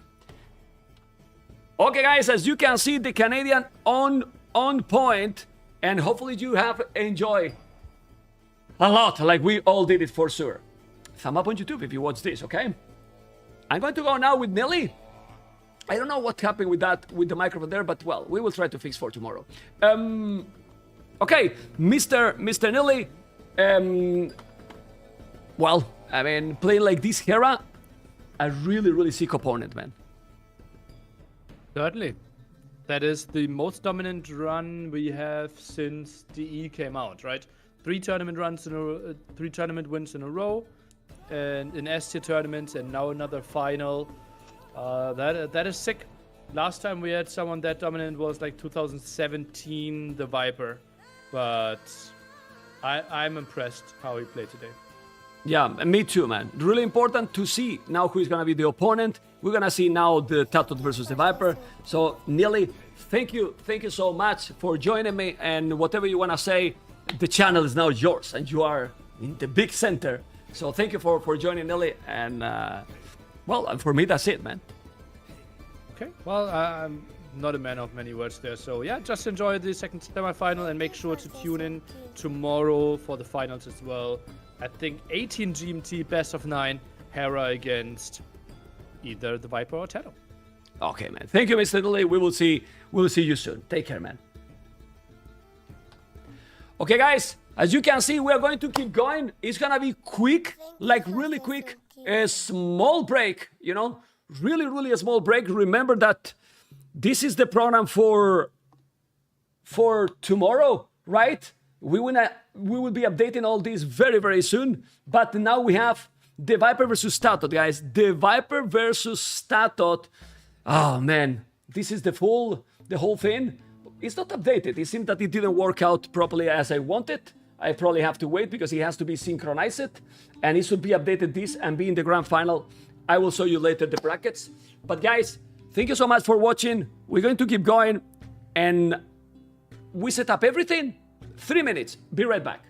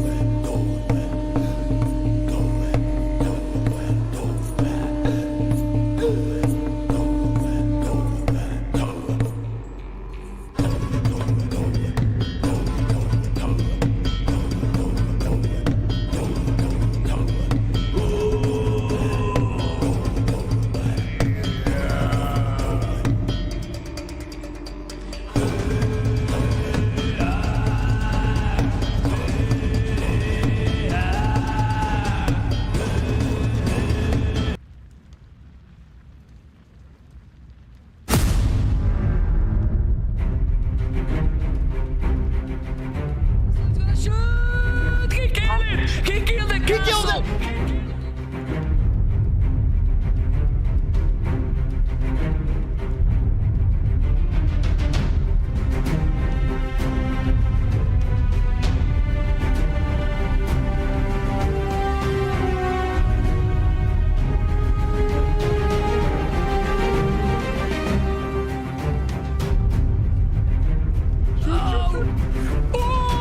Oh my god!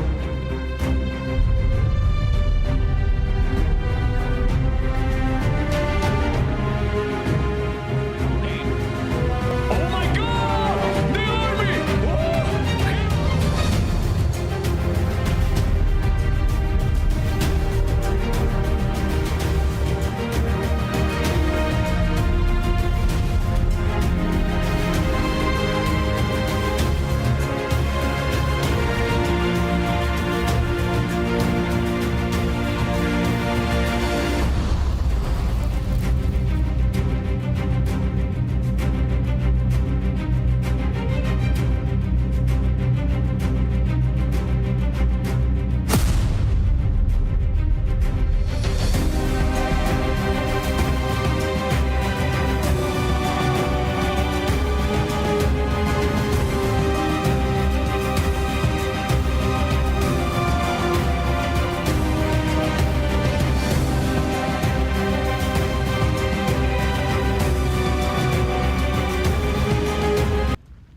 Okay guys, here we are, we keep going. How are you enjoying this tournament? I have hosted 11 S tier tournaments. I don't know if I don't remember the previous one, but I'm enjoying this one so much because I really believe that even the water maps are being enjoyable, you know, with some good quality games, really good quality games on water. I mean, the maps and being that variety of maps, it really helped me a lot, you know, to get this feeling that we're in the good direction, you know, in the good direction. I want to say thank you so much for make possible that we are having a lot of viewers, you know, and yeah, and well, and that's it, you know. Also, thank you so much because to make these crazy tournaments is really important, and you will understand soon why these expenses is this crazy goal that we are getting there, and hopefully we will get it. And you know, well, if we get even more, not gonna be terrible, you know, it's gonna help to get these crazy quality events. Now it's gonna be with me MBL. Let me just check if the title has been changed. Yes, it is. Nice. And the map separation is so good. I think so too. And guys, we have a professional co-caster with me here, and I'm very happy that you are here. MBL, are you here, amigo? Do you listen to me? Yeah, I listen. Hello. Okay, but I want to see you as happy as me. Let's see if he's here. Hola, MBL. How you doing, man? Now I see you there. How you doing, amigo? Thank you for joining. Thank you for joining. No worries. Hello. I see that MBL is extremely hyped. So cute.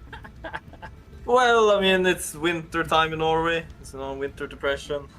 And you will want to be playing. Let's be honest. Come on, MBL. Do we all know that you love to be in those moments or not? Yeah. I mean, it would be nice, but it is what it is. I didn't qualify, so. Little by little, man. You will get there. You will see. And now, who is the favorite for you in here? TaToH and the Viper, man. In my opinion, I think they have a history of playing pretty close. They have both practiced a lot and stuff like that, and I'm pretty sure they are practice partners as well since they're in the same team. So I believe that yeah, it's gonna be. You can see them talking to each other already. So yeah, they're in Discord together, and yeah, I mean, they are close friends, and it's gonna be close set for sure. They seems to be really with the pressure. You just look at they're having fun, man. They're having fun, but that will change. That you know how this works. That will change because if you were playing also against some of your AM guys as well, will be probably the same in the start. But then they're gonna start very soon. And just look at the maps. Look how the Viper pick Land Madness, Arabia, Border Dispute, and Nomad. Like let's say, super aggressive games, right? Maps. But look at now TaToH. Completely different. MBL. Completely different. Hideout, Scandinavia, Migration, a lot slower maps. Yeah, I don't know. I think these guys can play any kind of map.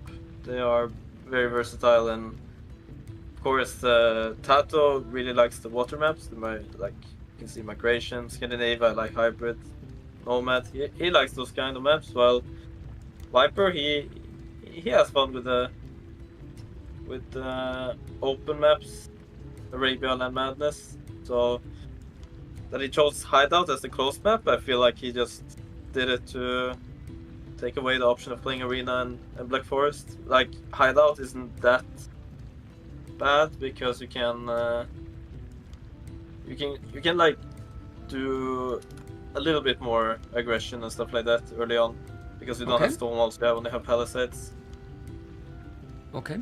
We can see the civilizations, and we see the first civilization picked by both. One Burgundians, the other Incas. Then we have Persians, Dravidians. Viper is with 1-0 behind already having that civilization.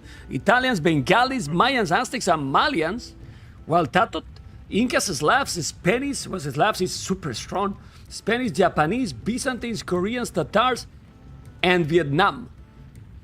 Yeah, I know it's difficult, but what do you prefer both here? really strong drafts here for sure. Looking at TaToH's draft, I really prefer his draft. He has like he has Incas there for open maps, which is like one of the best saves. Spanish for Nomad, insane. Byzantines super good for hybrid maps. But MBL, Yeah. they are starting and they pick in Nomad, Bengalis, and Koreans. Oh, no Spanish. No? Maybe Like- Spanish for Scandinavia, potentially. Okay. Not for Hideout, for example? No, not Hideout, because I mean they have been picked before on Hideout, but that was a long time ago. Okay. It's MBL microphone is low? No. I hear him perfectly fine. I hear him perfectly fine. Don't do anything, MBL, because I hear you perfect. I will see what Yeah. people say, and if it's low, I will increase you on Discord because I hear you perfectly fine. You know? Okay. Remember, guys, that there is a button called volume in your own monitors, and I'm sure that you can increase, right? I'm sure that you can increase. MBL, 100%. MBL energy low. Don't worry, guys. MBL is going from low and too high, you know, and then you will have to stop him. Well, I will not be able to stop MBL. MBL is recharging the batteries. But guys, we are going to start. Thank you guys for joining. Thank you, Krasi, a lot for the support. The Viper Bengalis, TaToH Koreans get number 1 from the second semifinal. With me is MBL, and we have right now TaToH and the Viper GL battle trying to face Hera in the grand final. TaToH as a red, the Viper as a yellow. With me is MBL, and we are surprised about this civilization choice, right, MBL? Yeah, I mean, I have to see, like, was it Bengalis?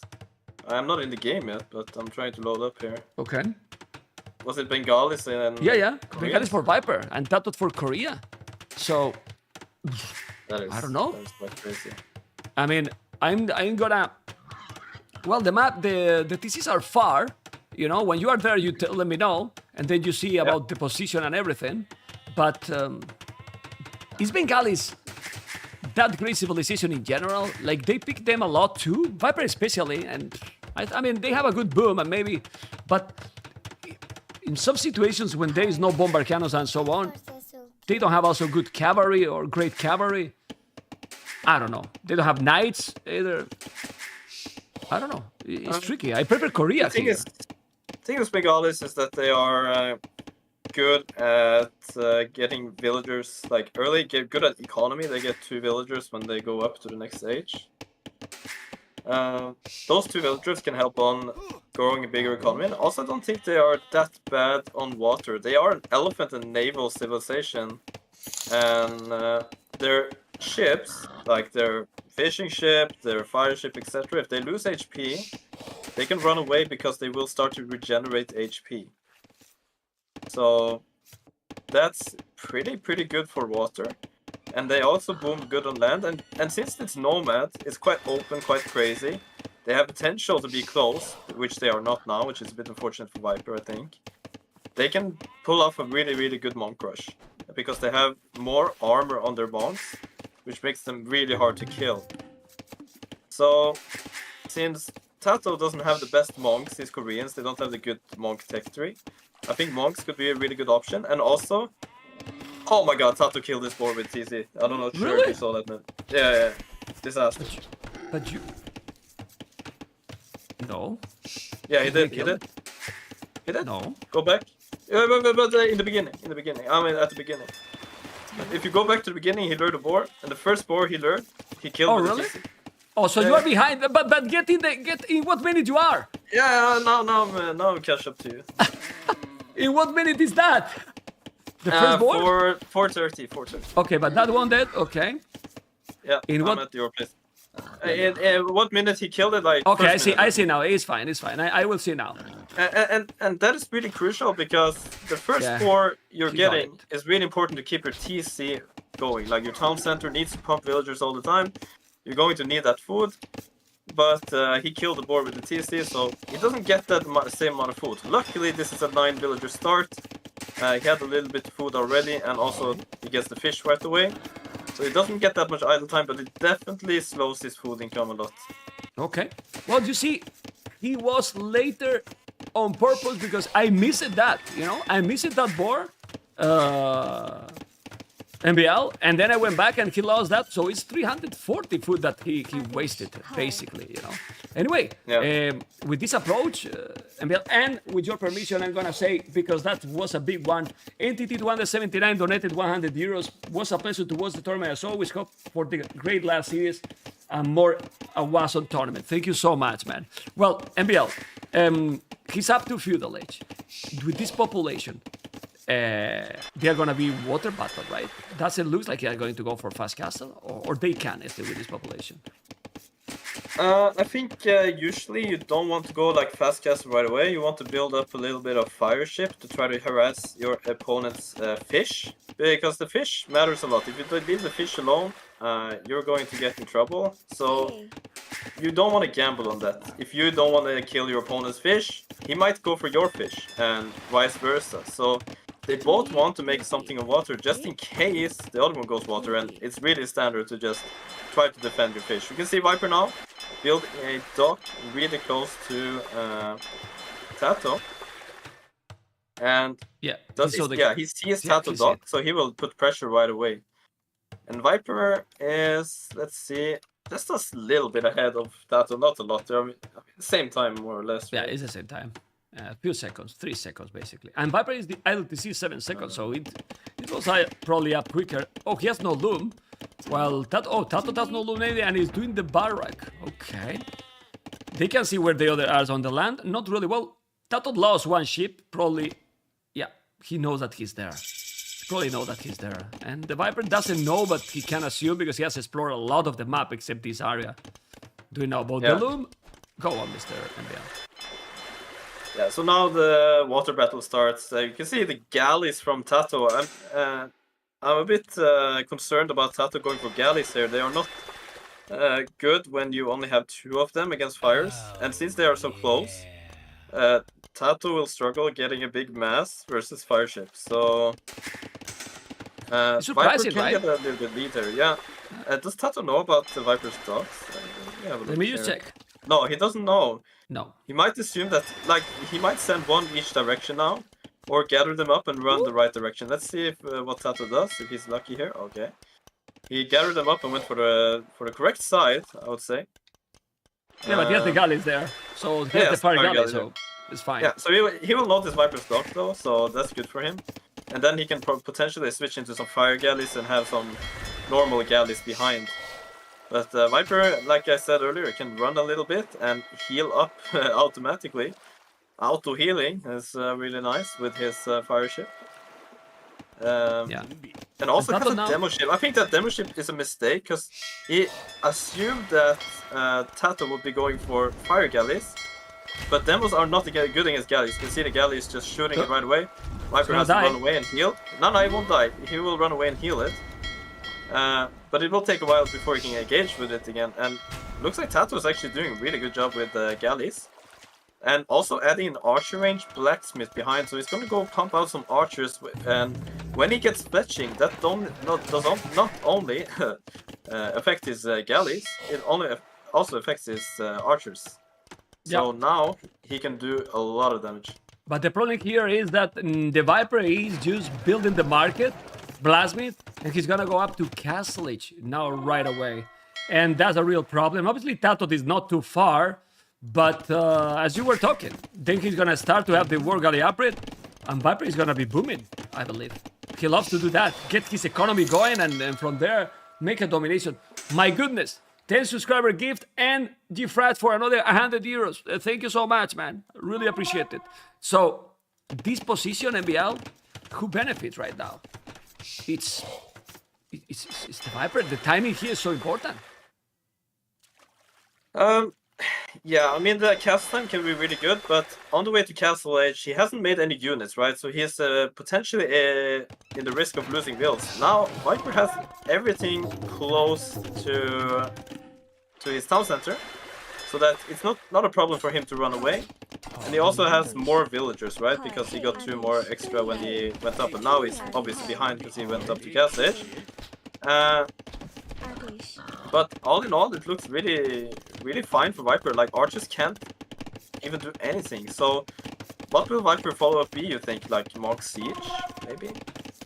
Yeah, but I actually need to do that. He can be defensive. The opponent is far. The only thing is that the Viper doesn't know if TaToH is gonna be mining a stone to drop a castle or something. TaToH is not too far. He's going up to Castle right now. And this goal is also tricky. Mind that TaToH is coming with towers, MBL. It's Korea towers. You put a tower there, and check the Viper map. Tell me another goal safe for the Viper. Yeah, I mean... And look what he's doing! TaToH, oh, Menstradamus, MBL. But now Viper has banked up enough resources to simply add a Mangonel. But, of course, when TaToH is cast stage and that tower upgrades because of Korean bonus, that tower cannot be killed by 1 Mangonel. He needs maybe 3 Mangonels. Yeah. And yeah, that's gonna be really hard. That tower is gonna be really good for TaToH. And he's also surrounding Viper completely. I think TaToH is in a beautiful position all of a sudden because he managed to click up so fast. Yeah. Crazy. Yeah, it's super quick. That's why he's doing the tower now. Of course, he's gonna make probably faster than he's in Castle Age. It's too far. The tower's a bit too far. But he will do botkin. I think he will do botkin, no? What he wants is just to do it. But he was could just make to do one it. close right away. I guess he was afraid of Viper reacting to his own tower or something. Maybe he just wants to put 1 tower back for backup and then creep forward with more towers. So that he has 1 backup tower he can run back to. Because he doesn't know what Viper really has. Then he puts a new tower. So. But I would like that tower to be at least 2 times closer. Because Viper wouldn't see it anyway. Viper committing fully to water. Like, he doesn't care about the land. Now he runs for a TC. He has enough villagers to be safe.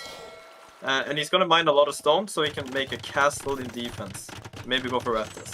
So when Viper wins the water now, he will have better fishing economy, which will make him be able to keep producing villagers with many town centers. But TaToH is gonna have that huge army and keep pressuring. So this is now becoming economy versus army. Oh, MBL! Oh, what is that? This? Okay, now he moves. It was going to be a romantic TC. Okay, romantic. Okay. MBL was the channel. With the galleys, but Viper has spotted this, I think, or he's at least ready for it. But he might lose a fishing ship here, which can cost it. No, he goes back. He sees it. Very nice awareness from Viper. Ooh, he took all the fish. Well, he's thinking. It's not too much. Those 3 towers in the same spot, almost MBL. Like, I think it's nice though. I mean, it takes. 1 is a backup tower, 1 is the tower for the gold, and 1 tower is for the wood. And now he sends the Mangonel to the other wood. He's just taking all the wood away from Viper. Viper needs to hurry up and get a castle. You see it's 16 on stone. It won't take long until he can afford a castle. And he also converted an archer. And where you put it? Where you put the castle? I would maybe put the castle... Oh, this is a hard question. No. But he sell. Sorry, MBL. He sell the stone. To make redemption because he cannot do anything. Go on. Where the castle? Yeah, he made redemption now. Redemption is an upgrade for monks that let them be able to convert siege. And when he can convert the siege, TaToH doesn't really have that much army. And the only army TaToH really has now is siege. So I think he can maybe defend this with some monks, put a castle in a nice position, and keep his economy lead. I don't think TaToH can do enough eco damage here. Okay, he's trying to convert the mangonel. Also, he has 2 villages of wood only now. He's sending villages to kill maybe. Oh, the micro, you need to convert. He's not converting. What happened? Now he did it. Oh my god. Now he take it right away. Now the wood is safe. And take this stone, MBL. Where the castle now? In front of the main TC or where? You could say like maybe put it in front of main TC, but it's way too risky. He's sending all the vills up there though, so he wants to maybe put it on the hill next to the lumber camp to maybe recover that area. It looks like he is doing it, but I don't really like that. I would probably just go expand more to the left. Viper also sees that big gold on the left side. Maybe just keep expanding eco there and leave that area alone, because, okay, when you get the castle up, it doesn't really do anything. It takes away 2 towers, but there's still 1 backup tower there to take away the gold. Yeah, but since he has now the monks, he can convert the mangonel, so when he take those 2 towers, might be fine. They still have no fletching, but I agree with you. I mean, I don't think it's a great castle, to be honest. No, it's okay, but... Oh, he wants to convert the tower? Oh, no, that does not. He will, man. He's trying because to there's convert. archers coming. It takes forever to convert the tower. There's 2 archers coming. They're healing each other. Okay, you can convert the archers instead. Yeah. No. Okay, it's gonna lose. That was a terrible move by Viper. Like, what the beep? What's that? What the beep was that exactly? Well, the monk is down. I don't know what Viper is doing here right now. TaToH still have the control, but you check then the population, MBL. Check the population. The Viper still have 12 villages more. He has more army, but it's true that map control is definitely not for him. But the Viper is gonna make now a TC on the left, I believe, on that goal. And there needs to be the castle, actually. Yeah, there's an archer there waiting, so TaToH will get that explored. TaToH might be able to pressure that later. You can see now that TaToH has switched into some economy himself. He noticed that, okay, Viper is now defending with monks and booming, so I need to make economy myself. And he's starting to farm because he doesn't really have that much fish. And Viper is fishing and farming, so he will have more food eco and also taking a lot of hunt.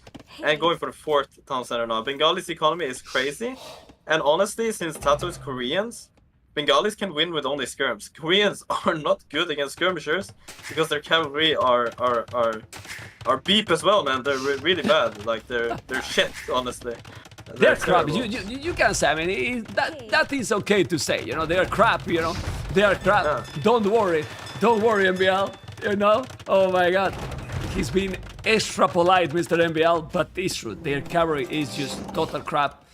Beep or shit, which is also truth. He's bringing the relics, but honestly, this gameplay is kinda tricky. But you know, is this gameplay happening because they know so well each other?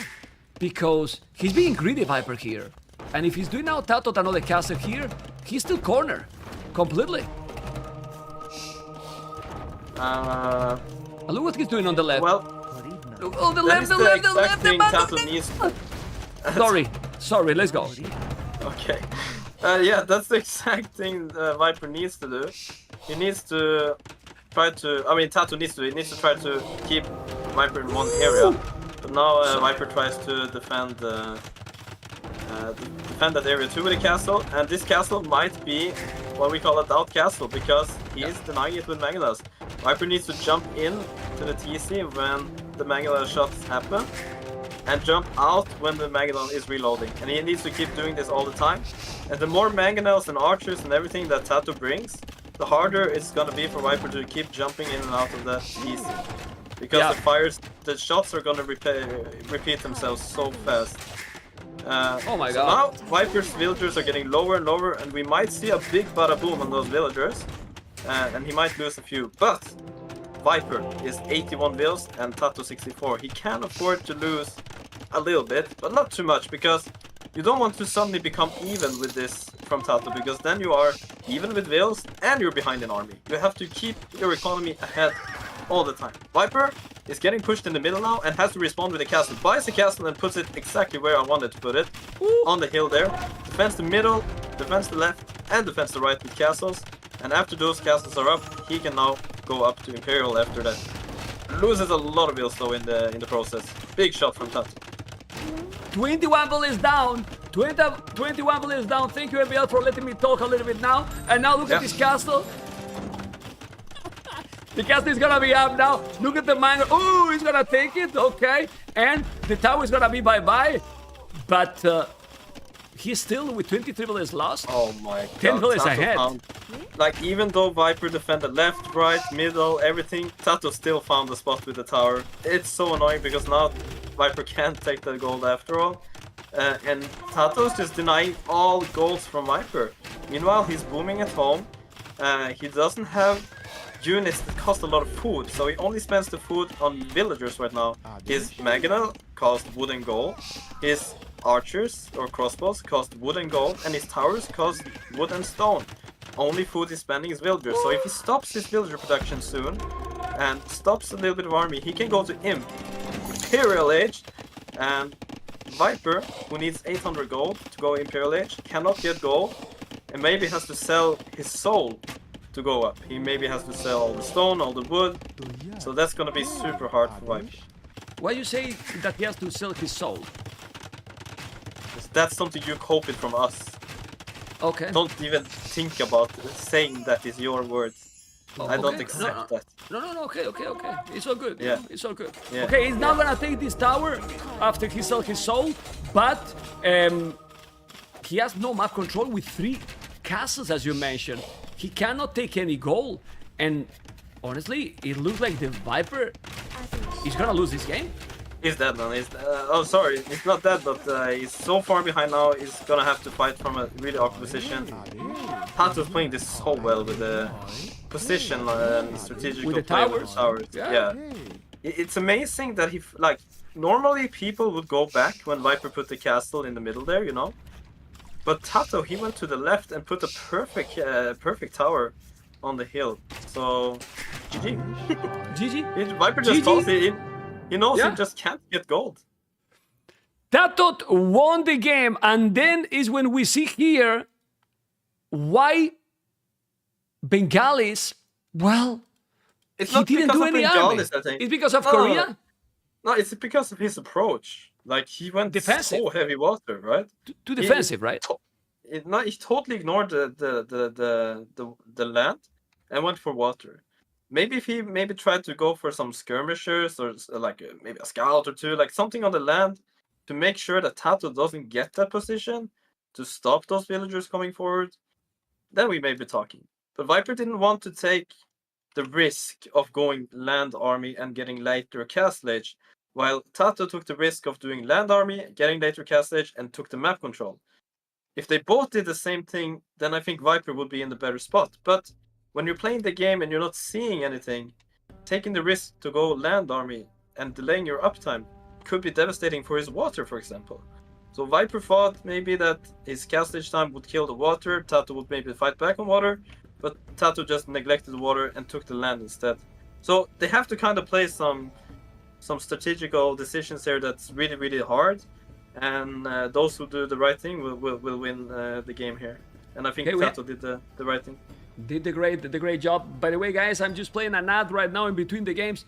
Thank you everyone for joining. We have MBL 9,000 viewers almost on Twitch, 2,000 on YouTube. That means we have right now 11,000 viewers with both channels combined, which is amazing. Also, plus other channels streaming, which is great for AoE too.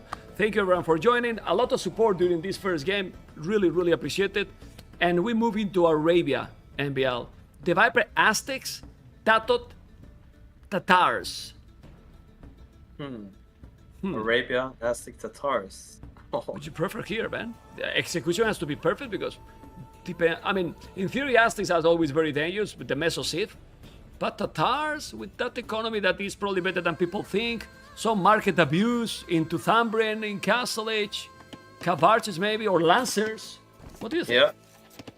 Yeah, I think for sure that Aztecs are maybe not as strong as they were before because of their egos being a bit more expensive now, and they don't have the same archer power as Mayans. So they're not that good anymore at spamming egos, but they're still a really good civilization in terms of economy, monks, relic bonus, and Eagles are always scary, while TaToHs are also pretty good because they have hill bonus. They can do a lot of damage from hills, and they have free thumbering, which is really good. Thumbering makes your archers and cav archers and stuff like that attack faster, so that can be really good against Eagles when you hit and run all the time. So let's see. Okay, Arabia is the map that you love the most. That's correct, right, Emil? I mean, it's an open map, and I like to play open maps, land maps in general. And Arabia is like perfect for me. It creates a lot of diversity with civilizations, and it's not only, you know, like Nomad with Korean, Spanish, and things like that. And if you don't pick that, you're gonna lose. Yeah, you can pick a lot of different civs, and there's a lot of variety you can go for, which I really like about Arabia. And which one? Sorry, which one of the map for both players you prefer here? So Viper has the gold and the berries in the back of his town, which makes it easier to protect, while TaToH has his gold on a hill, which makes it hard to put a town center on in the future. He also has his berries in the open. There's no trees around, there's nothing basically, there's just desert. So protecting those berries from potential men-at-arm rush and archers is really hard as well. So I think Viper has a really good map, even though TaToH has a backwood line, because Viper has also a backwood line. So Viper has everything in the back, everything in the same screen, that really helps too. While TaToH has not everything in the same screen, has to move around a little bit. What people don't think really much about when they play is that the more things you have in one screen, without moving your screen, is helping a lot, because then it doesn't get that hard to multitask. If you have gold on the left, berries on the right, wood on in the back, then it's going to be really difficult for you to move around and defend yourself the longer the game goes and the more army comes around. So try always to put your buildings in the same screen, and then of course you expand later on. But yeah, it's really difficult for well, it's complicated because depend obviously how the map it is, and right now, as you can see, TaToH doesn't have the ideal map for that. You know, on the left wood line, you can wall till the edge of the map. The wood at the back, as you mentioned, is nice. Those hills need to be protected. Well, if he has a hill advantage, he could camp some army there, probably, and wait. Do you think he's gonna be defensive? Because now the Viper is finally doing army and trying to be more aggressive. 3 militias, like the old times. Not 2 militias anymore. Men-at-arm upgrade then? Or depends if he's gonna spot it the resources quicker than TaToH? Well, I don't really know. Viper, he skipped the mill, which will mean that he wants to go for an aggressive approach. He's not making any militia or anything, right, man? You know what's coming, don't you? Yeah. What is Viper gonna do? Viper? Yeah. He's gonna do men-at-arms, I believe. No? No. He's not gonna go making then anything. the archery range right away. How is not doing Yeah, anything? and then? The market? Or No. what? What are you talking? Ah, well, Eagles, okay. Oh, Yeah, but he's doing the men-at-arms. What is this co-caster, man? Men-at-arm upgrade, I was telling you, man. I mean, I didn't disaster, see the man. militia. I was I mean, sleeping. you didn't see the militias? He has 3 militias there, man. Oh my I was god. sleeping. Ah, Wake up, man. Wake up. I'm not letting you talk that much anymore, man. I'm being so quiet. I'm being so patient in the first 2 games. It's over. Now I'm gonna take over MBL and I'm gonna be speaking 85% or at least, okay? Anyway, I was like, what did he say? I was MBL. See, I was like, why he's telling he's not doing anything? The 3 militias are there. You can do talking. Okay.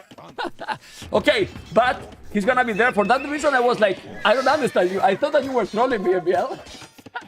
Anyway, I didn't see it. Okay, but men-at-arm, archer, Yeah. and then eagles, right? So it's probably a big combination coming. And Viper's playing really aggressive. Like he skipped the mill. That's often a sign of aggression. And TaToH is going for stable early archer range, and then into goals, he's gonna go for scouts and archers. but it's not a He lot. needs to hurry up though.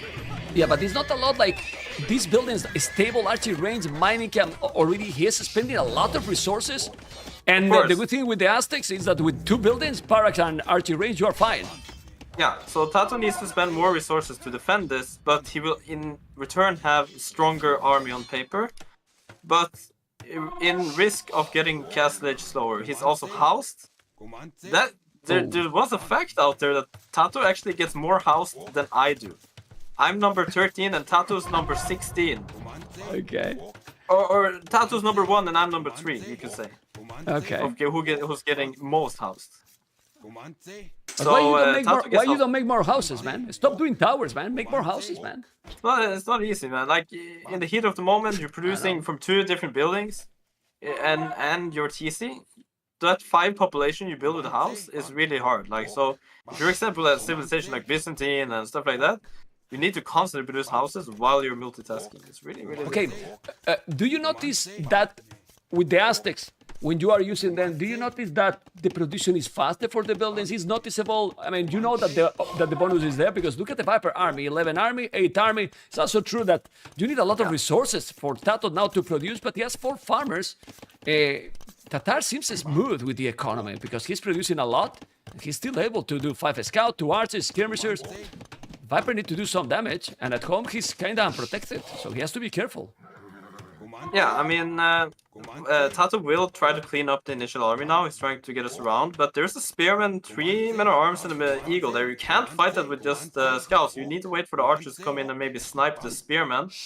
Archers are really good against spearmen, and spearmen are really good against scouts. You have to try to like maneuver everything here, and if you lose the spearman, suddenly the scouts can jump in, but Viper brings in every army he has. There's no fletching, which gives the archer more range and attack here, but on the way for both though, so both will have strong archers now. Okay, let's see this battle now because he has good amount of army now. He need to go aggressive or not. We will see. He's going back. He has already good amount of farms. No horse collar for any of the players. Do you agree with the no horse collar and why they don't do it? Ooh, market already for TaToH. Do you agree about the horse collar? So the reason why they don't do horse collar is that they are going to the next stage so fast. So if they want to produce their military and get all their upgrades for things, they have to skip it. If they do it, they can't get the same amount of army out. So they're sacrificing economy simply to get more military out, which is now kind of the stronger approach and the standard approach, like the meta, you could say, right? You can see now TaToH, he made a lot of people on gold, and he's not making that many farms, so he's going to use the market and sell stone, and then buy food. Yep, he's gonna do that. He did that already. He's trying to go up. Now the market is gonna be later for the Viper. Well, he's walling. He's not even finishing the market. But this timing is so crucial. This timing here for the Viper, TaToH need to notice because the wood is gonna be bye-bye. But he noticed he's gonna make the house no problem here for TaToH. Yeah, TaToH left it open, like knowing that if Viper came there, he could just make a house on his TC, and he was prepared. He had the plan already. So it's okay, and now that TaToH knows Viper is there, maybe he can jump on these archers, and once those archers die, those those men-at-arms, those spearmen, they don't matter anymore, right? They're gonna be dead. TaToH now, getting close to Castle Age. The reason why he made the market so early is that he knows that Viper most likely will make market with Aztecs himself, so he wants to sell the stone before Viper. If you use the market before the other player, you will get better discounts. For example, TaToH sells the stone first, he gets more gold in return, and can sell more food. Then Viper sees that, okay, the stone is not that good anymore, like, I don't get the same value, so he can see that TaToH used the market at the same time. So now Viper knows that TaToH sold stone, he knows they're both going to be on more or less one town center in the cast stage, and they're both going for aggressive approach. And once TaToH checks the market, he will see that the stone has been sold from Viper as well. So TaToH will know that Viper is doing the same thing, and they're both going very aggressive. Okay, and in this situation, Aztecs or Tatars? In situation like this, if they both can keep their army, if Viper can keep his army and TaToH keeps his army, I think TaToH has an advantage because he gets free upgrade on his army. Oh, and tampering is huge in this kind of situation, that's for sure. He's doing the plus 1 armor for the Eagles. So, he's gonna do Eagles, he will have to do probably the Crobos as well. Resources looks better right now for the Viper. He has a lot more food right now in the bank, doing another barrack. The scouts are coming. What army you think he's going to do? Cav archers? Triple archery range is talk by itself. Cav archers, Mr. MBL. Yeah, once you go three ranges, you want to go cavalry archers. So this is definitely the play. I don't think TaToH will do that many more archers. He still has an archer mass. He's gonna make a few more just to get that crossbowman upgrade worth it. And then he's going to spam cavalry archers and try to use mobility to his advantage here. Yeah, he has crossbow and bow arrow incoming, but he has to be careful because now the timing is better for the Viper. He's going back. Those archers immediately got Thumbrin, and definitely the Viper need to take a good battle here because that army is gonna be scary for TaToH. Let's see the battle here. He's gonna take those. Oh, but TaToH has Thumbring immediately, so it's easier for him to hit and shoot like twice. You know, but Viper spends a little bit more time reloading here. TaToH gets away, he's taking a little bit of fight, but upgrade is in for Viper earlier, so definitely advantage Viper. The upgrade from TaToH doing crossbows was kind of worth it because yes, his army might be a bit screwed on top of the map here, but he also has 5 crossbows at home to deal with some eagles raiding for Viper, cleaning it up nicely. And look at this, he's not switching into cavalry archers yet, but he's keeping the crossbowman production going. Do you like that? I also like this. Yeah, because if you see his food income right now, TaToH has not a lot of farms. And for those cavalry archers to be good against what Viper has, for example, all those crossbowmen, he's going to need bloodlines. Bloodlines giving the cavalry archers more HP, and if they don't have more HP, they will die hard to those crossbows. So TaToH, he can't take the risk yet to go cavalry archers because he needs to clean up the army from Viper first.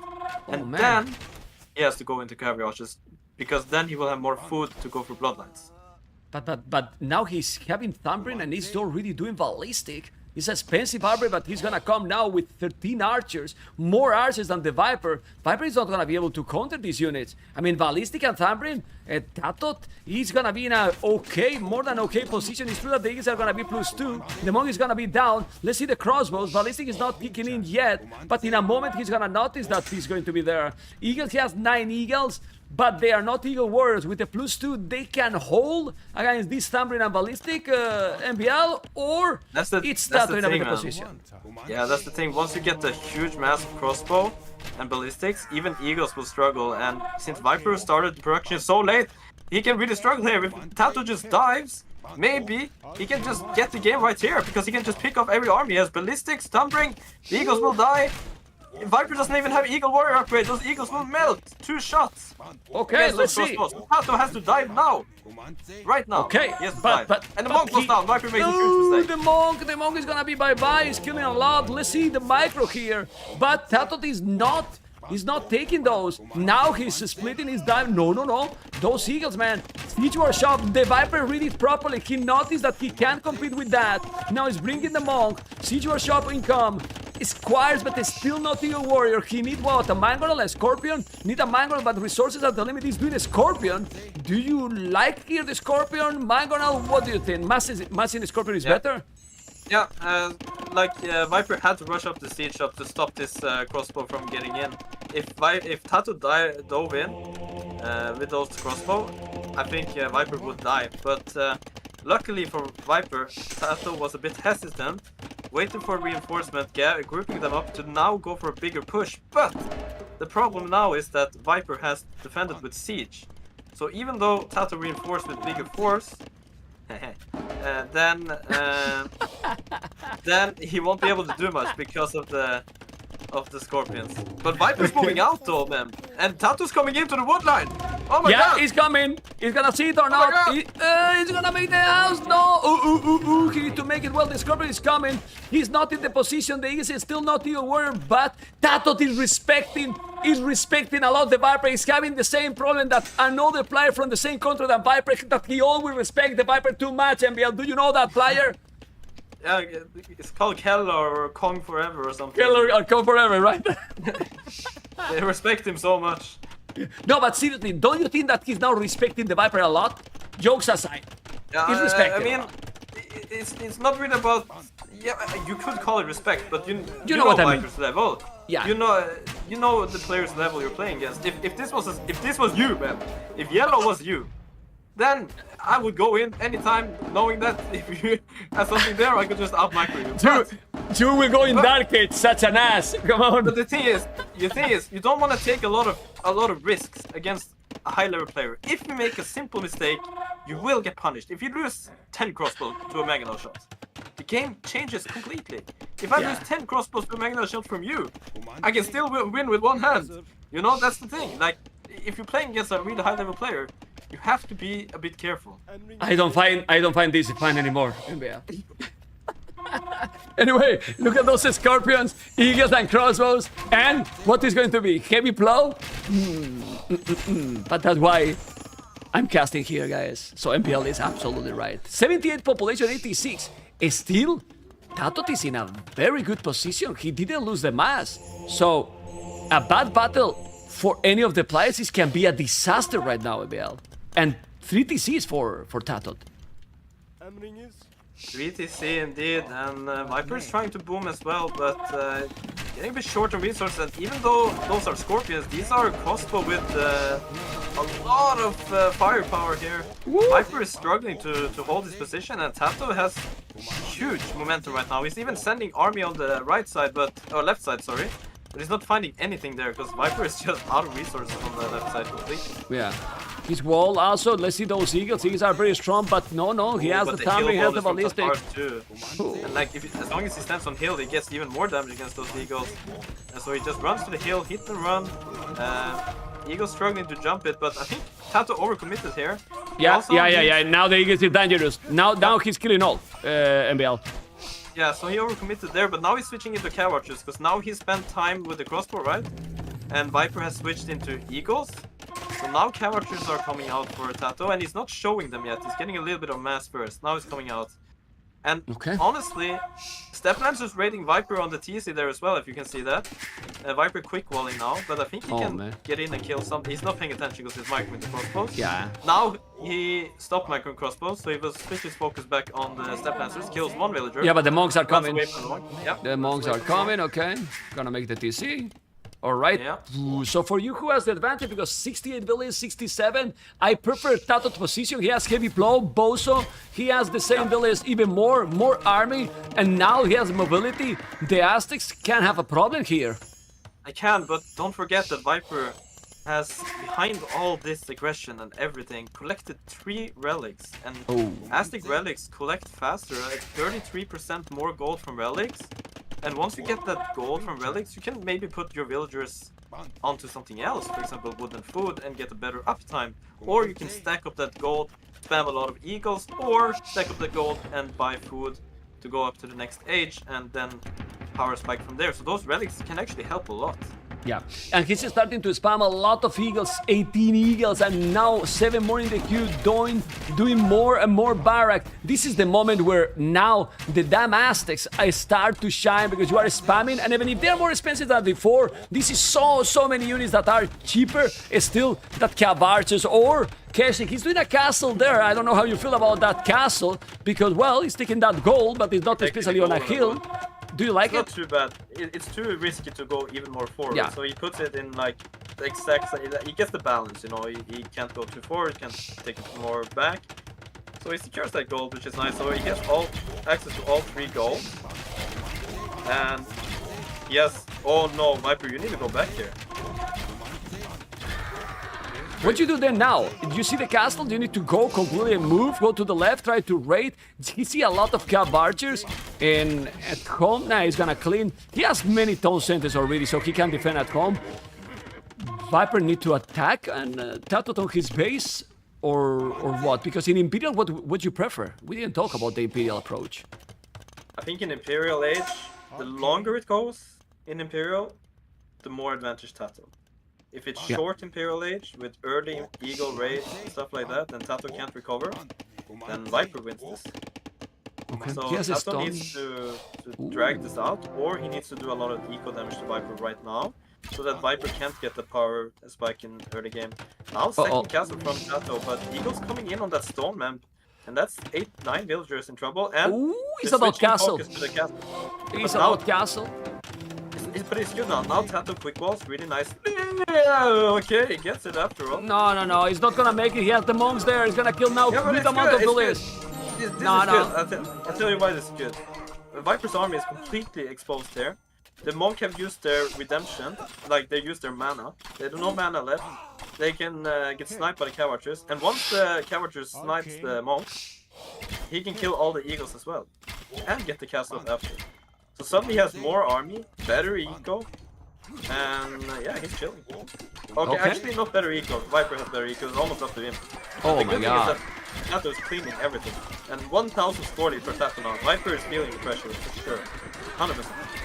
Okay, he's doing another TC at the back. Now this is already the Viper on the way to Imperial. In a moment, it's gonna be up to Imperial. Where he's gonna make the castle? I don't know where he's gonna make the castle. He need to react really fast in that 4 TC at the back. But I believe that the castle should be where that valley is in the middle. The problem is the Viper 14 army, TaToH 37. You need to make the castle now at home. He has no army to counter the Keswick and the Cav archers that he's bringing, but the problem is that he's gonna be wall. Ooh, not completely. It's gonna be inside, man. Viper is dead here. Look at this. He's up to Imp, but he has no army. So while he's no army on the way to Imp, TaToH can go in and do a lot of eco damage. After the eco damage is done, the Viper hits Imp. Viper won't have economy to upgrade to Elite Eagles, which means he's basically in the same position as he was in Cat Stage. He can't get the Elite Eagles. Maybe he will save up resources for it, but he won't have that many in that case. And meanwhile, while he's upgrading to Elite Eagle, getting the mass, he will have to clean up TaToH's army in the front. And while all this is happening, TaToH is booming, getting into the strongest army he can get, getting all the castle positions, so he is fine against raiding. And TaToH is winning this game 110%. Like, there's no way back from for Viper. Thank you for thank you for keeping Okay, the hype. 99.9% chance well, that that's something. That's something then. That's something. Yeah. Okay, but and if he's not winning, then what? Well, they get 3, right? No problem. Yeah, You they keep can- going. yeah. But Okay. this looks scary for Viper, and if this continues like this, we're gonna have a Hera TaToH in the finals.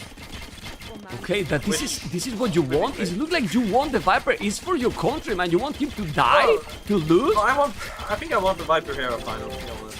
Okay. Let's see what is gonna be here. Okay, but the castle is gonna be down. He should cancel that castle and make it another spot. No? Elite yes. Eagle?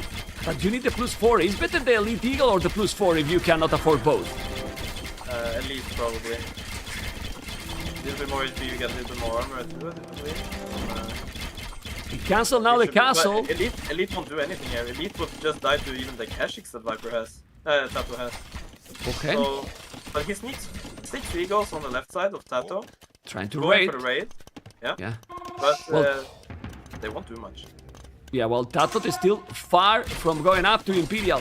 Where is the Viper doing the castle? He's not doing he sold the stone. He's not even doing the castle, +4.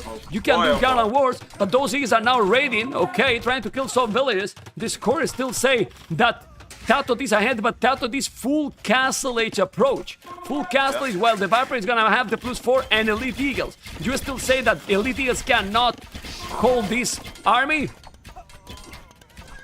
Well, if TaToH wastes them to the TC, then maybe. But I still prefer TaToH's position because he has 4 castle in defense and Viper doesn't even have a castle himself. Like you said, he sold his stone to get eagle production. Okay, let's say he gets eagle production players of the army. Then he needs stone again to start trapping the castles. And while he's trapping the castles, I think TaToH will go in. Like, Okay. it's just an so hard way back for Viper. Yeah. Let's see, he has 30 army, 60 army. Obviously, he has a lot of figures now. He's gonna kill those Keshiks, as you can see. He has the +4. Still no forging, not so many upgrades. This army is not enough in this area. He's still not ready. He's gonna come with all the others. But military numbers is striving for sure. He knows that his opponent is full castle. It's not a lot of farms. He should have a lot more farms. TaToH, don't you think? Of course he 25 should, but farmers? he's a bit busy, you know? Yeah. Well, He should have Obviously. Cobra cars too, but you know, it's not that easy. Okay, look at those Eagles. He's gonna take those Kessig and now he's gonna kill this army. The spot with the kill advantage as well. He's gonna take all this army or not?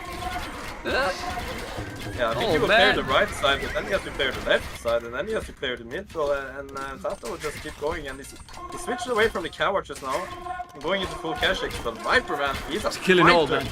He's killing all. He's killing all the army, guys. He's killing all the army. The Viper is taking everything from TaToH. TaToH is still in Castle is forever. Now he took all those Cavarsis and the Keshik. And the 99% is a little bit more. 95 maybe now, right, MBL? My goodness. Look at the score. Getting closer. And where is the Viper gonna make the castle now? He's still with the 3 relics.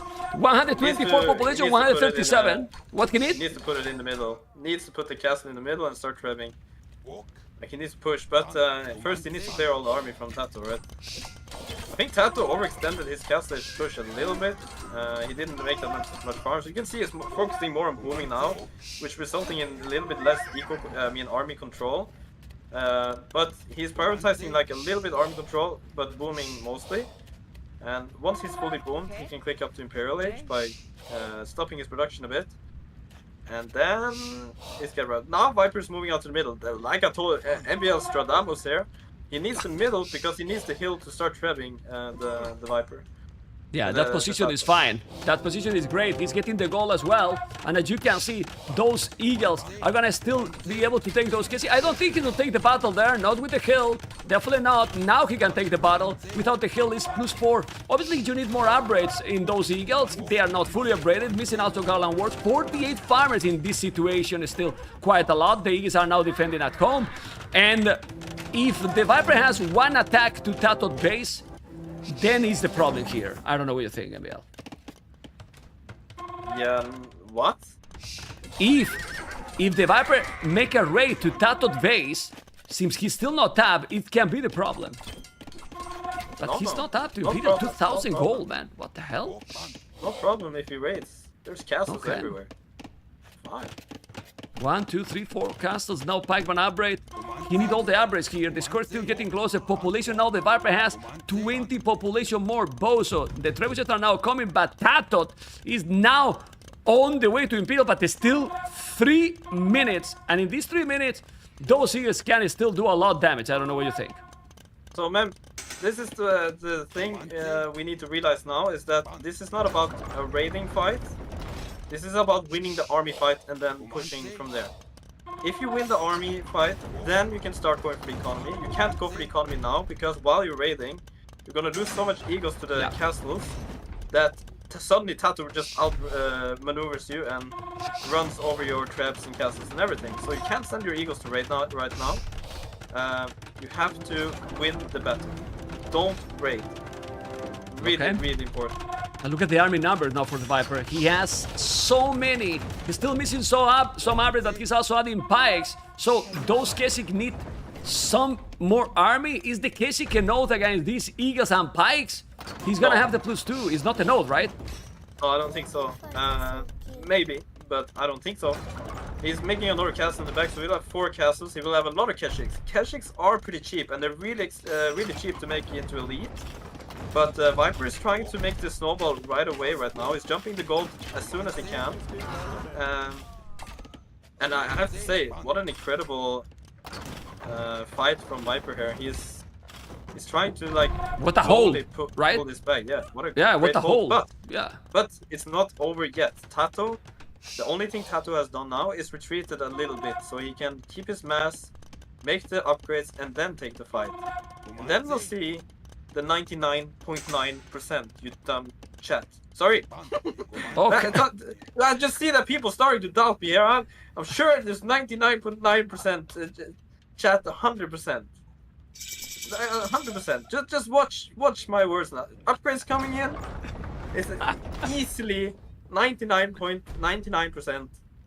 Okay. 0.1% chance from Viper. Like, chat don't think I read them. They're like 99.9%. Well, don't read it. I mean, you are reading. You are reading them all the time, man. All the time, man. So cool, so knowledgeable. It's still easy for TaToH. Okay, let's see what is gonna happen, because this is elite Keshik. Those are so many Keshik with the +4 attack, and oof. he needs to defend, but he has only one trap. It's so many Eagles. The problem now is that the units, even if the Akesic are cheap, but this army, look at the amount of army, 66, 74, Gallant Wars with the +8 attack. MBL with +8 attack. Ay, ay, ay. Well, let's see. He's trying to commit. The micro has to be insane here. And Go now, TaToH. Go need now the average before the Warlords. average, right? Before the +8. He doesn't have the +8 yet. Oh my god. This is so many Keshik. The +8 is not there. He's not committing here. But I think TaToH is gonna kill absolutely everything. Everything with those Keshik. He doesn't have the Gallant Wars. And now the Viper army disappear. Where's the army? GG Cole and MBL. The noob MBL was right, and look his smile now. Such a dumb chat. Told you. MBL, relax. You have to be now, your ego need to be now quiet. Because you were right, and now you have to say, well, I got some luck, and you move on. Even if you don't think that is true, you know? Okay? MBL, good prediction. Good mention. I'm just kidding. I love your chat, but don't make fun of me when I say 99.9% because Because you know. I know. Yeah, that's it. I know. Anyway, this was insane. Like 2-0, he holds so much, and then we have seen how TaToH knew exactly what he was doing the whole game. Great game by TaToH. 100%. Like the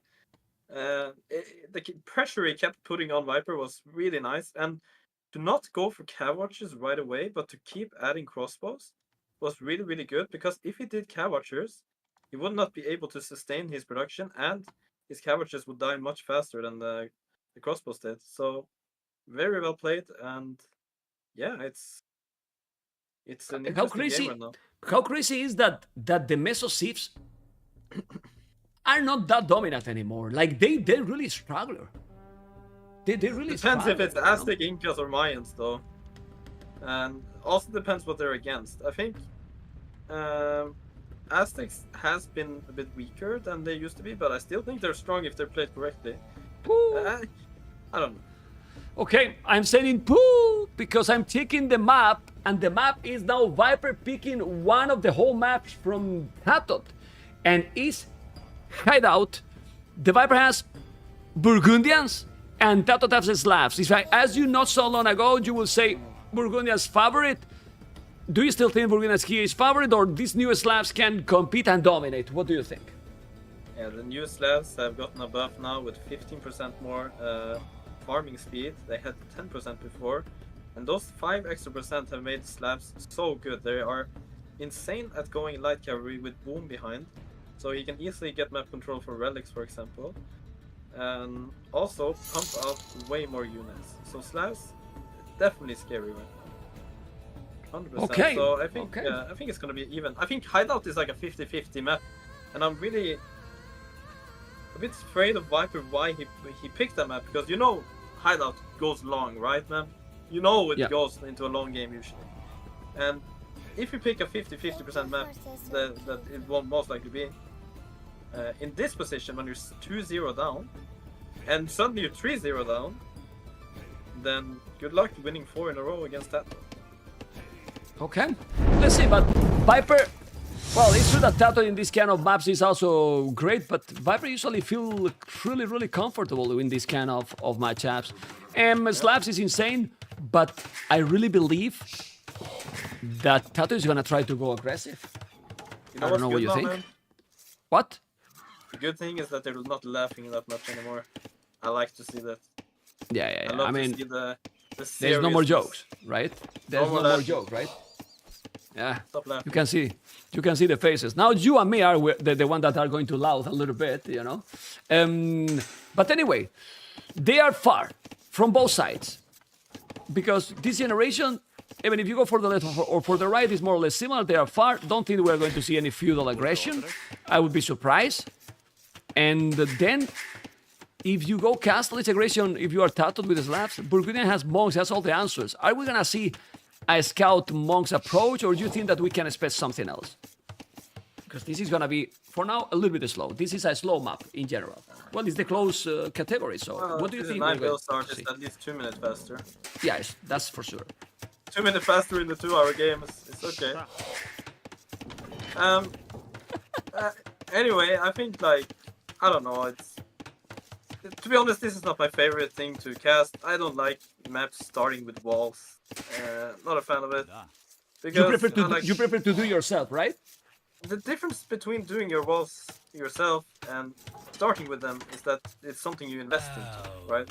Okay. So knowing you invest into walls, you're leaving yourself a bit more exposed for aggression or things like that. And if you know that your opponent has spent resources on walls, maybe you can play your game a bit differently. But when you start with walls, that's when the game slows down a lot. So even this is though but you this is build walls Palisade. very badly, I mean, Huh? you can do men at arms or towers. I know it's tricky, it's risky, but you can Yeah. create chaos with those. you can. But listen, if you build big walls like this in Arabia, men at arms and towers will punish you way more because you have spent villager time and resources into these walls.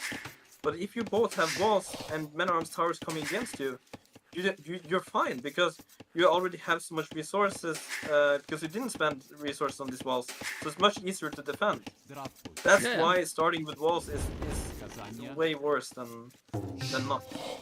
For aggression, that is. So this game will most likely not be a feudal game because going feudal aggression in hideout is not really good unless you have a huge civil loss. For example, you're Celts and your opponent is Spanish. So if you let him go into conquistadors right away, you're dead. So you have to put aggression. Or your civ is so dominant that even if you put aggression, you're still ahead. But here it's 50-50 civs. If you go men at arms, you're dead. Like you can't go aggression. If you see Okay. that, it doesn't work. Okay, we can see how TaToH is already setting up the economy also not to go for early aggression. He has the second lumbercamp coming both in corners, so the efficiency is going to be really great. 2 lumbercamp as well for the Viper. He is doing the farmers, and he has already Horse Collar with 4 Bellies on berries. And okay, well, pretty much the same build order for both, and they will go up with what population? Because we saw that in the previous series with 22, 23 they were going up, but I believe with these civilizations, 26 probably, 20, no? Yeah, 25, 26. TaToH is already with the feudal age after this builder queue. Yeah. Early feudal age for TaToH here, and I think this is an approach to go for eco upgrade first. Wait, what? Wait a minute. No, this is just a fast castle. Never mind. Yeah, fast castle, 25 population for both. Yeah, he just made a farm in 2 farms in Dark Age, so yeah, it's fine. This is a fast castle, super fast castle though. Like 23 pop is very quick, but on hideout I guess it's standard, right? Looks like he will. How will he do this FC? Will he mine 10 gold and sell stone, or will he mine 30 gold and sell wood? TaToH, that is. Let's see, because for now we don't see yet any barrack. So, oh, he's doing the barrack, TaToH, okay. And he's showing the barrack, like, it's not good to hide your buildings. Just to now I surprise. know why you were commenting like this, because I was really far behind you. I was like, why is Mem so knowledgeable? Oh, of course, I was 2 minutes behind. Well, then it makes sense. So barracks coming up now. Okay, now I understand. Yeah. I thought you were like good at the game or something. I was panicking here, thinking you know more than me, or I don't know. But now I totally get it. I am already in Imperial, MBL. I'm already in 25 minutes, you know? Yeah. Anyway, 25 population, barrack is doing the market. Okay, but now he's debating is gonna make. What is TaToH gonna be the second building? It's gonna be the stable or the blastsmith? Maybe he's just gonna go spears. I mean, you want to have a stable, I believe. He's gonna make the stable. Yeah, stable and market is the common now. No blastsmith and stable anymore in there. Market and stable is better for your booming. Having a market in the back means that you can balance your resources a bit easier. So I do understand the market instead of the back. I think that is a better approach. So yeah, because if you have the blacksmith behind the boom, like it doesn't really make any sense. Well, you have both players have the same population. They're going up exactly the same time. Obviously, Burgundians who have slightly small advantage because they did double with that Scholar right away. Now he's doing Bozo. It's true that the farm bonus is crazy, but he doesn't have so many farms, TaToH, so didn't have the opportunity to get that bonus to kick in. And resources collected looks like Viper has a little bit more. But they are going for just scouts and playing like Arena MBL. So, yeah, this is what they are going to do. And I believe that they won't do a castle integration like Siege or something forward. It will be 3 TCs with Monastery. And, well, and pretty much that's it, no? Yeah, we've seen this a lot before. This is simple arena style. Get some scouts to take map control, fight for relics, like you say, and just boom behind with 3 town centers and go for Imperial Age. Maybe the one that can get a little bit more kills with their scout can potentially go more forward with their buildings. But this is... I'm sorry. This is a snooze fest. I'm bored already. Well, it's a booming game, but to be honest, there's many games, even in Arabia, that the players play this kind of style. Yeah. Is it true? It happens quite a lot. We have now Husbandry. He has Bozo and Heavy Plow. He's doing the Monastery. What he's going to do now, TaToH? For now, just doing the upgrades, not doing extra TC or not Monastery. I'm surprised. Well, he's not doing anything of that. Well, the Viper is already doing the extra TC. TaToH, what happened? He's not doing any building. We're coming out! Viper's moving in! And oh my god, this Viper's moving back! What happened? That was just a 1v1 scout fight. I'm trying to hype the game. No, but no fake hype, man. I was just... You were muted, you know? That you were muted yourself? Yeah. Okay. Wheelbarrow, light cap, TC on the wood now, 3 town centers. Well, in this kind of situation, the Viper should be ahead now. He's having 3 TCs. Look at that economy. Wheelbarrow as well. Well, got Heavy Plow, but the Slavs will catch up, I believe. Right? Yeah. Yeah, I think so. Like, so Viper, I mean, TaToH went a little bit more heavy on the army. Viper has good eco because it's Burgundians. But like More you say, army? Slavs will... Oh, What? Viper has light caps. Well, TaToH didn't even make the upgrade for the light caps. But he made more, right? Didn't he? Or maybe... Really? Viper has more army and more How is everything. TaToH so behind on army and eco? I don't know. Well, I really don't know. He's 2 And wheels Viper- ahead. I'm confused. Yeah. No, but Viper has Wheelbarrow, remember? And then Oh, 3 yeah. seconds idle TC only for the Viper. Like, he's controlling the echo right now perfect. He's taking already 1 relic. He's probably going to take... he can see all the relics? Actually, he can. If you Not think really. about... If you think about history between these guys in closed maps, who do you think is the favorite? For example, Master of Arena. Viper against TaToH. Who won that match? I think both has won in some, you know, but it's Uh-huh. true that TaToH has been winning, well, quite often, I will say, in those matchups. I feel like history So, between these closed maps, Yeah. TaToH has actually been a little bit ahead of Viper. probably. But as you can see now, though, TaToH is struggling getting his eco going. Like, okay, he has his eco going, but he 2 doesn't have TCs 3 only. town centers. 2 town Yeah. centers only. Which means that Viper is pulling ahead in villagers, and he has more economy upgrades. I'm not too worried about TaToH though, because now he's getting his 3rd TC. He can even buy stone to get a 4th town center. And then he's okay, I would say, because he has the Slav farms. Yeah, I'm but not they, too worried yeah, about it. they have a lot of army. I mean, if they can go equally to Imperial, Burgundians should be better in Imperial. Like bombard cannons, hand cannoneers. I know that you can have siege onagers, but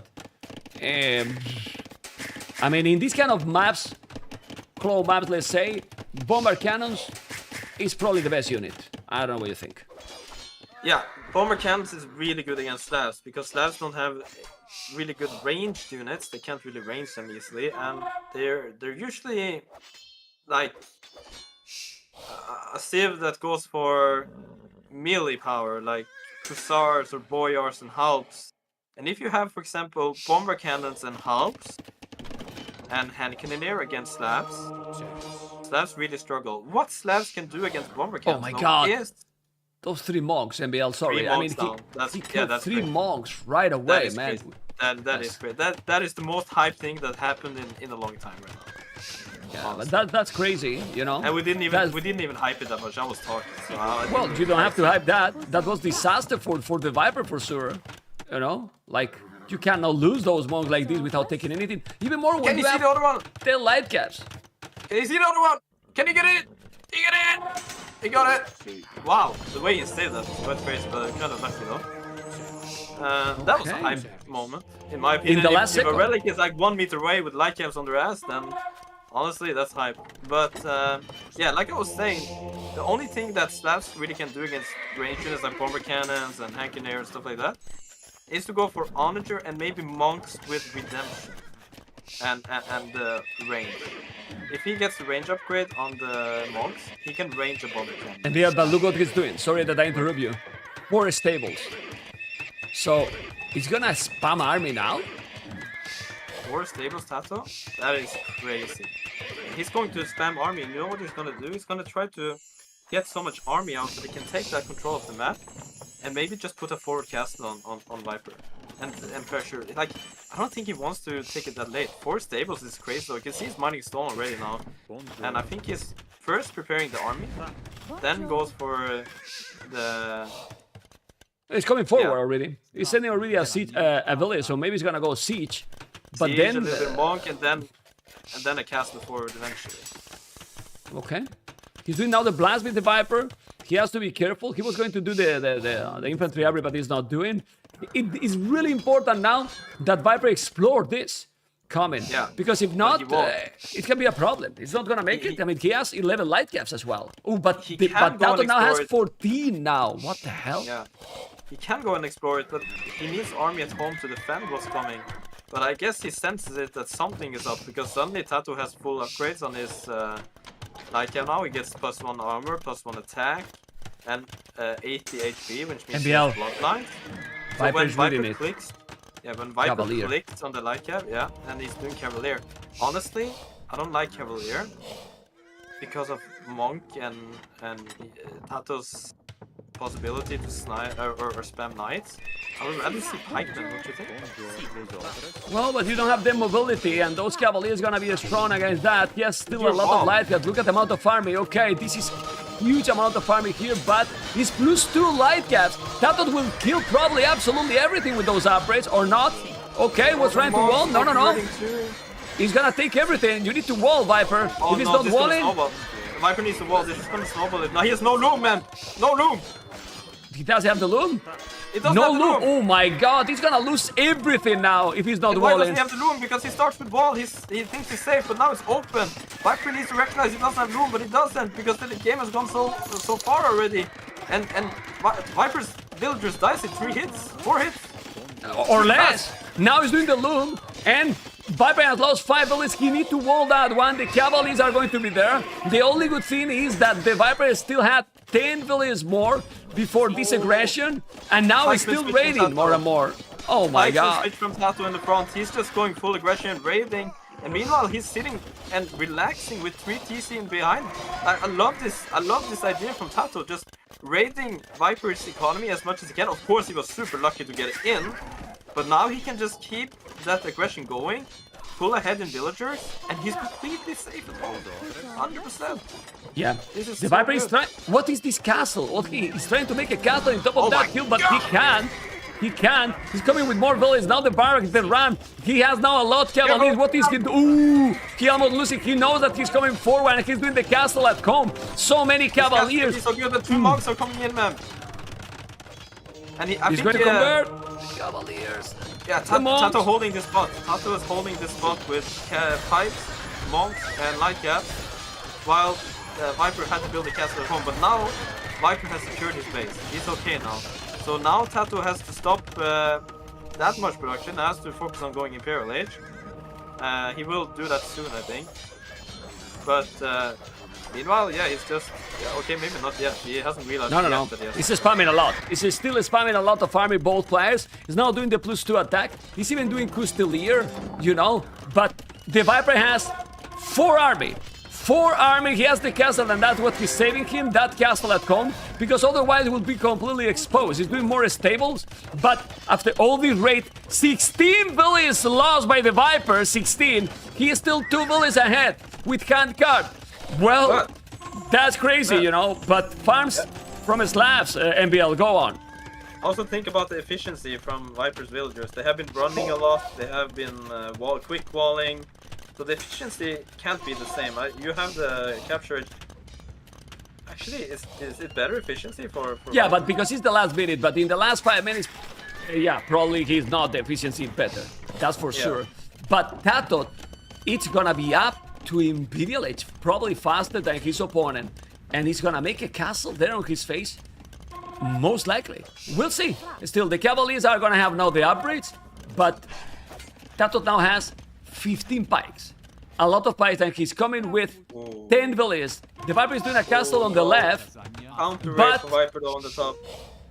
TaToH responds with his own nice, that's good, but the gold on the left side is getting raided quite nicely.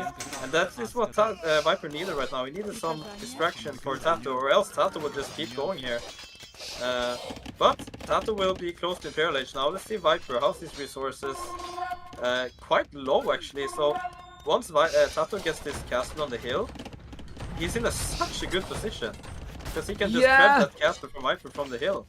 Yeah, but he has killed now 10 villages in that aggression. He's doing the castle on the left. Remember that he's kind of fake these resources, MBL, because he has been spamming army and villages as well. He has to stop to do that. Those spikes are +1/+1. The Cavaliers are not gonna be a node. 23 army, 47 army. He's on the way to Imperial, but the Viper is gonna go up to Imperial soon. We will see. TaToH is doing an amazing game. Yeah, probably it's not gonna be a node. Yeah, not fast enough. This is glitching now. Okay. 10 villages more for the Viper, but TaToH is being really aggressive here. And Viper is not even close to go up. The castle is gonna be up there. And if he's not stopping this army, the Viper is in a big trouble. Viper is dying. In a big trouble here. Oh man. Oh man. Okay. Viper is losing most of his army to light cav and halves. It's not really expensive army for TaToH to make, so he can just remake it right away and keep pressuring. While this army is so costly for Viper, it's basically Cavalier. They're so expensive, right?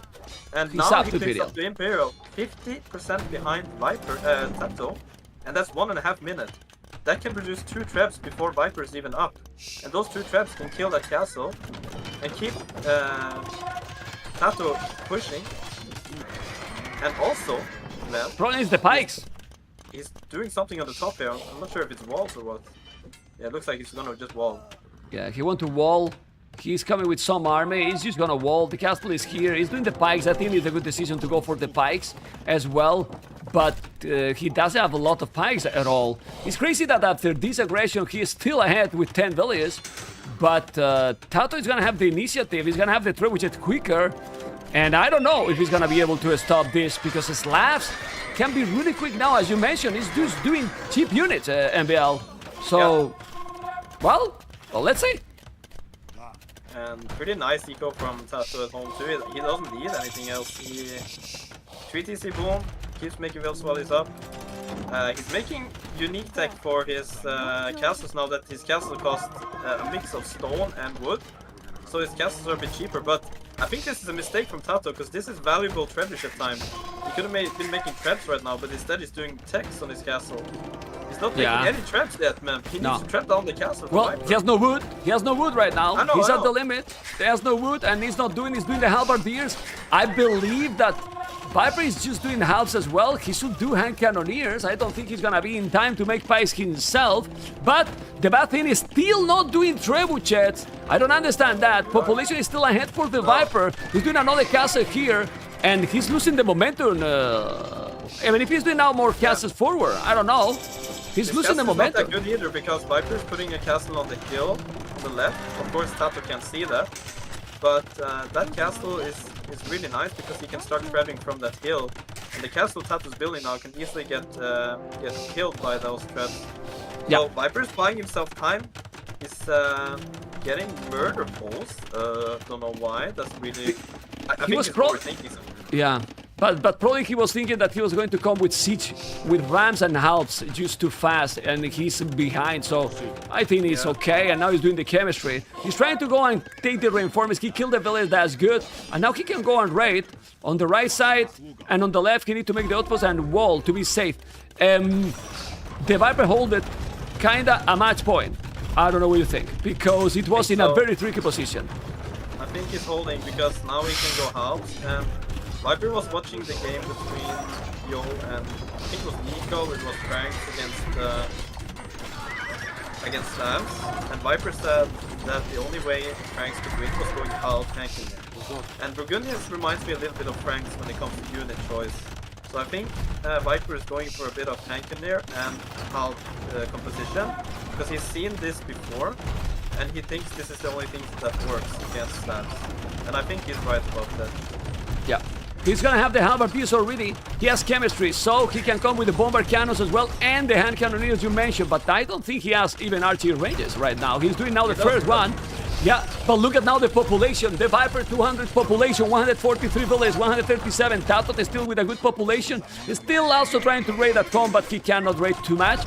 And in this situation, MBL probably the longer the games goes, the better now for the Snake.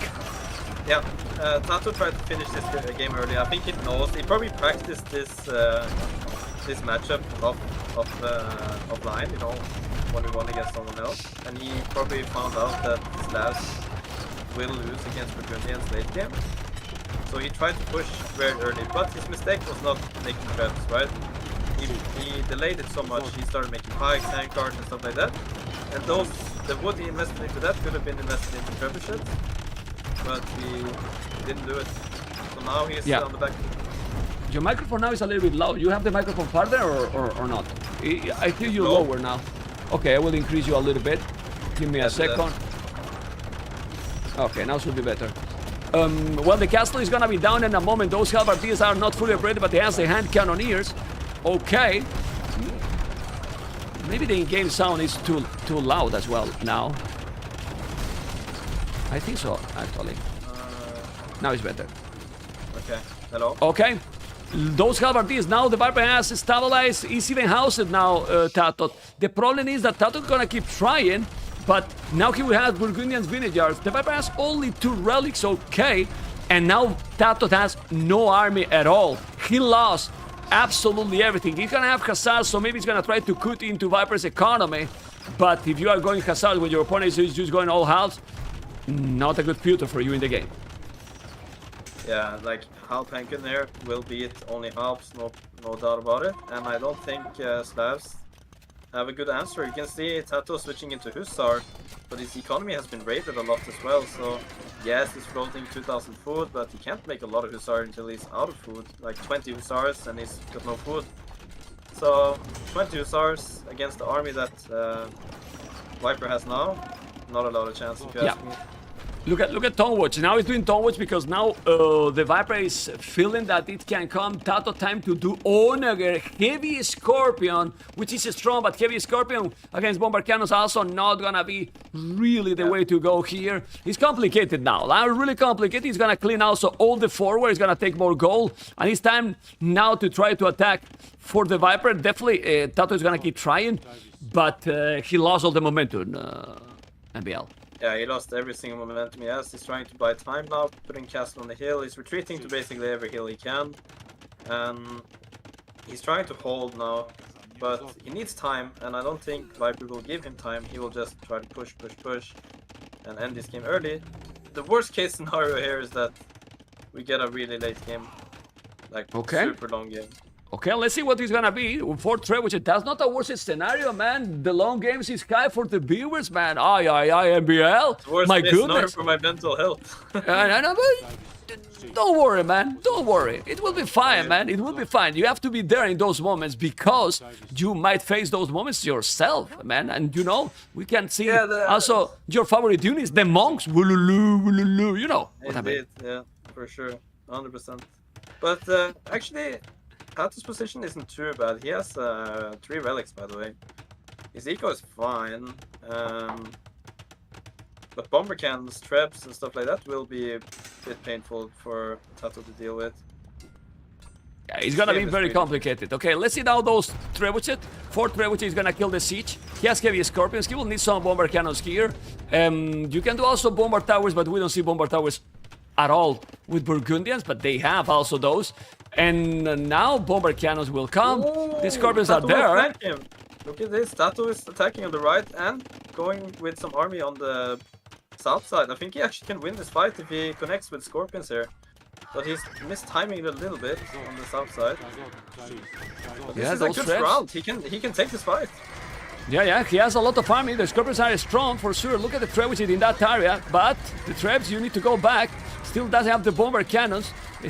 Anyway, resources for the Viper now insane. 6,000 food. 6,000 food, but he's cutting as well. He's trying to create chaos. Mess game. Completely. Ooh, nice cut. that Viper saw bad. it immediately. Viper saw it immediately, yes. He has the TaToH, he has the outpost, and he has But walled still, those though, with it's annoying. houses. He doesn't Yeah. have anything there. No. And He doesn't have anything. TaToH pushed back on the right side and has momentum in the middle. Suddenly TaToH is the one having control. What on earth is this? What's Okay. happening here? Well, the Khazars are coming, are raiding, but now the Viper is gonna have the helps. The thing here is, when he starts to lose some villains, the Viper is gonna benefit him to get more and more army, because he got way too many villains. Now finally doing the guild, so you can sell some food and get some more gold going. And he will go with the traps to the middle to try to get into TaToH base. TaToH loves these kind of games at MBL. He loves to go into Honestly, these long games and crazy games. When you have 4,000 food in the bank, just press the button, man. Just press the button and reboom. Go attack. Why not? The button, but the button is not worth anymore since this nerf. Those units are not the greatest anymore. They're fine. Like, it's gonna be 200 army for him, and then he can just reboom. He has so much resources in the bank.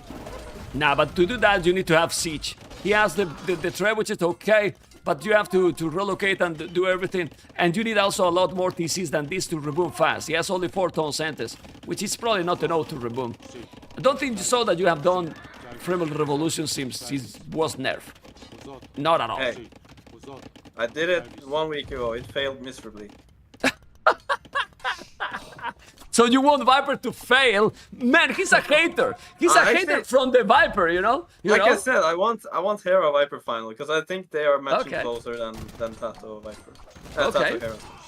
Yeah, but right now, well, it doesn't matter, right? Because you can be 2-0 against one player, then maybe you are probably a better matchup or a worse matchup against the other. It doesn't have to be the case. But look at this.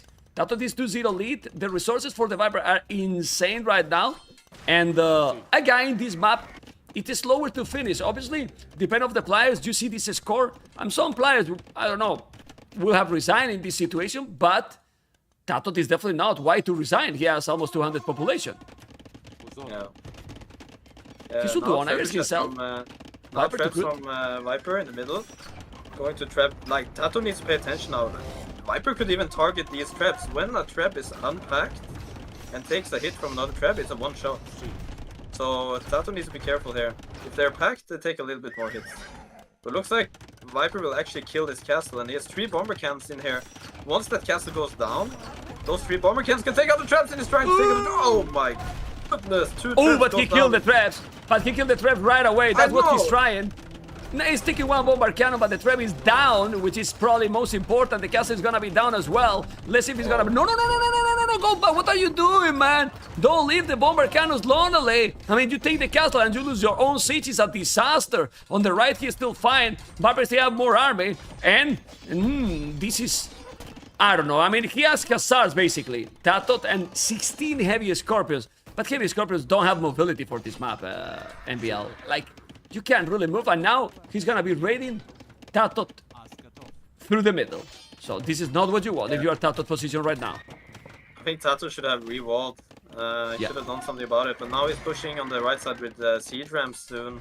But he has to address the middle now. Viper made a huge push here, so Viper's full attention on the middle.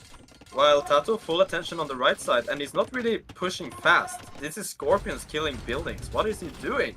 He needs to do something in the middle now, or else he's going to die hard here. No, he's not. He's going with the Rams. Now he's in the middle. Military numbers almost the same for both players. 7,000 food.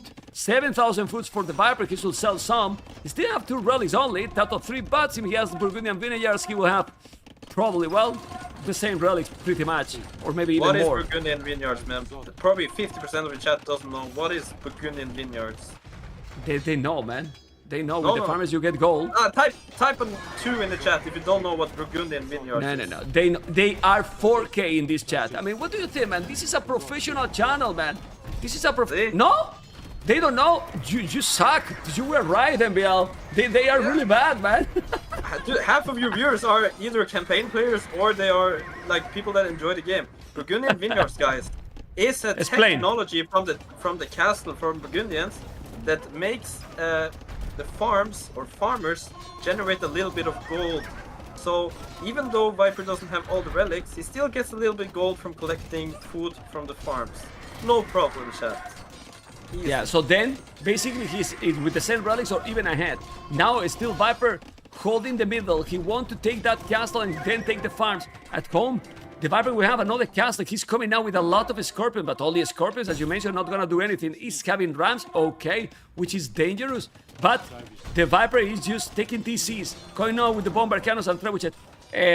Both players feel comfortable in these kind of games, but who you think is in this kind of stages the better player? Well, I'm just asking myself, how will TaToH stop this push from Viper? He ran a little bit of Hankiners into the castle, which helps TaToH a little bit, but stopping this death ball of Hankiner out in the middle is really hard. But then again, how does Viper stop this push coming from TaToH on the right? I think just bomber cannons. Right? Yeah, he's doing that. He's doing that also. Few bomber cannons, yes. Few bomber cannons here just kills everything that TaToH has if he clumps them up like this. Yeah, he's doing them. They remember that Burgundian's bomber cannons are also stronger.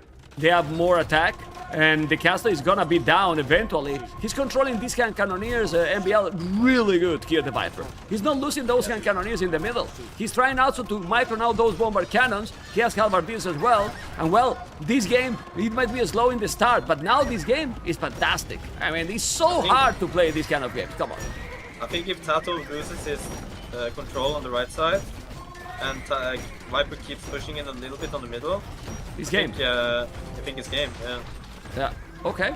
Let's see if he's gonna be able to do it. He's coming with more Rams. It's so many Scorpions, but the Bomber Cannons is enough to kill the Rams. He should have the village there, and he's repairing the castle. Not a lot of stone. It's still difficult. You have to control both at the same time. Halves and hand cannoneers in the middle. You need to defend properly, and this castle is getting now more and more damage. You need to kill the Rams, the Rams. Viper, what are you doing? You need to kill the Rams. It's fine.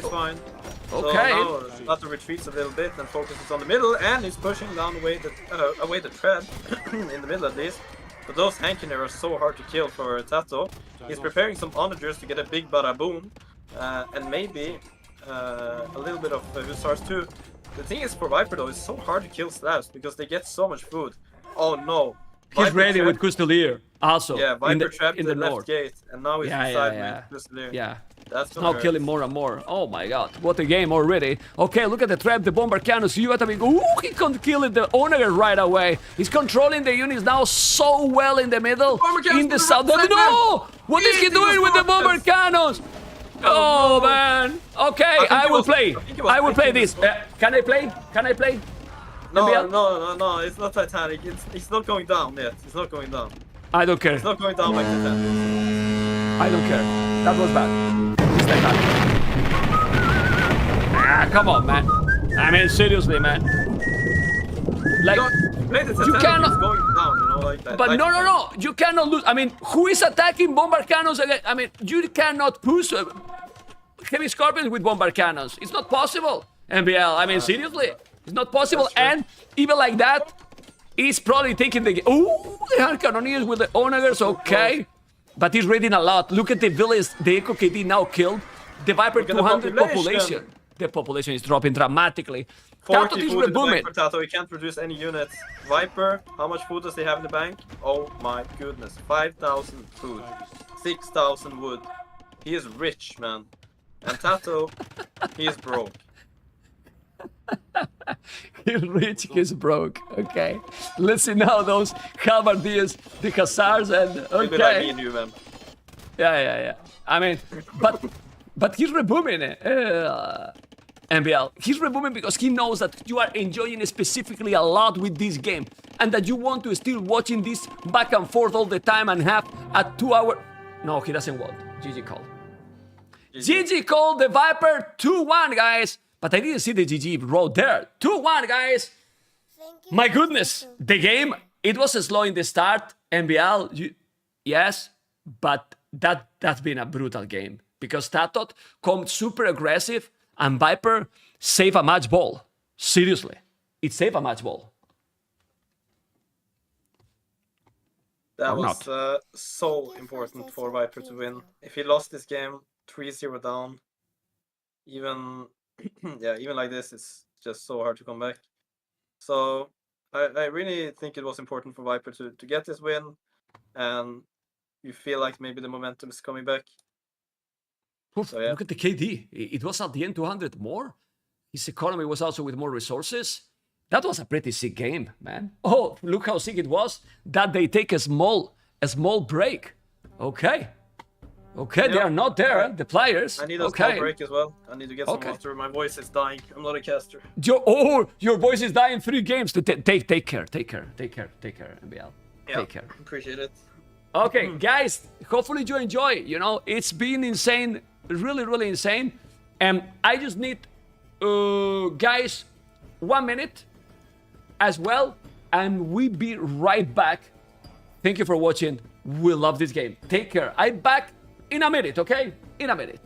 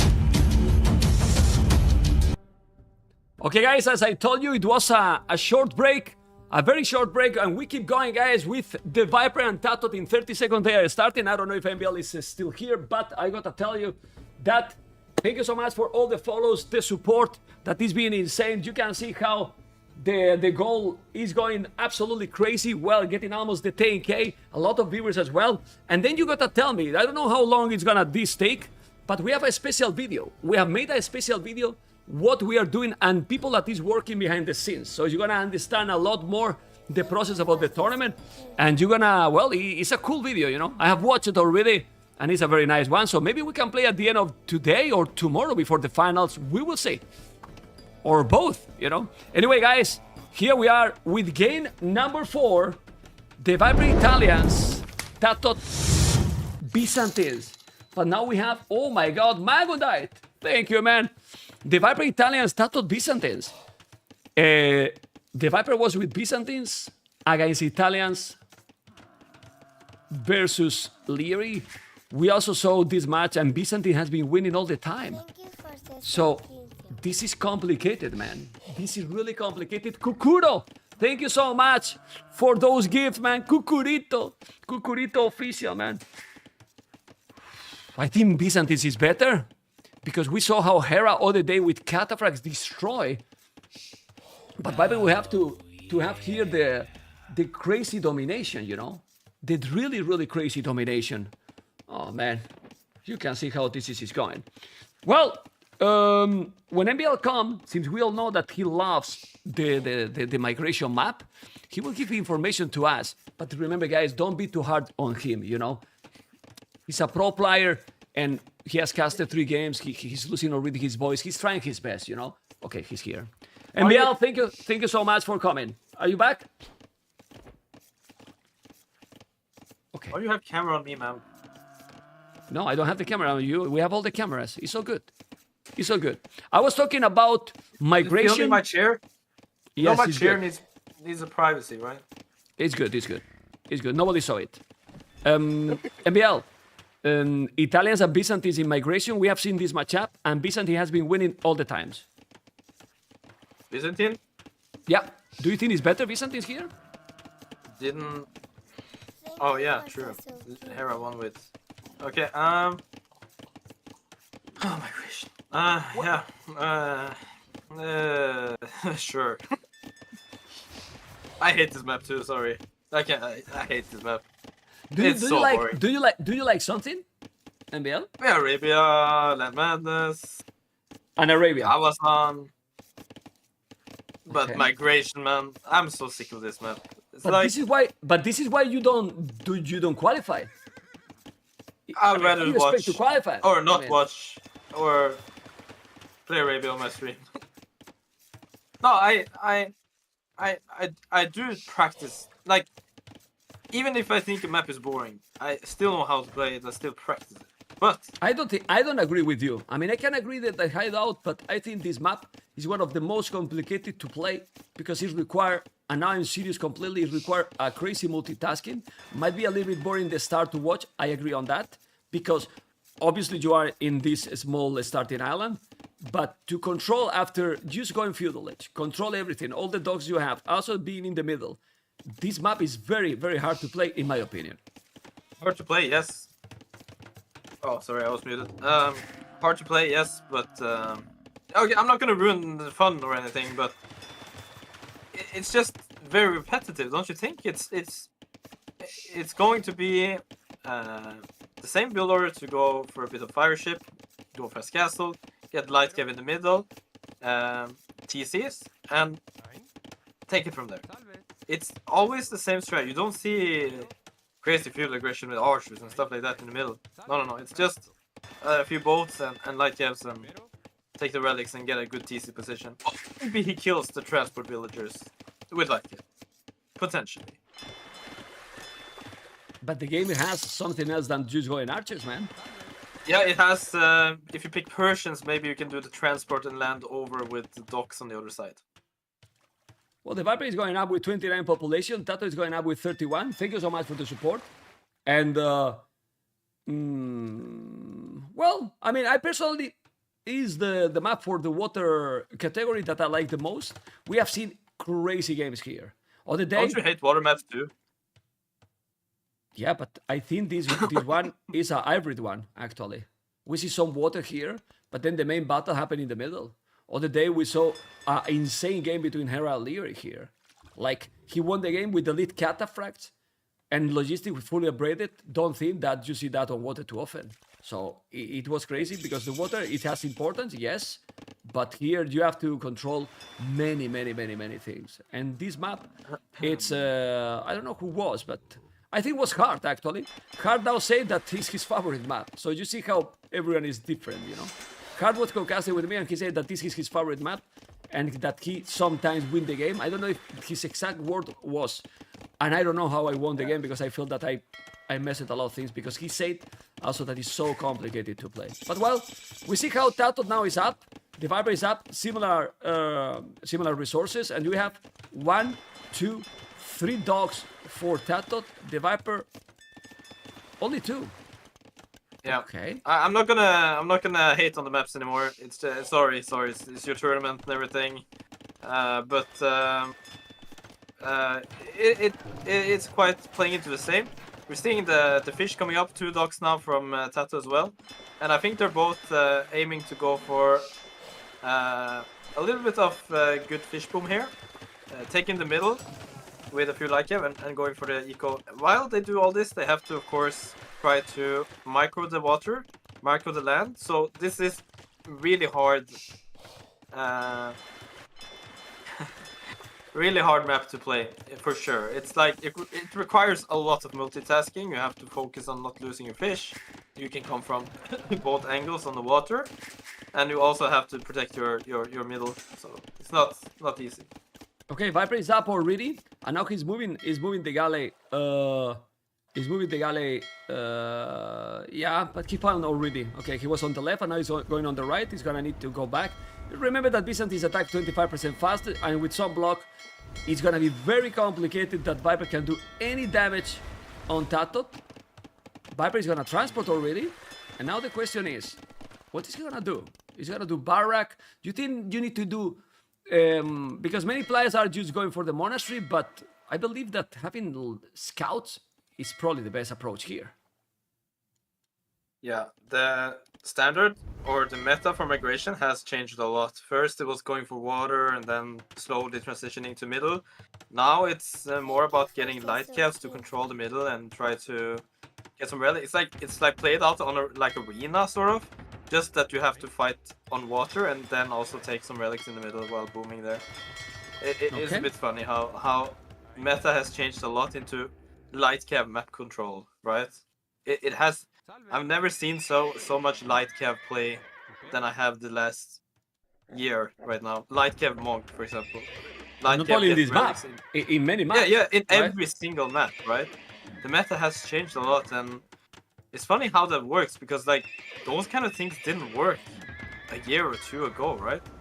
But now it's the thing that only works. It's so strange. I think it's yeah, I think it's really weird.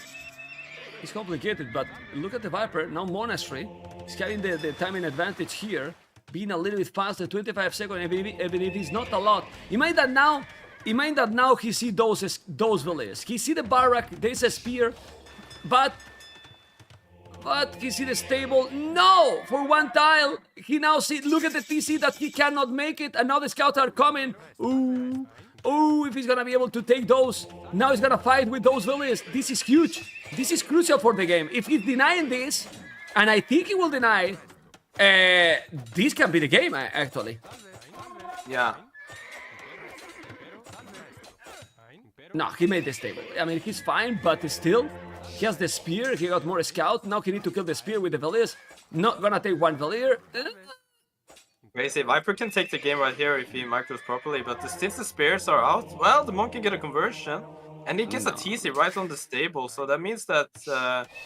oh no, the monk though! Viper wasn't ready. Can he get the instant conversion? Nah, No. it's not happening anymore. But that was sloppy. Why you leave your scout when you know that the stable is there? It doesn't make sense to me to leave that one alone when he has Yeah, the he should stable have had there. something there. Yeah, he should have had something. He shouldn't release the monk from the monastery.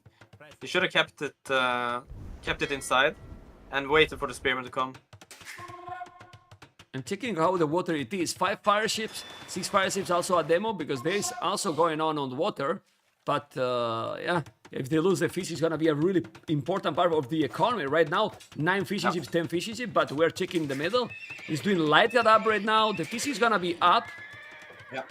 The TC TC there. coming up from Viper first, and that's kind of a nice thing. You know, he can make a few villagers there.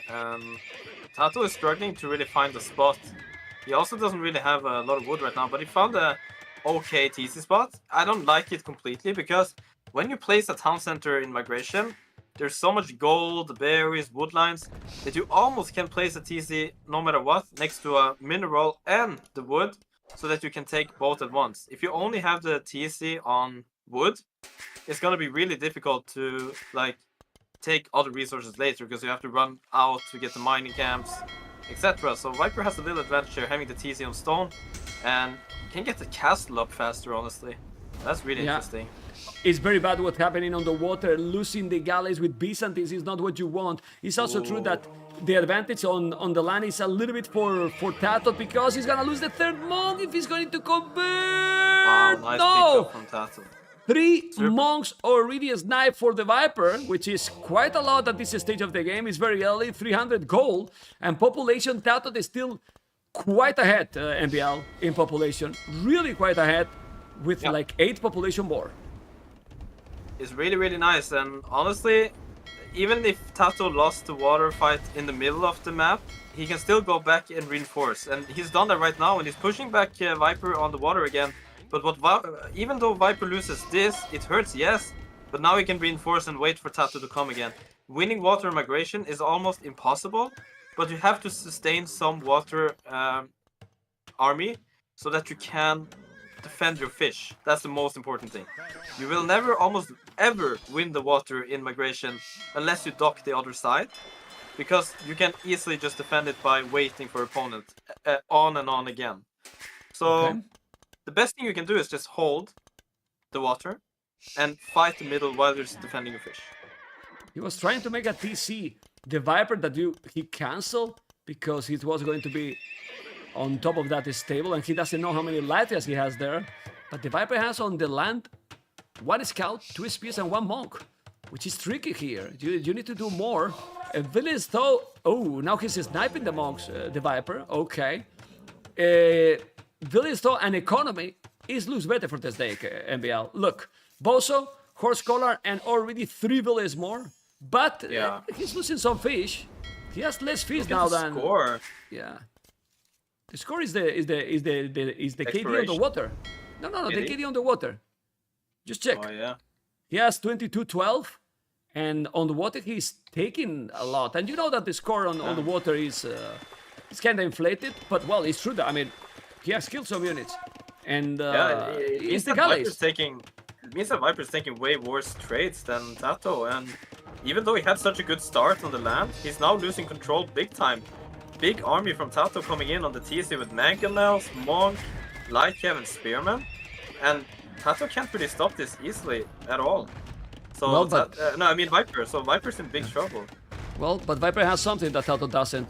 Look at the stone, and the Viper is about to drop a castle. That's why he's losing some presence in the middle. He's collecting a lot of stone. I think he's gonna make the castle probably behind that stable in front of the monastery, where the deers are. But what is the castle gonna give him though? Yes, it gives him a little bit of protection while he can boom. But now, after losing that TSD, he will be behind in the boom as well. Making Genoese crossbowmen like your unique unit here makes no sense because there's Mangonel. He would stop the push. No, he's gonna stop the push probably. He's stopping the push, but he's giving away his TSD and he's giving away the whole left side of the map. And look on the minimap, man. The right side is a small. Not only that, check what he's doing TaToH with the transport landing. The Viper is starting island. Oh, good. That's so smart from TaToH. Now Viper has no clue this is coming, and Viper is defenseless. Has to run the whole wood line, has to run the stone, has to build on his mainland. This is not where Viper wanted to focus at all. And TaToH has forced a really good reaction and now pulling ahead in eco like crazy. And he has the better civ, man.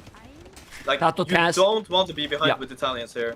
TaToH has 100 population, the Viper 73. TaToH is doing an amazing job. I don't know how he's gonna be able to come back in this one. It's true that the village numbers is almost the same, but he lost all the fish. The Viper has no fish at all, and he did kill net upgrade. 10 efficiency for TaToH. So, right now, and he has a civilization that with a 600 foot is gonna be able to go up to Imperial Age. Dramatic position in this game for the Viper. 100%. I think this situation here showcased that APM is not the most important thing. Even though Viper might have 120 APM and TaToH 70 or 80, you can see that TaToH is all over the place right now, and Viper is only focusing on 2 different things. Like here, it's all about the strategy, and TaToH executed his strategy so nicely. He's on the top with the fire ship, he's on the bottom with the fire ship, he's on the mainland, he's on the middle, he's everywhere, and Viper is crumbling right now. Yeah, well, he's doing redemption. With a couple of monks, he can probably counter those 3 Mangoros on his started Ireland. He sent it a knight to create some chaos, but only 1 knight, and he did like after his opponent did it himself. Now he's sending a Lighted and a Mangonel. This is Sanity. Now it's gonna be also good to create some chaos. But if he's losing this TC on his starting island, he's gonna be destroyed. He's sending more camels. Look at this aggression. The Mangonels. Oh, he converted 1, and now let's see if he's gonna convert a knight or a camel. No, but now he cannot take that TC probably anymore. Let's see he converts things and stop the attack on his mainland. Look at TaToH's resources. He is aiming to go Imperial Age now because he has the Byzantine ship him. And he's building archer ranges in the middle. So he's either gonna go skirmishers or GG has been called! Oh my goodness! He's dead! Whoa! Yeah. Well, 5,300 score.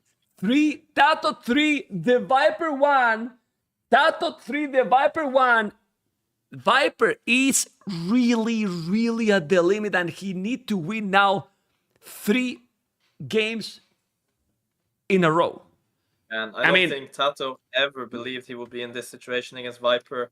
3-1 up in the Warlords, where Viper has practiced so much. Of course, TaToH practiced a lot too, but Viper is rumored to be in his best shape in a long time, and now he's struggling against TaToH here, his teammate who's about to take him down. And if TaToH wins 1 of the next 3 games, it's gonna be Hera and Viper in a final, which means that TaToH might win another S-tier tournament like he did in Red Bull. Crazy. Well, look at the KD. I mean, just think about these games, MBL. He's 3-1, but in the one that he lost, we got the feeling that he probably, not that he played better, but he did the right strategy, but then he just couldn't kill because the map and the civilization just was probably better for Burgundians in the late game. But he did the right things, and it was very aggressive. So this is really complicated. And now we have what maps left? Scandinavia, Land Madness, and Border Dispute. Okay. Yeah, and I see a lot of comments that people think that Viper is off, he's sleepy, he's this, and he's worse than Velez. But this is a complete different player he's playing, guys.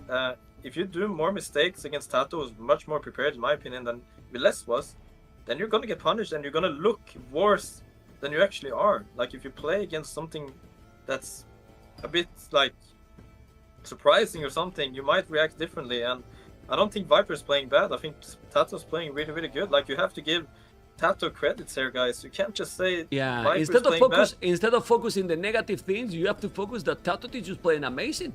Like he's doing close to no mistakes at all. Look at the strategy he did in that one. So game number 5 is just about to start, and we have Border Dispute now that is gonna have.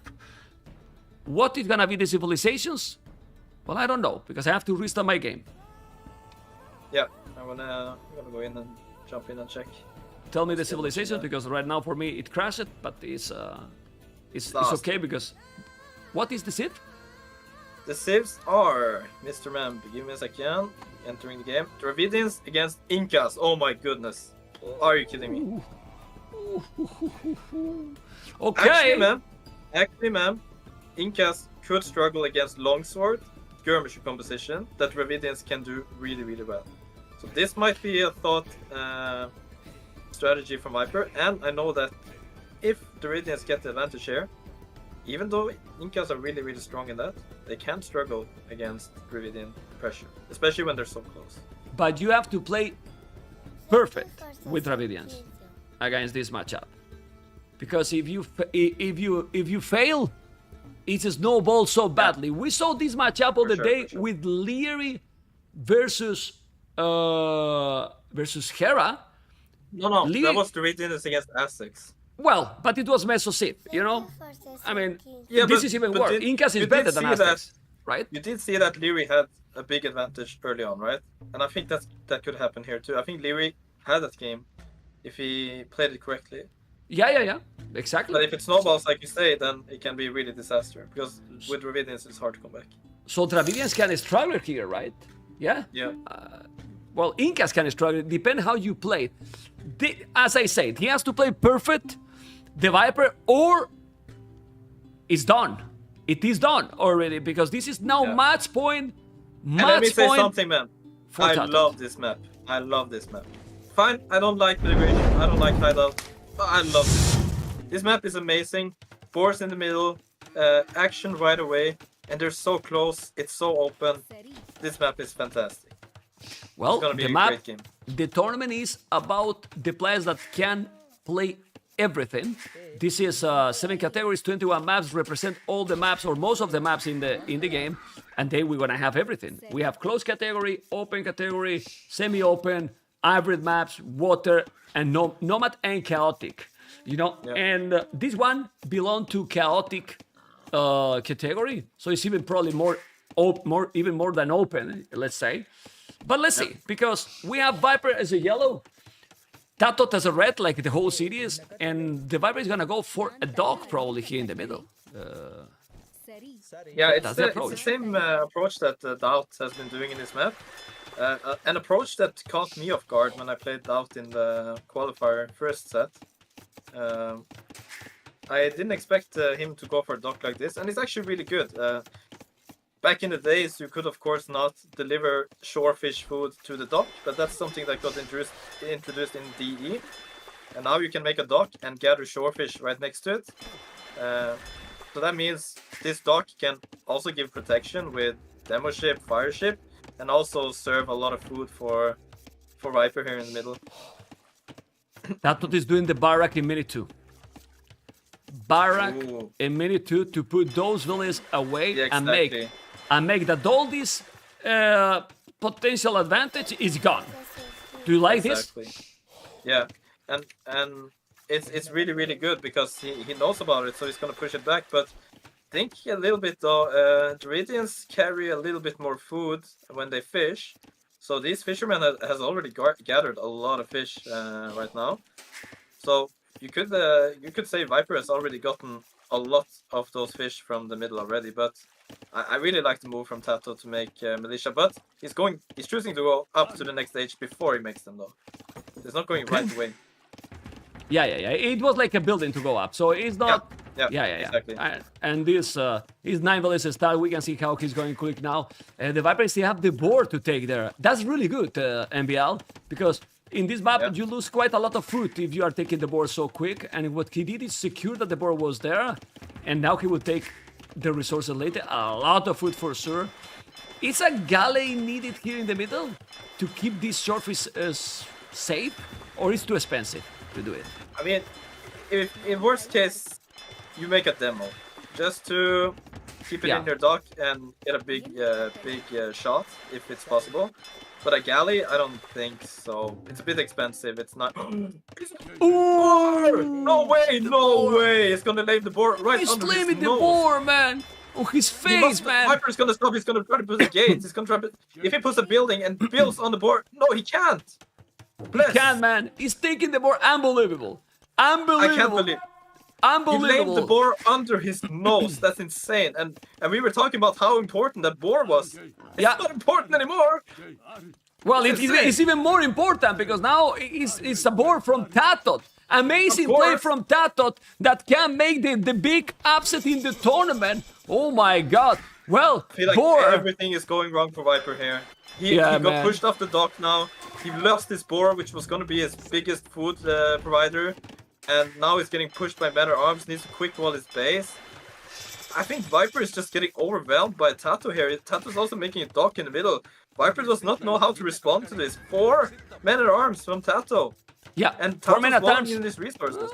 Men-at-Arms as well for the Viper. He has 3, 4 for TaToH. He has to be careful here. Well, the Viper is just at the limit, completely at the limit right now. Playing against the Incas, that in theory is one of the best civilizations in the game right now. Dravidians is kinda one-trick pony, let's say. But he's there with the Men-at-Arms. And he has 4 luckily- mana times as well. He can't see Luckily, Viper the mana times. Gold. Viper can Gold see is it. in the range from the TC. So if Yeah. TaToH that's a attacks good the thing. gold, he will get hit there. And the woodline is walled in. So it's not that a lot of multitasking right now for the players. They both are walled in, quite safe. But suddenly things can get wild. MBL. If you have to focus. What? Demo coming and he put the 3 villains Oh, there, no. the Viper. Oh no! The Viper Oh, put the 3 villains there and the Demo is coming because the Viper, Viper doesn't cannot see- see the dog. He doesn't see the dog, guys. He doesn't see the dog. If he's sending out the Demo, let's see reaction for the Viper. This can be dramatic. No, it can be the end of the Viper in the tournament. Well, not in the end because tomorrow Doesn't is a see the 3rd veils. place match, but the Demo is TaToH there. doesn't see the veils. He doesn't see the villains either. Okay. Oh my god. It's Oh a my fake god. hype. It's hype now or not, Mr. MBL? Okay. It's not. It was hype, and it's not hype anymore. Yeah, but he's gonna see now. The archer is Oh, now he's coming. gonna see it. The archer Don't is attack coming. Bills. Don't The attack- villains don't are attack the there. Bills, the Demos is there. Ooh! Oh my! 3 villains down. 3 villains down for the Viper. He lost absolutely everything. He lost the board. He lost the villains. The Demo is there. Insane. No, the next level. The next level here for TaToH. You can see how they don't smile anymore. This I can is see so TaToH. important, I can see man. TaToH smile inside of his face, even though it's not smiling. I can see the smile being there. You know, Pretty he's crazy. so happy. And you saw what TaToH did. He scouted that with the archer. He And went didn't back. attack with the archer because if Went he back. attacked with archer, if he attacked, Viper would have to go back with the veils.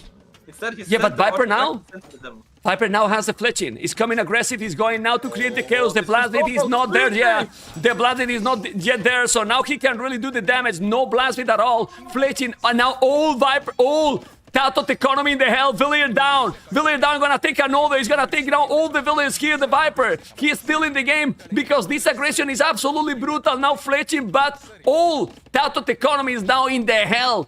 0 on food, 20 on wood, and now the Viper is doing a massacre on He's TaToH on the economy. hill. He's on the Is hill this for an oath? TaToH, even if he got fletching now, he can't really fight back here. The Viper is controlling this woodline now and will start killing not only 1 or 2 wheels, he's gonna kill 3, 4. There's trapped wheels in there. Even though he lost 3 wheels in the lake, it doesn't even matter anymore. He's taking this game completely. TaToH is Look at the- crumbling under the pressure. What happened in this game? Look at the population. Look at the population now. The Viper is still housed. The archers are now gonna go, but you need to micro against those 4 men attempts. Not housed anymore. It's crazy how one upgrade, one move can change the game completely. And now, TaToH idle TC. Check the TC for TaToH with no food at all. 2 minutes idle tone center. Population now. He's ahead in villages. Incredible. No. The next level. Now you see. This is the early advantage I was talking about with the Ridians. Like, you can get that early fletching in because you get that 200 wood when you're up. So you can get that fletching, and the pressure with Man-at-Arm Archer or Man-at-Arm Skirm can really be really devastating for TaToH. And TaToH has 1 villager gathering wood. I don't even see it. No, it's just a lumberjack. He has 0 on wood right now. 0 He's doing the villagers on tower. wood. Yeah, he's doing the tower. Now the Viper economy is just much better now. Crazy or not, but it's just this much game- better economy. Look at the farms now. It's now exploding the economy. The Wow. Man-at-Arms. Oh no, the Man-at-Arms. They from He TaToH. see They it. were almost in the woodline. Yeah, but hold you it. see it. Yeah, the Viper Yeah. is paying attention. No double dice for any of the players. The tower is not yet there. Okay, he's gonna kill another villager. Probably no. He's well. TaToH can Did- get wood, man. Like, now he moves up to the wood, but Viper's gonna go around and sit on that wood or lumber camp, which means that TaToH can't get farms, he can't get army, and he can't get a market to balance the stone. Like, he's stuck. He needs to make eagles now. He has to make eagles. That's the only unit he can really produce soon. No Yeah, choice. well, in this situation now, what Viper need to do is to non-stop doing army, because if he's Man, going greedy now, I think it's GG. I think it's GG when the archers come in on the woodline here. Because then Yep. TaToH will be forced back again. And the only way he can leave now is affording a new lumber camp next to the tower. By the way, No, the no, tower from but TaToH TaToH is really here. bad. But TaToH is here with army, also on Viper base. And now Viper doesn't have army. The counter attack is real. So they're both attacking each other. Both attacking each other at the same time. More army from TaToH. Now he's inside. Now the Viper in trouble. He has to be careful. There's one villain with really low HP and he put in the But front. TaToH's losing his army in the same time in his own base. Viper's killing him there. While TaToH's now focusing on trying to kill Viper's army, he's losing his army in Viper's base. And it's just a mess, honestly. I can't see who's winning here. Well, Imagine playing this. Viper economy, check his economy right now. He's floating resources to go up to Castle Age. The Viper is gonna go up to Castle Age, and if you put here the crossbows and Botkin arrow in a map that close, MBL, is just almost impossible. He's still there with the arts. It's now microing very good. What is happening in this series, in this tournament, and specifically in this game? Yeah, indeed. I think Viper played this so well. Even though he got demoed 3 vills in the middle, he came around with such a nice army that... And fletching, MBL. The fletching, having the fletching there. Yeah. Look at now the resources. He's on the way to Castle Age. While TaToH is not even close to go. Look at TaToH economy. He barely have still few farmers. While the Viper, it's still in the game. And in the semi-final. Wow. Pretty sick, man. Sorry, I had to sneeze. Pretty crazy. Okay. Yeah, this is crazy. Woof. 100%. All right, and now the game is slowed down. TaToH gonna make probably the market to try to buy his time to Castle Age. That maybe in a map that they are farther might works, but look how close they are. I mean, when he has Botkin and crossbows, he can destroy. Do you think that TaToH knows Viper is up? Well, don't think so because look at the score, right? Yeah, I mean, he's a little bit ahead and he was behind. So, I think TaToH knows Viper is up because he's rushing his market. And, you know when the game slows down like this? When you're playing a game, you're under a lot of pressure and suddenly, for no reason, it slows down. And there's nothing happening. It usually means that your opponent has clicked up to the next stage. And the reason then why it slows down then is because he sent his army back to save wait for his the army upgrade, right? for a power spike. You know, like he doesn't want to waste his army anymore because now he needs to wait for crossbow upgrade. Yeah, he has a lot of army now. Yeah, remember that now also Viper will get another 200 wood that is gonna help a lot because he can do, for example, ballistic right away, no? Or maybe Thumbrin. I don't know. What do you think he's gonna do? It's pretty sick. I think he's gonna go for. I think he's gonna go for ballistics most likely. He has a crazy nice army, and I think the only way TaToH survives now is to buy stone and make another tower somewhere on his either on the left side of the gold or on the wood line on the top. He needs to have another tower for sure. Ooh, but Viper is not going for the upgrades. Well, he wants to secure the wood. He knows that he can still do good damage with those crossbows, but he still need to do the damage. It's still 1 minute away from Castle. It's like he's still far from being in Castles, and now he need to move all those villages, and he's moving. He knows that he want to extend the game because he still feel that Incas here can be insane, right? But ooh, those villains are in the food, man. He's taking out villains here. Aye. Well, he's taking one only. He's gonna take another 2 villains down. Okay. Yeah. 2 villains down. Well, the Viper is not taking any villager now because migration for TaToH. Look at TaToH's food. How many on food, man? How many on food?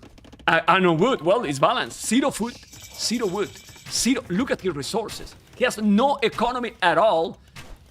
This is a game now for the Viper to lose more than for TaToH to win. Don't know what you think. He has nothing. Yeah, I think no echo at all. Really rough for TaToH to win. It was what we thought. Like Dravidians can win this early, and luckily for Viper, after that demo shot, it didn't snowball in TaToH's favor. I think TaToH could have defended that a little bit better. He could have been a bit more prepared, maybe pre-tower even. But he didn't, and he lost a lot of things under Viper's attack. So now Viper has full control after the attack. I don't think TaToH has many ways to come back. 99.9% chance, guys, that Viper wins this game. Let's see, because right now Eagle Warrior, Siege War Shop, but yes, one on foot 18 on wood now. Viper need to be active and kill more, because now the Viper has also 0 villages on foot. 0 villages on foot. He has no mobility at all. Let's see the crumbles that come. Okay. And the Siege Workshop coming.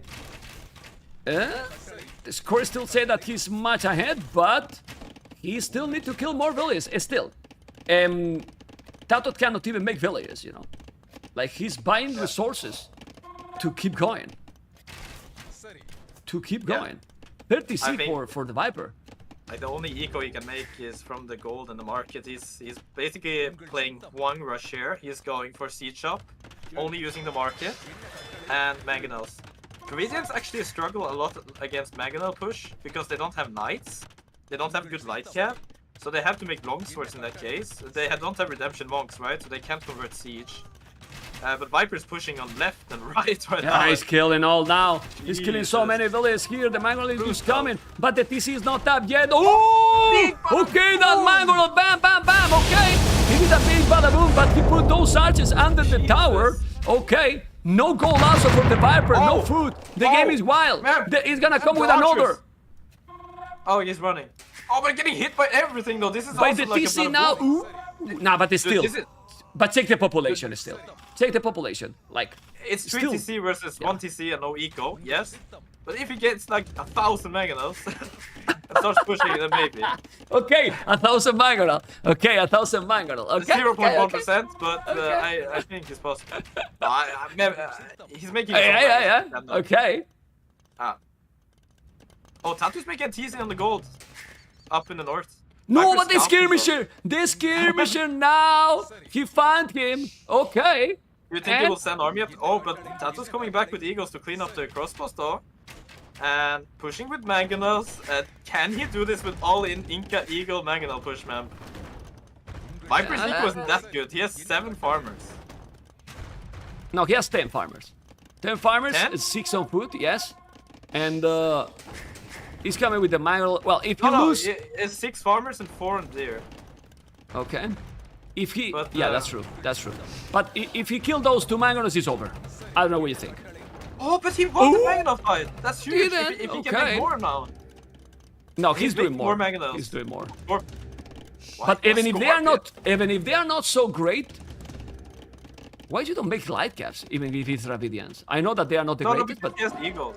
He has eagles. Okay, well, okay. And he doesn't have that much food, right? Yeah, he's coming with a Mangonel. The Scorpion is going to be bye-bye. Yeah, prepare that TC. And the good thing for TaToH is that TC is downhill. The bad thing is that it's equal elevation with the Mangonel fight. He's not fighting uphill with the Mangonels. But if he was fighting uphill with the Mangonels... But look at in the north. Well, look in the north. He's now letting him to take the goal. That's perfect. That's really good now. Good. Really good. But he's still taking gold under his tower though. Crossbow coming in under it again. He's moving back. 4 villagers exposed though. TaToH needs to be careful. He is. And now he's not looking at his Mangonels anymore. Viper moving in with the Mangonels now. Oh, TaToH's looking everywhere, man. He's on point. He's paying attention, man. He's just paying attention. He just look like he did not a bad move. Like Viper was doing a good move there, but now he's also reading in the farmers. Population, Eagles! The Viper is 77. Eagles! Where? Eagles on the south. It's on the south. Stopping the TC. Yeah, and Viper. TaToH, look! No, but TaToH is just passing. TaToH just passing. Play it. Okay. No, it's a market. It's a market, it's not a TC! Put the glasses! Put the glasses, MBL! Play the Titanic for me! Disaster! It's a market, man, it's not a town center! Oh, my goodness, okay? It's still ready there. I thought it was a TC, he's building so fast, man! Okay? Yeah, that's weird. TC on the goal! TC on the goal! But he's 0 on wood, 3 on foot, he keeps trying. Look at the score! Look at the score, okay. Nah. Yeah, but it's about time. I mean, the Viper can't lose this game. TaToH doesn't have any economy, man. Seriously. But the Viper is not... Yeah, they doesn't have eco either, okay. 63 villages, 46. I mean, if you lose this game, in this situation, it's because Dravidians, how to say properly, suck? Maybe, but... In this stage of the game, I'm asking. Yeah, I mean, what is Viper's plan now, though, to stop what TaToH's doing? Is it just Mangular, crossbow, and boom, and then switch into longswords? Is that gonna be it? I don't know. It might I'm indeed now starting to TaToH think is that- start to oh, make. no, Ooh, look at the stone from. ooh. What the stone? TaToH. It's going to disappear. Yeah, what stone? Yeah, indeed. Oh no, Yeah. I think TaToH might call it here.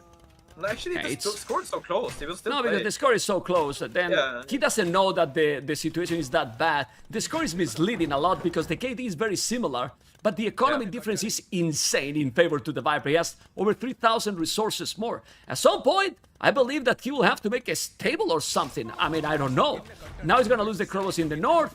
There's the Scorpion. Is Oh, this he still will- moving? he will There's a macro it. TC He on the will actually right. kill the Scorp. Okay. But no, He man. will kill the TaToH, Scorp and keeping annoying there. Viper has double the population basically right now. Well, not Very double, but easy from 50, TaToH on 90. the right, though. Yeah, yeah. It's easy there.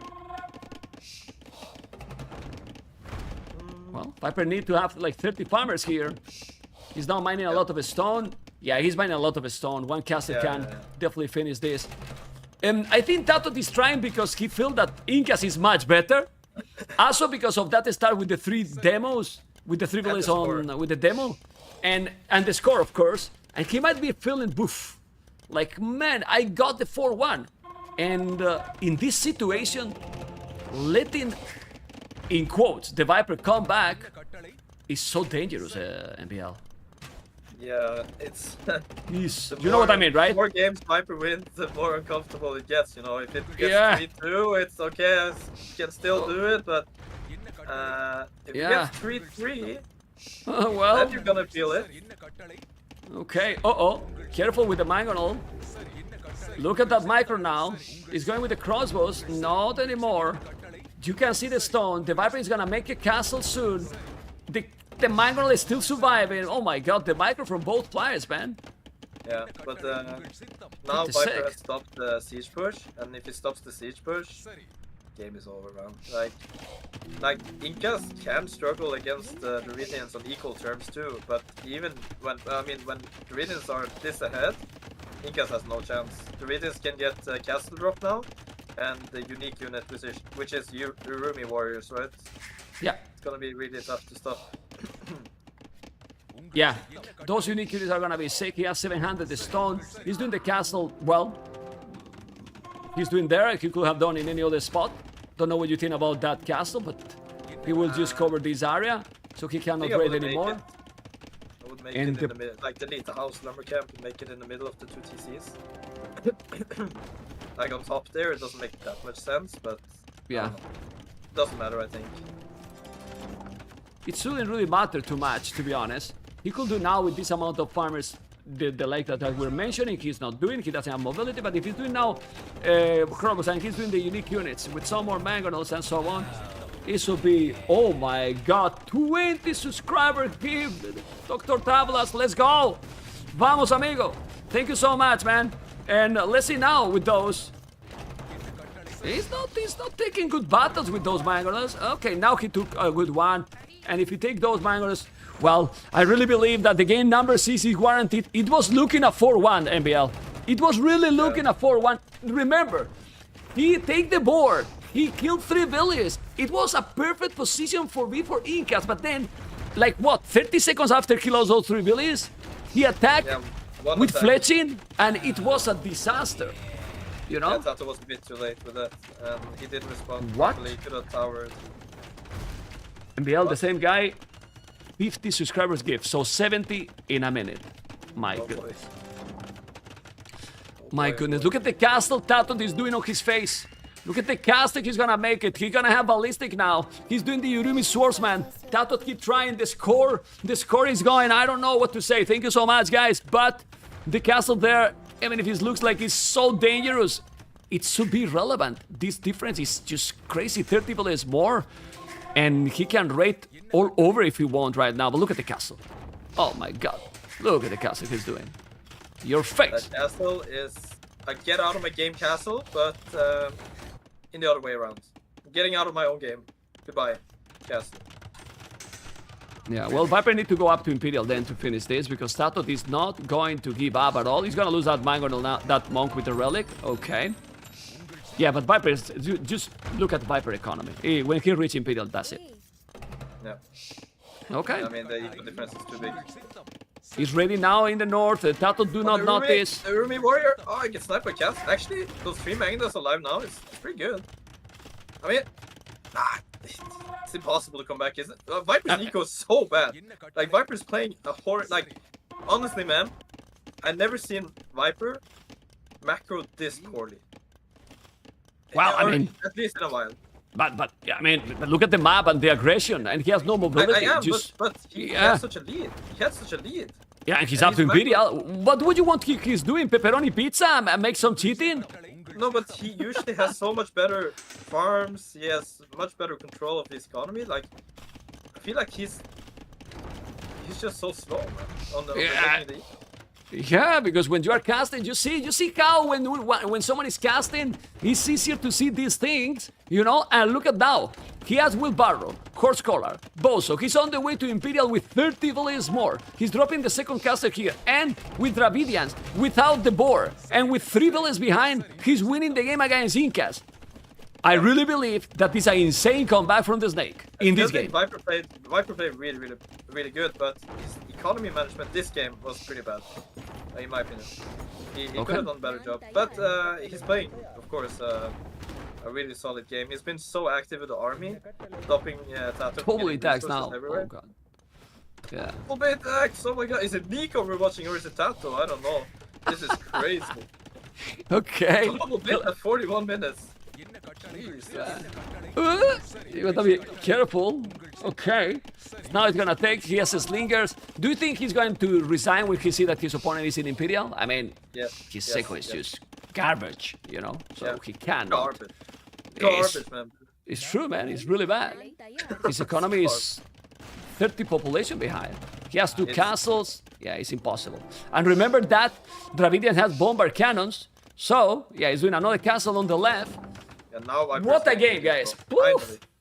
What a finally game! stabilized, you know. Yeah, let's see. 20 seconds. 20 seconds. And The castle And? on the left side is such a Viper castle. yeah. Like, only Viper would do these castles in this stage of the game. GG has been called. Even before him. Incredible. Oh, no, Viper did hit him. No, he just reached it Imperial. Okay, Incredible game. Incredible game. And now I have to say that Dravidians are amazing. Dravidians are so good, man. Insane civilization. Now we're gonna see Dravidians being peak every day, every time, all the time. My goodness. S tier Civ. Thank you for the subscription. Analyze this game if you can, MBL, because crazy. Crazy, Dravidians. seriously. Dravidians is all I'll say. That's my analyze. Such an amazing, really good Civ. Now, what was good was the game. The game was crazy. I mean, really. How he came back in this game is just... Yeah, it was that one fight, honestly, like with the man-at-armed archers and having fletching. Snowball completely, man. Complete snowball, yeah. Complete snowball. I And well, I thought everything was going wrong for Viper when he lost the boar, the demo ship, and everything. Like, don't forget that Viper actually lost the boar too. I don't understand how he got fletching before TaToH, and how TaToH didn't hold that. I think that was a bit sloppy from TaToH. He didn't really expect what kind of army that Viper was bringing on him. So, yeah. and now, are we gonna have Scandinavia or Land Madness? Because what you pick if you are now TaToH? Pick your home map or home go map. for Land Madness? Your home map. Your right? home map. Scandinavia. 100%. And he has, look at the civs, Japanese, Spanish, Vietnam, Persians, Mayans, and Malians. The Viper civilizations, in my opinion, Are better. are better, man. Right? I think TaToH may be cooking something with Spanish in Scandinavia though. Because Scandinavia you can wall kind of easily most of the times. Note, most of the times, which he's probably gambling on. And then he's gonna have fish in the back. And then he's going to go Conquistadors. And Oh, Land Madness, man. I told you, man. It's not his Madness? whole map. He picked Are you Land Madness. He picked Maybe- Land Madness. My maybe goodness. that's okay. Maybe that's okay to do, but Yeah, maybe he wants to. If he loses Scandinavia, maybe he would feel more pressure on Land Madness. You know what I mean? Yeah. Yeah. So maybe he just picks Land Madness to be a bit more calm because it's a home map and stuff like that. So it would be a bit more easy. Can't MB fix sound? Is my sound bad? No, it's fine. It's so good. I still think that the draft is better. What is he gonna pick? Whoa! What happened, man? Dr. Tavlas is another 50 subscribers gift. Are you kidding me, man? It's already 120. Okay, well, thank you, man. Thank you so much. Really appreciate it. It's insane. It's really insane, you know? Did you make a video or something? What you said? Nothing. I didn't hear, man. I'm just Okay. speechless, man. What he said? No, all good. Thank you for I don't want to know what you said. I would take the vote and then I will kill you tomorrow. Mayans versus Vietnam. Mayans versus Vietnam. Woo! Oh. Mayans are Mayans, but Vietnam is not a bad Oh, thank you for civilization. that. Awesome, thank you, man. I'm Right? streaming. Mayans and Vietnam. Professor Quincio. Would you prefer here?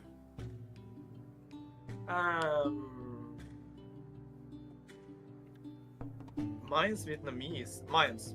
Because Eagles. I played this matchup the other day, and I think Eagles is kind of the only way for Mines to win. Okay, let's see what it's going to be. This is going to be it's a lighter. Thank you so much for the 5 gifts. Mayans, the Viper is a yellow. TaToH is a red. Vietnam in the south. Poof. Game number 6, guys. Game number 6. The Viper at the limit. TaToH with another match point. You have now to reset. Forget the previous game, right? MBL. Yeah. And is that possible at this level? Do you think it's possible? It will affect you the previous game to you or not? It will, but you know what? Look at the distance between TaToH and Viper. I think it's pretty far, and the further away you are from Vietnamese when you have Mayans, the better, because you get more time gathering resources and potentially going for that eagle mass. Thank you, And Professor I think in Quincio. this case, Viper opening, for example, with Skirm, Eagle, and snowballing this army is going to be really hard for TaToH to stop. TaToH has more HP on his archers and skirmishers with his Civ, Thank you, but Viper Professor has Quincio. cheaper. So would you have more HP and more expensive, or would you have cheaper with less HP? Yeah. What would you have? I prefer the Mayans in this matchup, like for sure. Mayans are Mayans, you know. But let's see what is gonna happen. We saw what he did with Tatars versus the Aztecs. This is obviously a different civilization, but I wouldn't mind Vietnam Cav archers in Castle. I don't know what you think. And also with the economy average you get now with Vietnam, free wood and 100% faster, you're gonna have also a solid economy. Cav archers with more HP, depend obviously how you play, and if you have the initiative. I still prefer the Mayans, but Vietnam has some options here. The problem for Vietnam is that I feel that you don't have to make any mistakes. You have to play perfect. While with the Mayans, even doing some mistakes, you can still have chances, right? Yeah, I played this matchup the other day, and when you get to Eldorado Eagles, Vietnamese can really struggle. But Vietnamese have one chance, and that is going for great amount of crossbow, knights, or skirm knights, and siege pressure on mines. Mines are really good, yes, but they do struggle against siege and knights, simply because they don't have those strong monks like Aztec Incas. So Mayans' weakness is definitely siege knight push, and that can snowball. But in the back, Mayans have really good eco, so if they can get to imp and push that back, that is great. It's going to be really interesting to see how this plays out. Okay, Viper is going up very quick. What is his approach? I don't know. He's not mining gold. And militias can happen. I don't see any militia coin. He's going for the gold. That is forward, by the way. The wood he has is, I think, is very nice because it's not too far from the TC. That's also something that can help the Dude, Viper. Check out TaToH's map, though. Have you seen that woodline? Yeah, it's far. It's far, but it's great. It's such a long, Yeah. big woodline, It's and very big. wait. And it's next to the gold. Yeah, you make a tower and And you defend very- both, right? One tower, and you defend 3 resources. Defend everything. And you will do a tower there, right? Yeah. Pretty much right away, right? Okay. Yeah. Look at the archery range. Dribble is on goal. He's doing eagles and probably skirmishes, as you mentioned, right? Yeah. I'm sorry. Okay. I got thrown off a little bit here. He's gonna push the deer to the town center. Okay. The archery range is not being done yet. It's possible to do scouts if you are TaToH here now. He's doing. Yeah, scouts is fine. Like to open because like your distance is far. He's probably I'm not sure if he didn't scout. Yeah, of course he's Vietnamese, so he sees Viper's TC immediately. So he knows Viper is far away. So scouts is really good here, because if you make men-at-arms or archers or whatever, it's gonna take a long time before they get to Viper, and he will already have prepared the defense. You can see Viper already has range units out, like archers out. So imagine TaToH went for men-at-arms here, they would get shut down immediately. Yeah, the good thing for the Viper is that he already explored absolutely everything. He see where the berries are, with the gold, where the wood, so he knows where to attack, and he's gonna go attack right away or not. He has 2 spears already. He should go attacking right now, I believe. Don't know what you think. Yeah, I think Viper should send, yeah, like he does now, archers, spearmen right away. So what does TaToH do to respond? Okay, here's many players' mistake, guys. TaToH has already done the right thing, of course, because he's very experienced, but many players does this mistake when they go scouts against archers. They, oh my scout, oh no, took 2 hits, that's huge, man. Anyway, what many players do wrong when they open scouts against skirms and archer is that they make too many farms. And when you make too many farms, you will delay your archer range, and by the time archers hit your base, you will start building your archer range way too late, and you will get killed by the archer. But TaToH stopped building farms and started go on the range right away.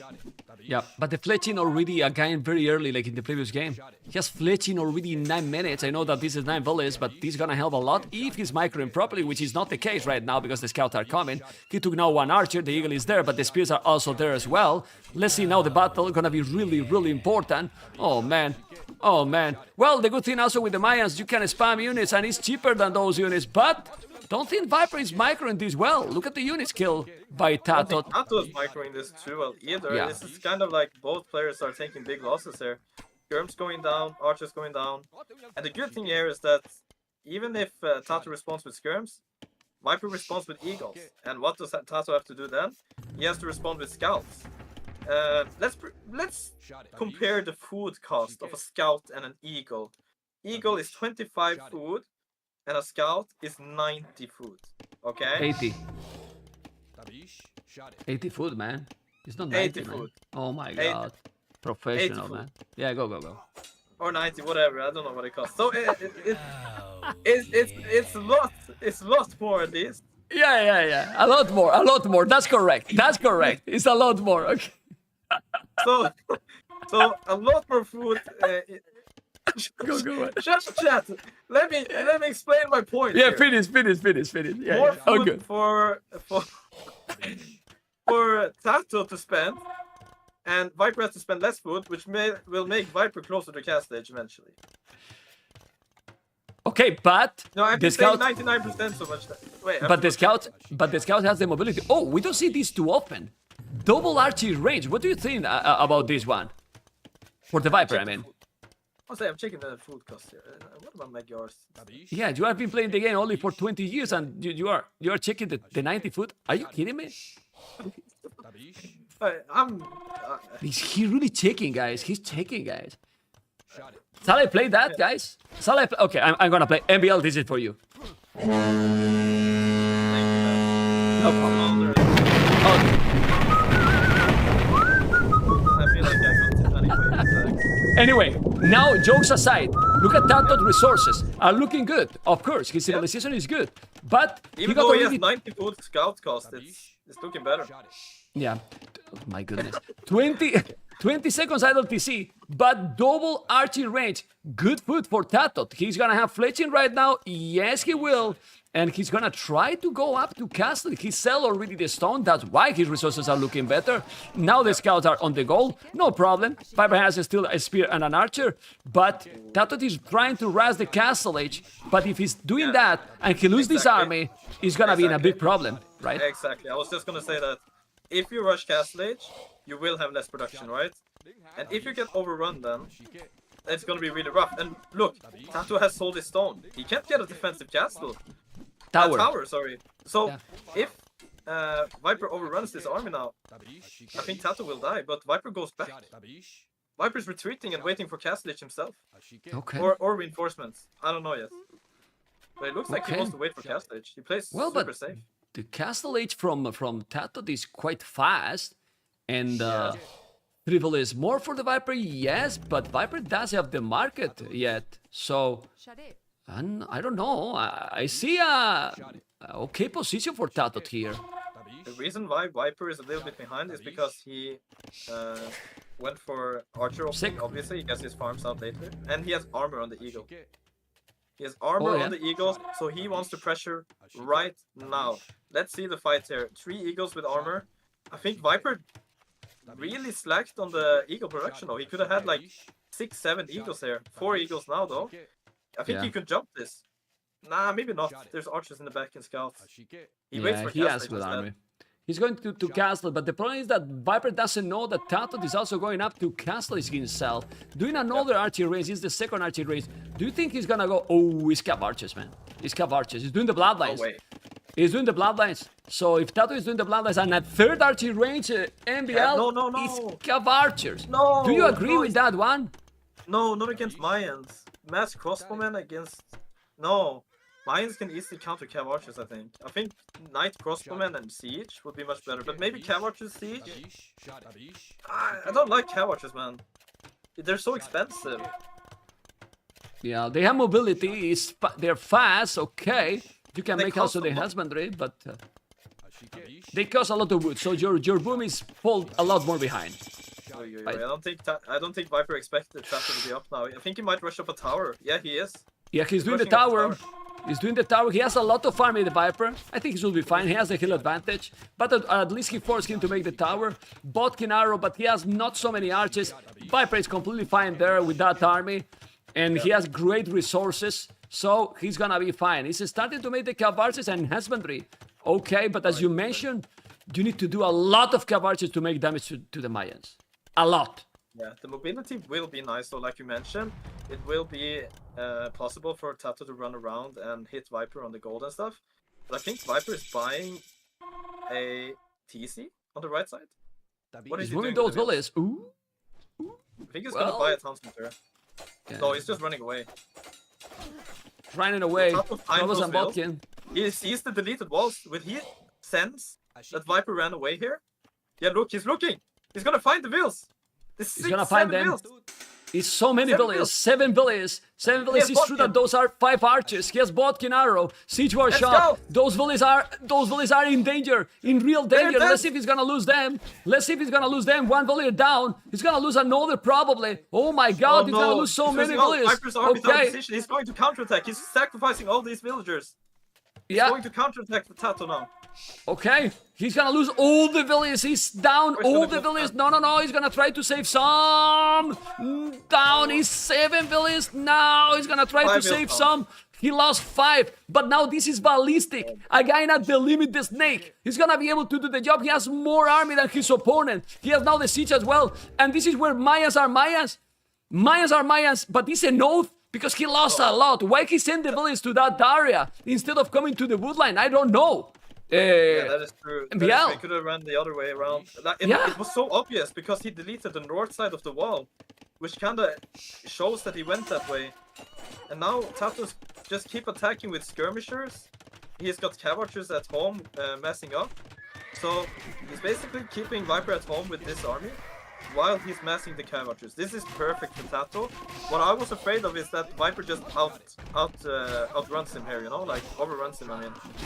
Yeah, but Ballistic is but insane. have- But Ballistic is insane now. Yeah. Ballistic is really, really insane. Almost looked like Okay. that. Let me check.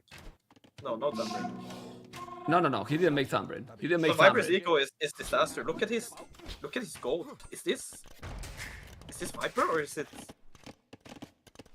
someone else? What is this Well, gold, man? I mean, he has too many volleys on gold. He's now going to balance, but even like that, it's only one volley difference. One volley difference only, which is crazy because TaToH got idle TC. He's there with the crossbows, and as you mentioned, crossbows here with Ballistic gonna deal completely fine against the Cav Archers if he micro properly. It's +2/+2 Cav Archers, yes, but Ballistic matter there a lot, and it's crazy. The Viper has 13 population more. We can see here how the Mayans are just amazing, MBL. Yeah, I see a problem for TaToH too. He's about to run out of gold. His eco is at the limit. Of course, he's got a nice woodline still, but he can't make a single TC yet. He can't buy a stone for a town center. He's mining stone actually. That's good, but he has to move to the right, very far to get gold. And look how much closer Viper gold is than TaToH gold. Viper has 2 golds in the north, completely safe. Big fight in the middle now. Yeah, but I'm checking that. He has the Ballistic. Ballistic is being crucial here. Look how he's taking those army. And he still have TaToH more getting army Ballistic. coming. Okay, TaToH Ballistic getting now. And he has +2 armor, which means these skirmishers will barely get tickled by the crossbows. And when those skirms are covered by Cavatures, the Eagle cannot engage. But look how much army Viper has. This is Mayan power. This is what I said. This is cheap against more HP. Yeah. So look at the number. 32 crossbows, man. Pooh. With It's ballistics. double. It's double that the Cav Archer he has. And one thing that is huge here, MBL, is that he's bringing a Mangonel. So that Mangonel deal with the skirmishes. Anyway. So what does TaToH do? What does TaToH do? He has to do his own Magnums, right? Yeah. His own siege. But he Yes, doesn't you gotta have bring siege. Oh, but he's doing monastery, and now while he's taking the farmers, he could attack and really do a lot of damage. Yeah, it's not super well defended here, TaToH, but Viper doesn't know. The Viper doesn't know. He might think that there, from the market till the edge of the map, is full houses, but he has only palisade. He could do a massacre in this area, but he's not doing. He doesn't know, like you say. Yeah. Ooh, the Cav Archers now. The Cav Archers now, and Viper doesn't have anything at home. The Cav Archers are coming. Oh, no. Nothing at home. Nothing at home. Oh my god, those villains are And it's gonna be a ballistic. disaster. And he has Ballistic. Out of position. The mobility villains down from the Viper gonna be massacred. Oh my god! Ooh, Viper has man, to how do damage many? right now or he's gonna die. Skirmishers are attacking the Magnum. TaToH is microing at home. And Let's see. Viper's losing his whole woodline. Viper is down to 38 villagers, man. Oh man, This he could be the lost game. all the TaToH might villagers go to now. the Warlords final. Jesus Christ. The Mangonel is gonna be And down. he Now he's loses his taking whole all. army. He's But loses his whole army. He's They have surrounded. good army, but let's see. Let's see, No, he's MBL. losing everything. He's It's losing pretty. everything. You can see how MBL is going hype when he sees that Viper can die, but it's not because of that, it's because it's a crazy moment here. 15 villages more. 15 Viper's dead. villages more. Viper has no army, and now GG! Oh TaToH my god. is in the grand final. What a move! What a move there from TaToH. Wow! Wow. How important is the decisions? How important is the decisions, MBL? Have you seen that? Crazy. Saw a little vamos from TaToH there, so he's happy. Oh, Very, very nice. And oh my god, what a crazy, like, the Coward is sneaking on the woodland. Viper has 0 defense there. What was he even thinking there? I don't even know. And then the skirms around on the south side. TaToH just completely destroyed Viper there in the last moments. Crazy. Crazy stuff. Crazy stuff for sure. Let's check just the TaToH gets Hera in the statistics. finals. Jeez. TaToH versus Hera. TaToH versus Hera, as you can see, 70-38, 39-71. Economy, you can see TaToH economy at the end, obviously. Look at the wood he had, and he got huge amount of army, and that move there, wow. It was absolutely crazy. I'm gonna go interview TaToH, MBL, and be right back very soon.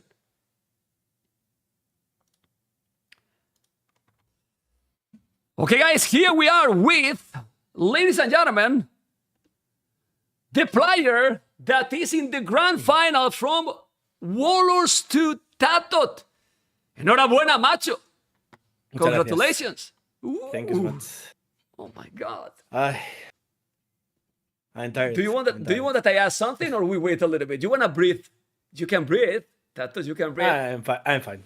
You can I go. could, You can go. I could, It's read, getting I late could as read. well. Okay, I could read your lips there with the vamos from Yeah. Rafa, from Rafa Nadal. That vamos from Spanish people. Okay, how you feel? I know that is, but winning the Viper and the way you did after the previous game that you had an advantage and you saw what happened.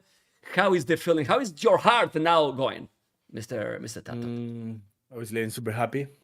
Obviously, it's super tough to beat Viper, and I think actually I have played really, really good all the games. I'm quite happy with my performance today as well. Yeah, I mean, we really, I mean, if you lost that game number 5, we were feeling like you were on point, except that move that Viper went with Fletching. But let's analyze the games a little bit if you want, because Korean was insane. The one in Nomad, you didn't let Viper to breathe in the whole game. Yeah, I really That was the like game. Koreans there. I really like Koreans there. I think also like the line of sight of at the start with 9 billiards is super sweet because you can find a lot of resources, and that helps a lot. And yeah, Koreans are really solid. I knew he was going to pick Bengalis to counter my Spanish, so I decided to use Korean theirs to see. I felt like Koreans would perform better there. The mind games. So at the end, you didn't pick a Spanish TaToH, man. You were Spanish and you don't pick the civilization in the whole cities. What are you doing with our country, man? Is this disaster, man? I will Anyway. save them for the finals. Yeah, okay. Hera is around, TaToH. Hera is in the chat. I know. Okay. I know. Anyway, Arabia, Aztecs, Tatars.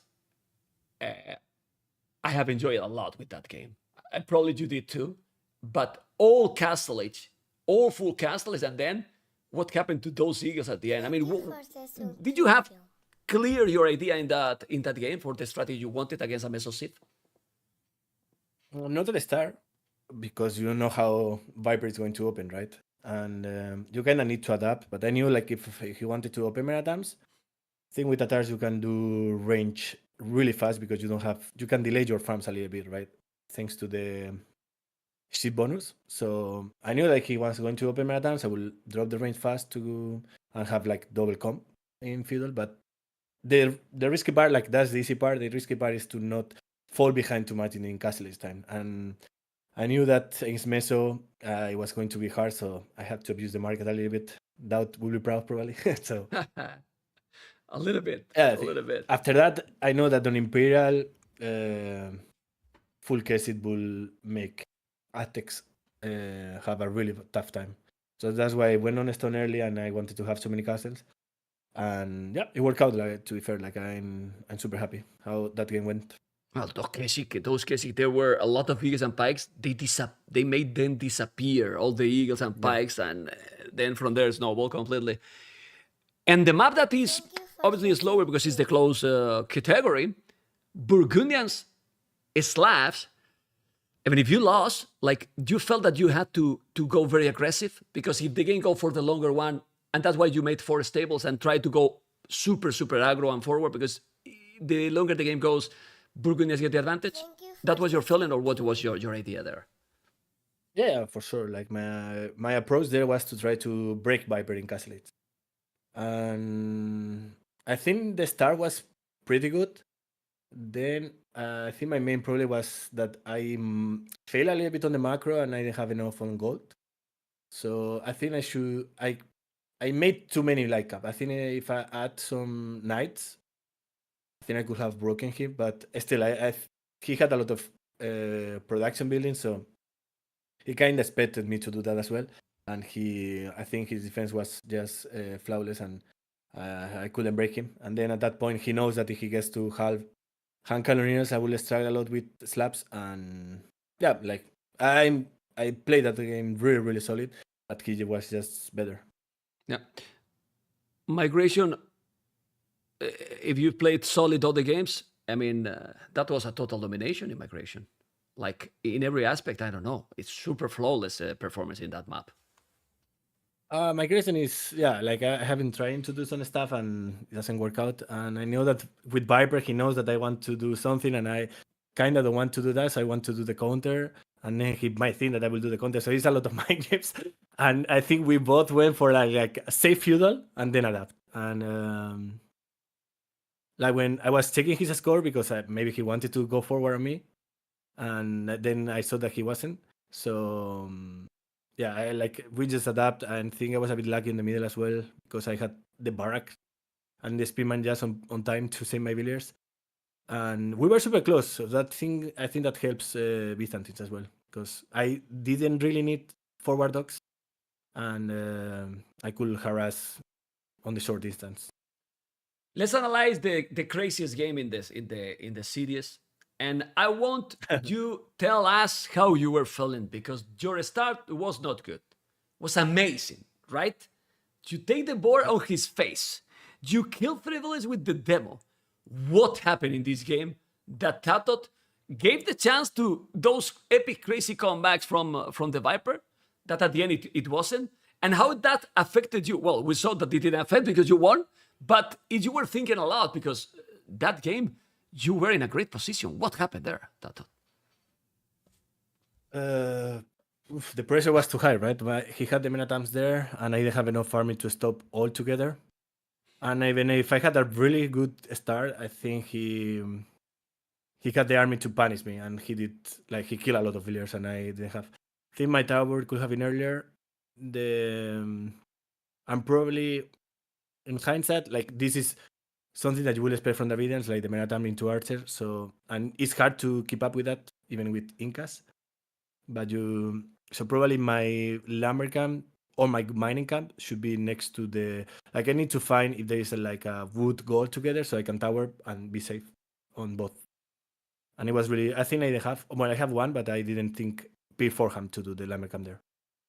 And well, man, in La Madness, what 2 catch-ups that you did it? The first one in those gold villas that escape, and when you saw that he was moving those cavarches in the woodline, oh man, you were feeling with the first catch-up in the village that, oh, I got this, or you were said, okay, is Mayans still okay? But when you saw those villages, you got that this game is mine. You got it, that feeling. And not really because he had like I trade the like I kill a lot of 4 or 5, but he's still Mayan, so he has like super cheap artists. But I knew that he probably couldn't attack me because if he attacks me, I think he will like what happened, right? I have the mobility, I have artists, I have skirmishes with all the armor. So for me, it's easier to defend. He needs to be really careful. And if I have the mobility with Tabartes, and I think it worked out really good. I didn't know that he was coming forward. And when I saw that he was attacking on my base, I knew that it was going to be really, really good for me if I managed to do damage on his base. And it was like that. I got on his wood line at the same time I had enough army to defend at home. So it was perfect for me and it worked out for sure. TaToH, we all remember, you probably the most, that you won Red Bull Wololo Legacy. That was your best victory in Age of Empires, but that was Empire Wars. Is this tournament your best performance in random map tier tournament? Till now? Probably. Like, I also finished second on NEC, but back then I think Hera was not there. Yeah, he wasn't there. So probably this is the biggest, yeah, I would say that. Okay. And tomorrow against Hera, best of 9. What we can expect in those cities? A hard one, right? Oof. I actually need to check the draft because I don't know how it will work with 9 maps. But yeah, like Hera, obviously he's playing insane, and it will be like best of 9 is super hard. Like best of 5, best of 3 is better, but best of 9 is super hard to beat him 5 games for sure. So it will be really hard, but I will try to my best. Okay, and well, tomorrow, good luck, TaToH.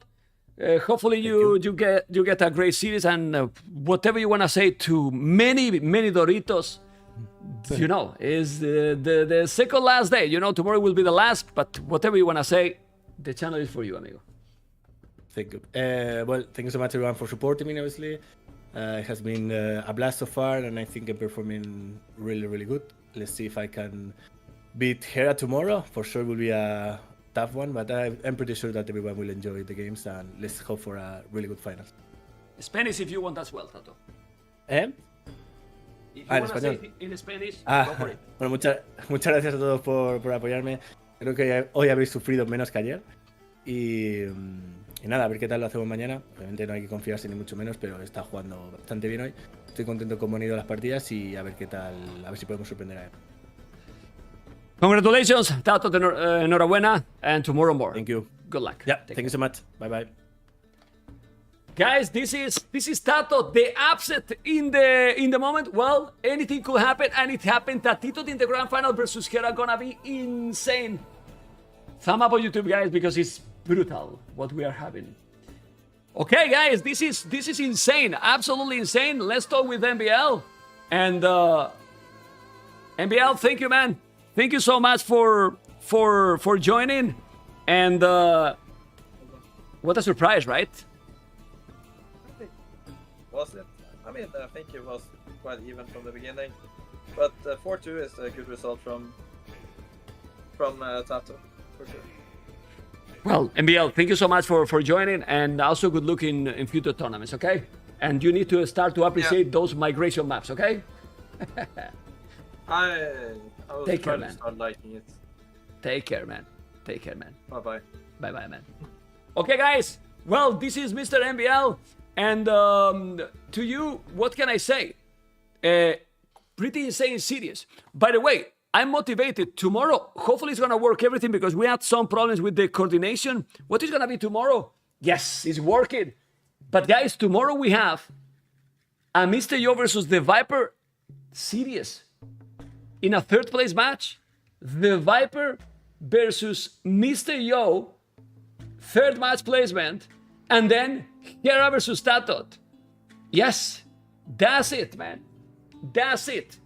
You know, that's it. And this is the whole brackets. The whole brackets. And they are going to be fighting for a big prize pool. By the way, I have a surprise for you guys because I think I can play tomorrow and I will play tomorrow. But since you are here staying, do you want to know, guys, who is working behind the scenes in the tournament? Do you want to see a special video? Do you want to see it? And then you will understand why we are doing this, also this beautiful and crazy donation goal that we almost got it. We have a special video and we're gonna enjoy. It's Saturday and we can wait a little bit, right? And I will be back after the video. Let me see if I can find the video. It's here. Guys, let's enjoy together. Who is working behind the scenes?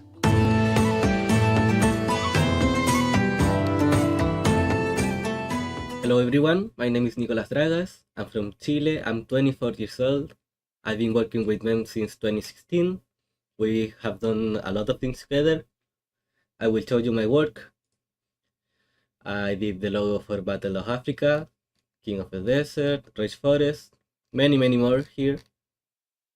And for Warlords 2, what we did together is I took the original logo with the Viking and put a conic here as reference.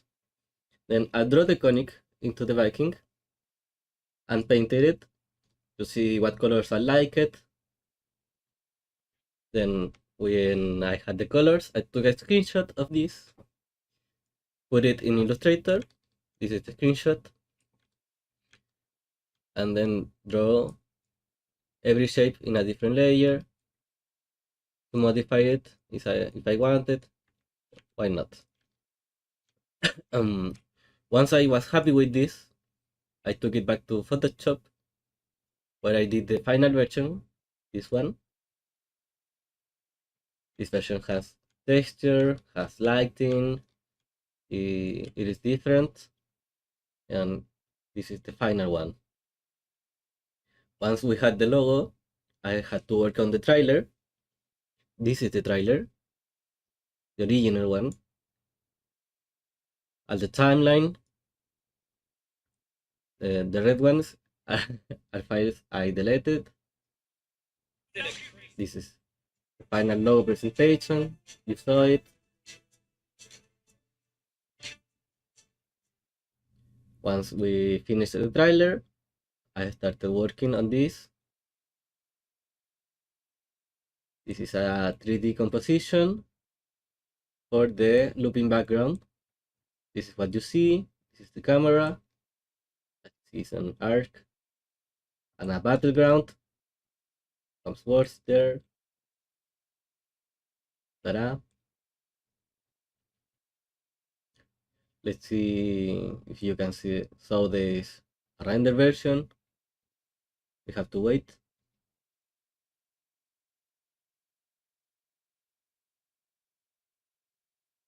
This is the rendered one. Let me show you the camera. There it is. Well, that's all. Thank you for watching. Have a very great final. Enjoy the stream. Thank you, everyone. Bye. Hello everyone, my name is Bogdan, aka Akame, and I'm from Romania. I'm 28 years old. As you could guess, Memb is much more younger than me because he's only 25 after all. I'm a full-time freelancer focused specific on graphic design and animation, mostly on gaming events and streaming. I've known Memb for already 3 years. We started working together on 1st of November 2020, and we worked so far on 4 S-tier tournaments like Warlords 2, Warlords 1, King of the Desert 5, and Battle of Africa 3. It was a very nice journey, and I love being here in this community. We've worked together on so many stuff like thumbnails, his daily streaming graphics, announcements, and so on, and it's a very cool community to be part of. What you can see behind me is my working setup. As you can see here, it's already the mem stream live right now.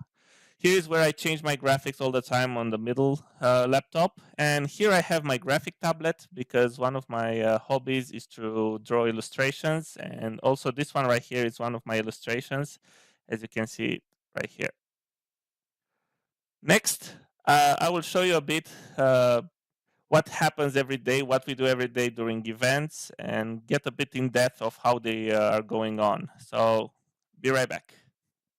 So usually for those events, we usually have 2 stages. One stage is before the event starts, when we have to create the main image of the event, the banners, the draft style, where I already added Mihai06 because I really wanted him to qualify as a fellow Romanian friend.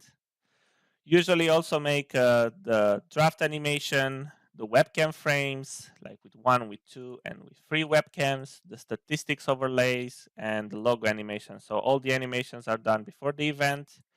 We also make the player interviews. So all the assets should be ready for the live stream. And then comes the second part, the live stream event, when we have to modify the graphics in real time. But here is the issue, because during the live stream, I'm not in Spain. I'm in Romania, Memb is in Spain, so we have to change them somehow. So we figure out by creating a Google Drive that is synchronized between us. So all the files you can see here, they are actually on Memb's computer. And all the items that I change here, like the group standings, the playoffs, the matches from each round, the schedules, and the announcements, everything I change, it will be automatically changed on Memb's computer, so during the live stream. So what I do every day is I watch the stream, and whenever someone wins, I have to change all those layouts for that stream and for the next schedules. So I really hope you enjoyed this tournament. It's a great tournament so far, and I really hope we could have multiple tournaments like this in the future as well.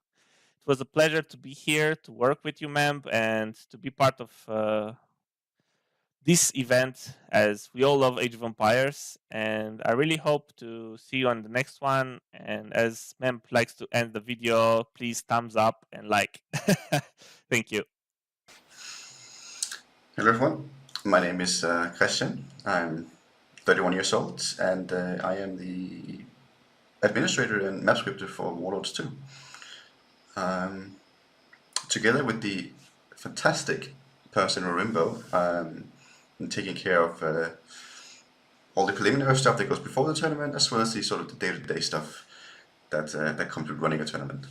And these days, due to time constraints, most of my time is spent prior to the tournament, so creating maps, creating all the rules and settings for the tournament, making sure that all the rules are written efficiently and in a way that is easily readable for the players in a language that sort of makes sense. I'm also responsible for all the maps in Warlords 2. Warlords has been an especially difficult tournament to make maps for, with a map pool of 21 maps. It was quite a challenge to keep up what I like to think is an expected standard when it comes to maps from me. But yeah, we're usually not afraid to change or amend the maps, even the classic maps that are sort of deemed holy, if we think that it will benefit the tournament. And I do think that the changes we've made to the maps for this tournament has greatly benefited the tournament, yeah. This sometimes comes with a bit of healthy skepticism as well, and I'm certainly no stranger to controversies at this point in time. I've had my fair share of drama throughout the years. But yeah, that's me. I make the maps, I make the rules, and sometimes I make the decisions, which can be probably the most difficult part of the job. Other than that, always looking for new ways to improve the tournaments, make them more exciting, thrilling, but also still keep them safe and free of cheating. Hope you're all enjoying the event so far. Hope you, well, I don't know when this will be shown. Hope you either will enjoy the final or have enjoyed the final. And if you have any feedback for the tournament, don't forget to leave it in the comments below, or in the chat to this side, or wherever you see fit in order to reach us. Yeah, have a good one. Hello guys, my name is Dejan, I am from Bulgaria. Probably you know me through Rimbo. They've asked me to record a short video and try to explain to you what is that we do during Warlords and the other tournaments we've done together in the team. It's a little bit awkward for me because usually I'm the one responsible for player interviews and questions and videos and recordings, and now I'm in this similar position, but I have no questions to go by, and I have no idea that how this is going to turn out. You can say I've been involved with MEMS tournaments from the very beginning. In late 2016 I made a show match between the Viper and TaToH on HD edition because I wanted to see the new civilization they had introduced. And all tournaments back in the day were still played on Wobbly with the old AOC version of the game. I asked Mem to cast this show match. He did, he agreed, and ever since we've been sharing ideas and views how we want to see tournaments and settings and such. Back then he told me that he wanted to host his own event with the support of his great community. We shared some ideas and views, and he asked Swiss Boy to be the admin of what was then the first King of the Desert. And for me this has been one of the best tournaments in Age of Empires history ever. Ever since I've been around discussing the options, I've been officially part of the team since Battle of Africa 2, when Krasini asked me to be the admin of the second division of the tournament, the Golden League. The work surrounding these tournaments is quite a bit. It starts right after we finish one event. We start discussing what we want to see the next one. We take the feedback. We decide what we want to see again, what we want to change, what improvements we could do. Even before there is a timeline or possibility or knowing if there is gonna be potential date or funding, we have something drafted. Usually I'm the one making several options for tournament settings and the format, and then we decide as a team. I'm also the one who is usually doing the seeding, the system that we use in membTV events, and you more or less know by now.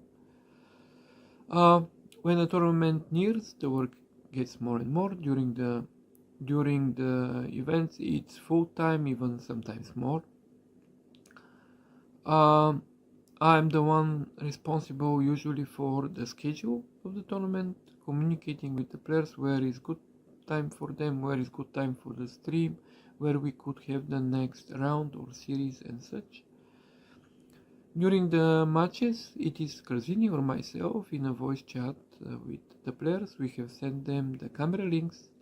We make sure that cameras are working alright, so you can guys see them, enjoy their reactions during the matches. We are also checking the maps if they're alright. The players inform us if there are some issues surrounding the maps, the matches. We let know the streamers and MEMP in particular when there is some delay or something like that.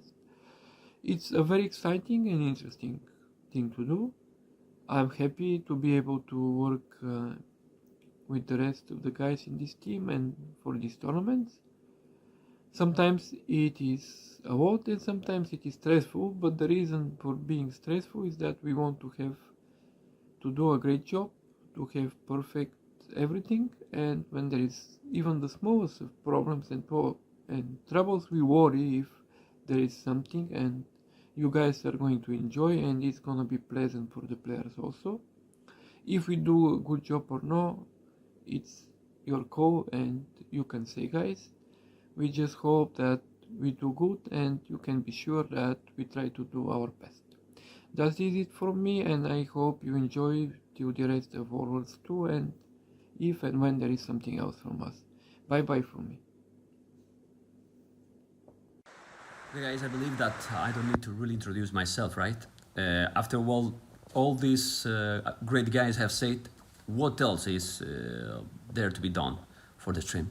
Well, I will show you. I will show you a little bit because there's a little bit also to have to control. Okay, take a look. Okay, guys, this is the OBS that we have. This is the starting scene. But as you can see in OBS, there is a lot more things to control. I believe that like this, you might see how many things you have to have it here. All this, when you switch, is going to be changed, as you can see, right? And there's a lot of sources. Here's where I'm usually with the camera. Obviously now it's disabled, and you can see all the sources. There's a lot of sources per every scene. There's so many scenes that you can see we can change. And how I control all that? Well, I control all that with these beautiful two stream decks. I have several profiles, but the one for Warlords is just here.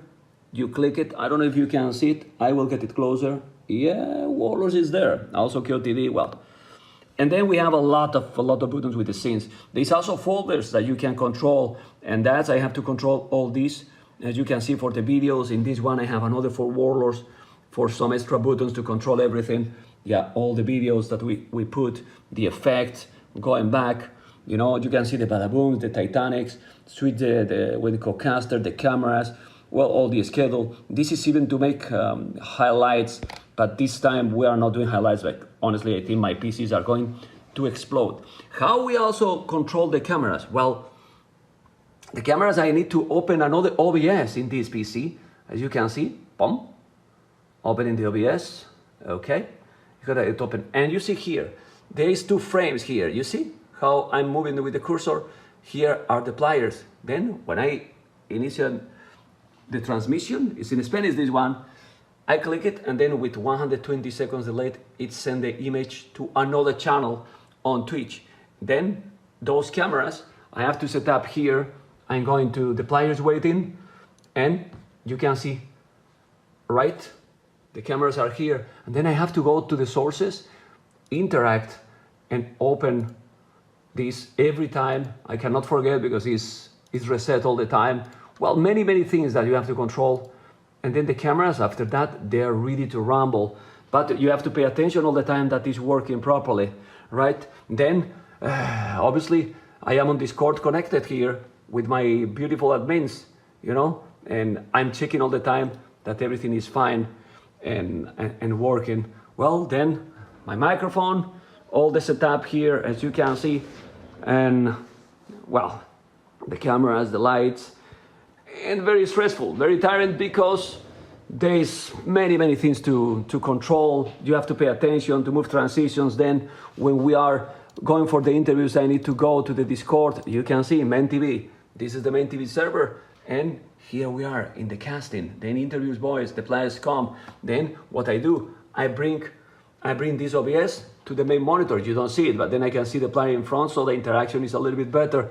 Well, many things that is kind of complicated, and as you have seen, all the stuff that has been controlled by Akame, by Rainbow, and well, probably I'm forgetting details, but that's it basically. Well, I forgot also really important. When you don't notice, I have this open in both pages, is the beautiful overlay that I have also in the other one. You know, I can have in front, but then when we finish the games, the statistics you can see here, Hera is the last one that we saw last night. So this is when we are recording this. And then here is the civilizations. You put the winners, everything. I have to set up this all the time. And I don't have a lot of time because I want that is updated when we saw again. Then all the maps here with the 21 maps, you put who is winning, who is losing. As you can see, a lot of things under control. And well, it's complicated, guys. It's complicated, but it's great because the result is amazing. Hopefully you enjoy this small video and understand that behind these crazy tournaments, there is a lot of work, a lot of effort, and we do it because obviously we love this game, that's for sure, and that we want that everyone get a good outcome from these crazy events. Take care, guys, and stay tuned.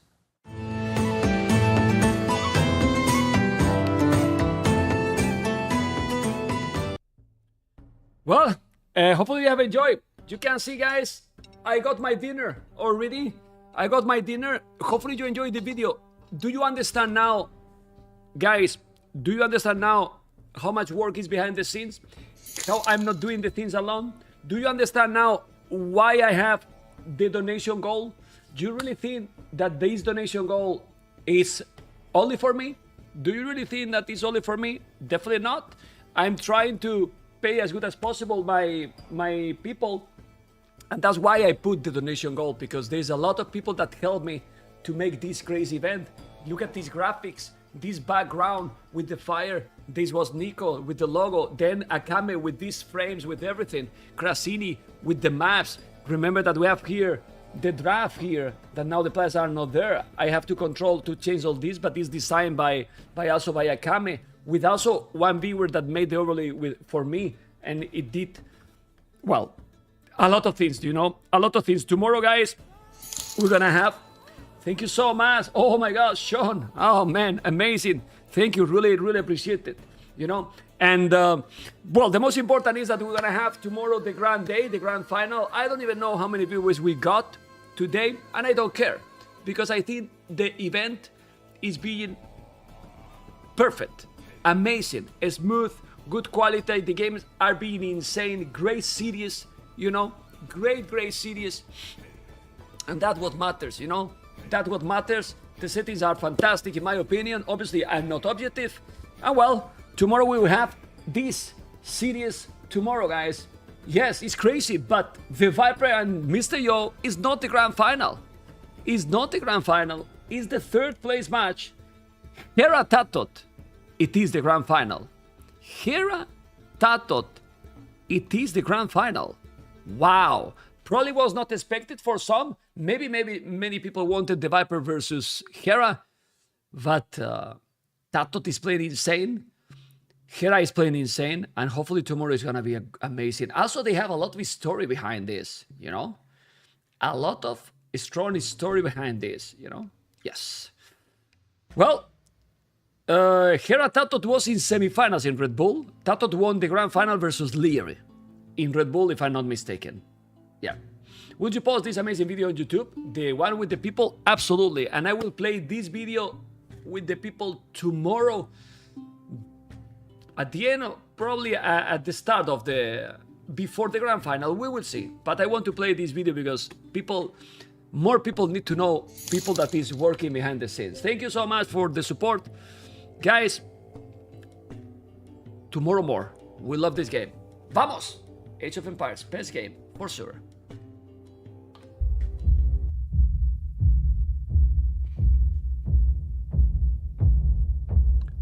Tomorrow, guys, I will be co-casting with Fire. Okay? That's been insane. Good night, guys. Take care.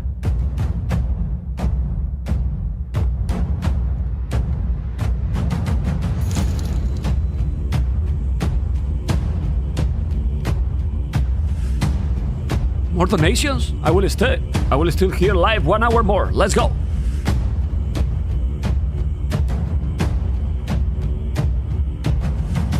Oh, I was live. I thought I was muted. Aye, aye, aye.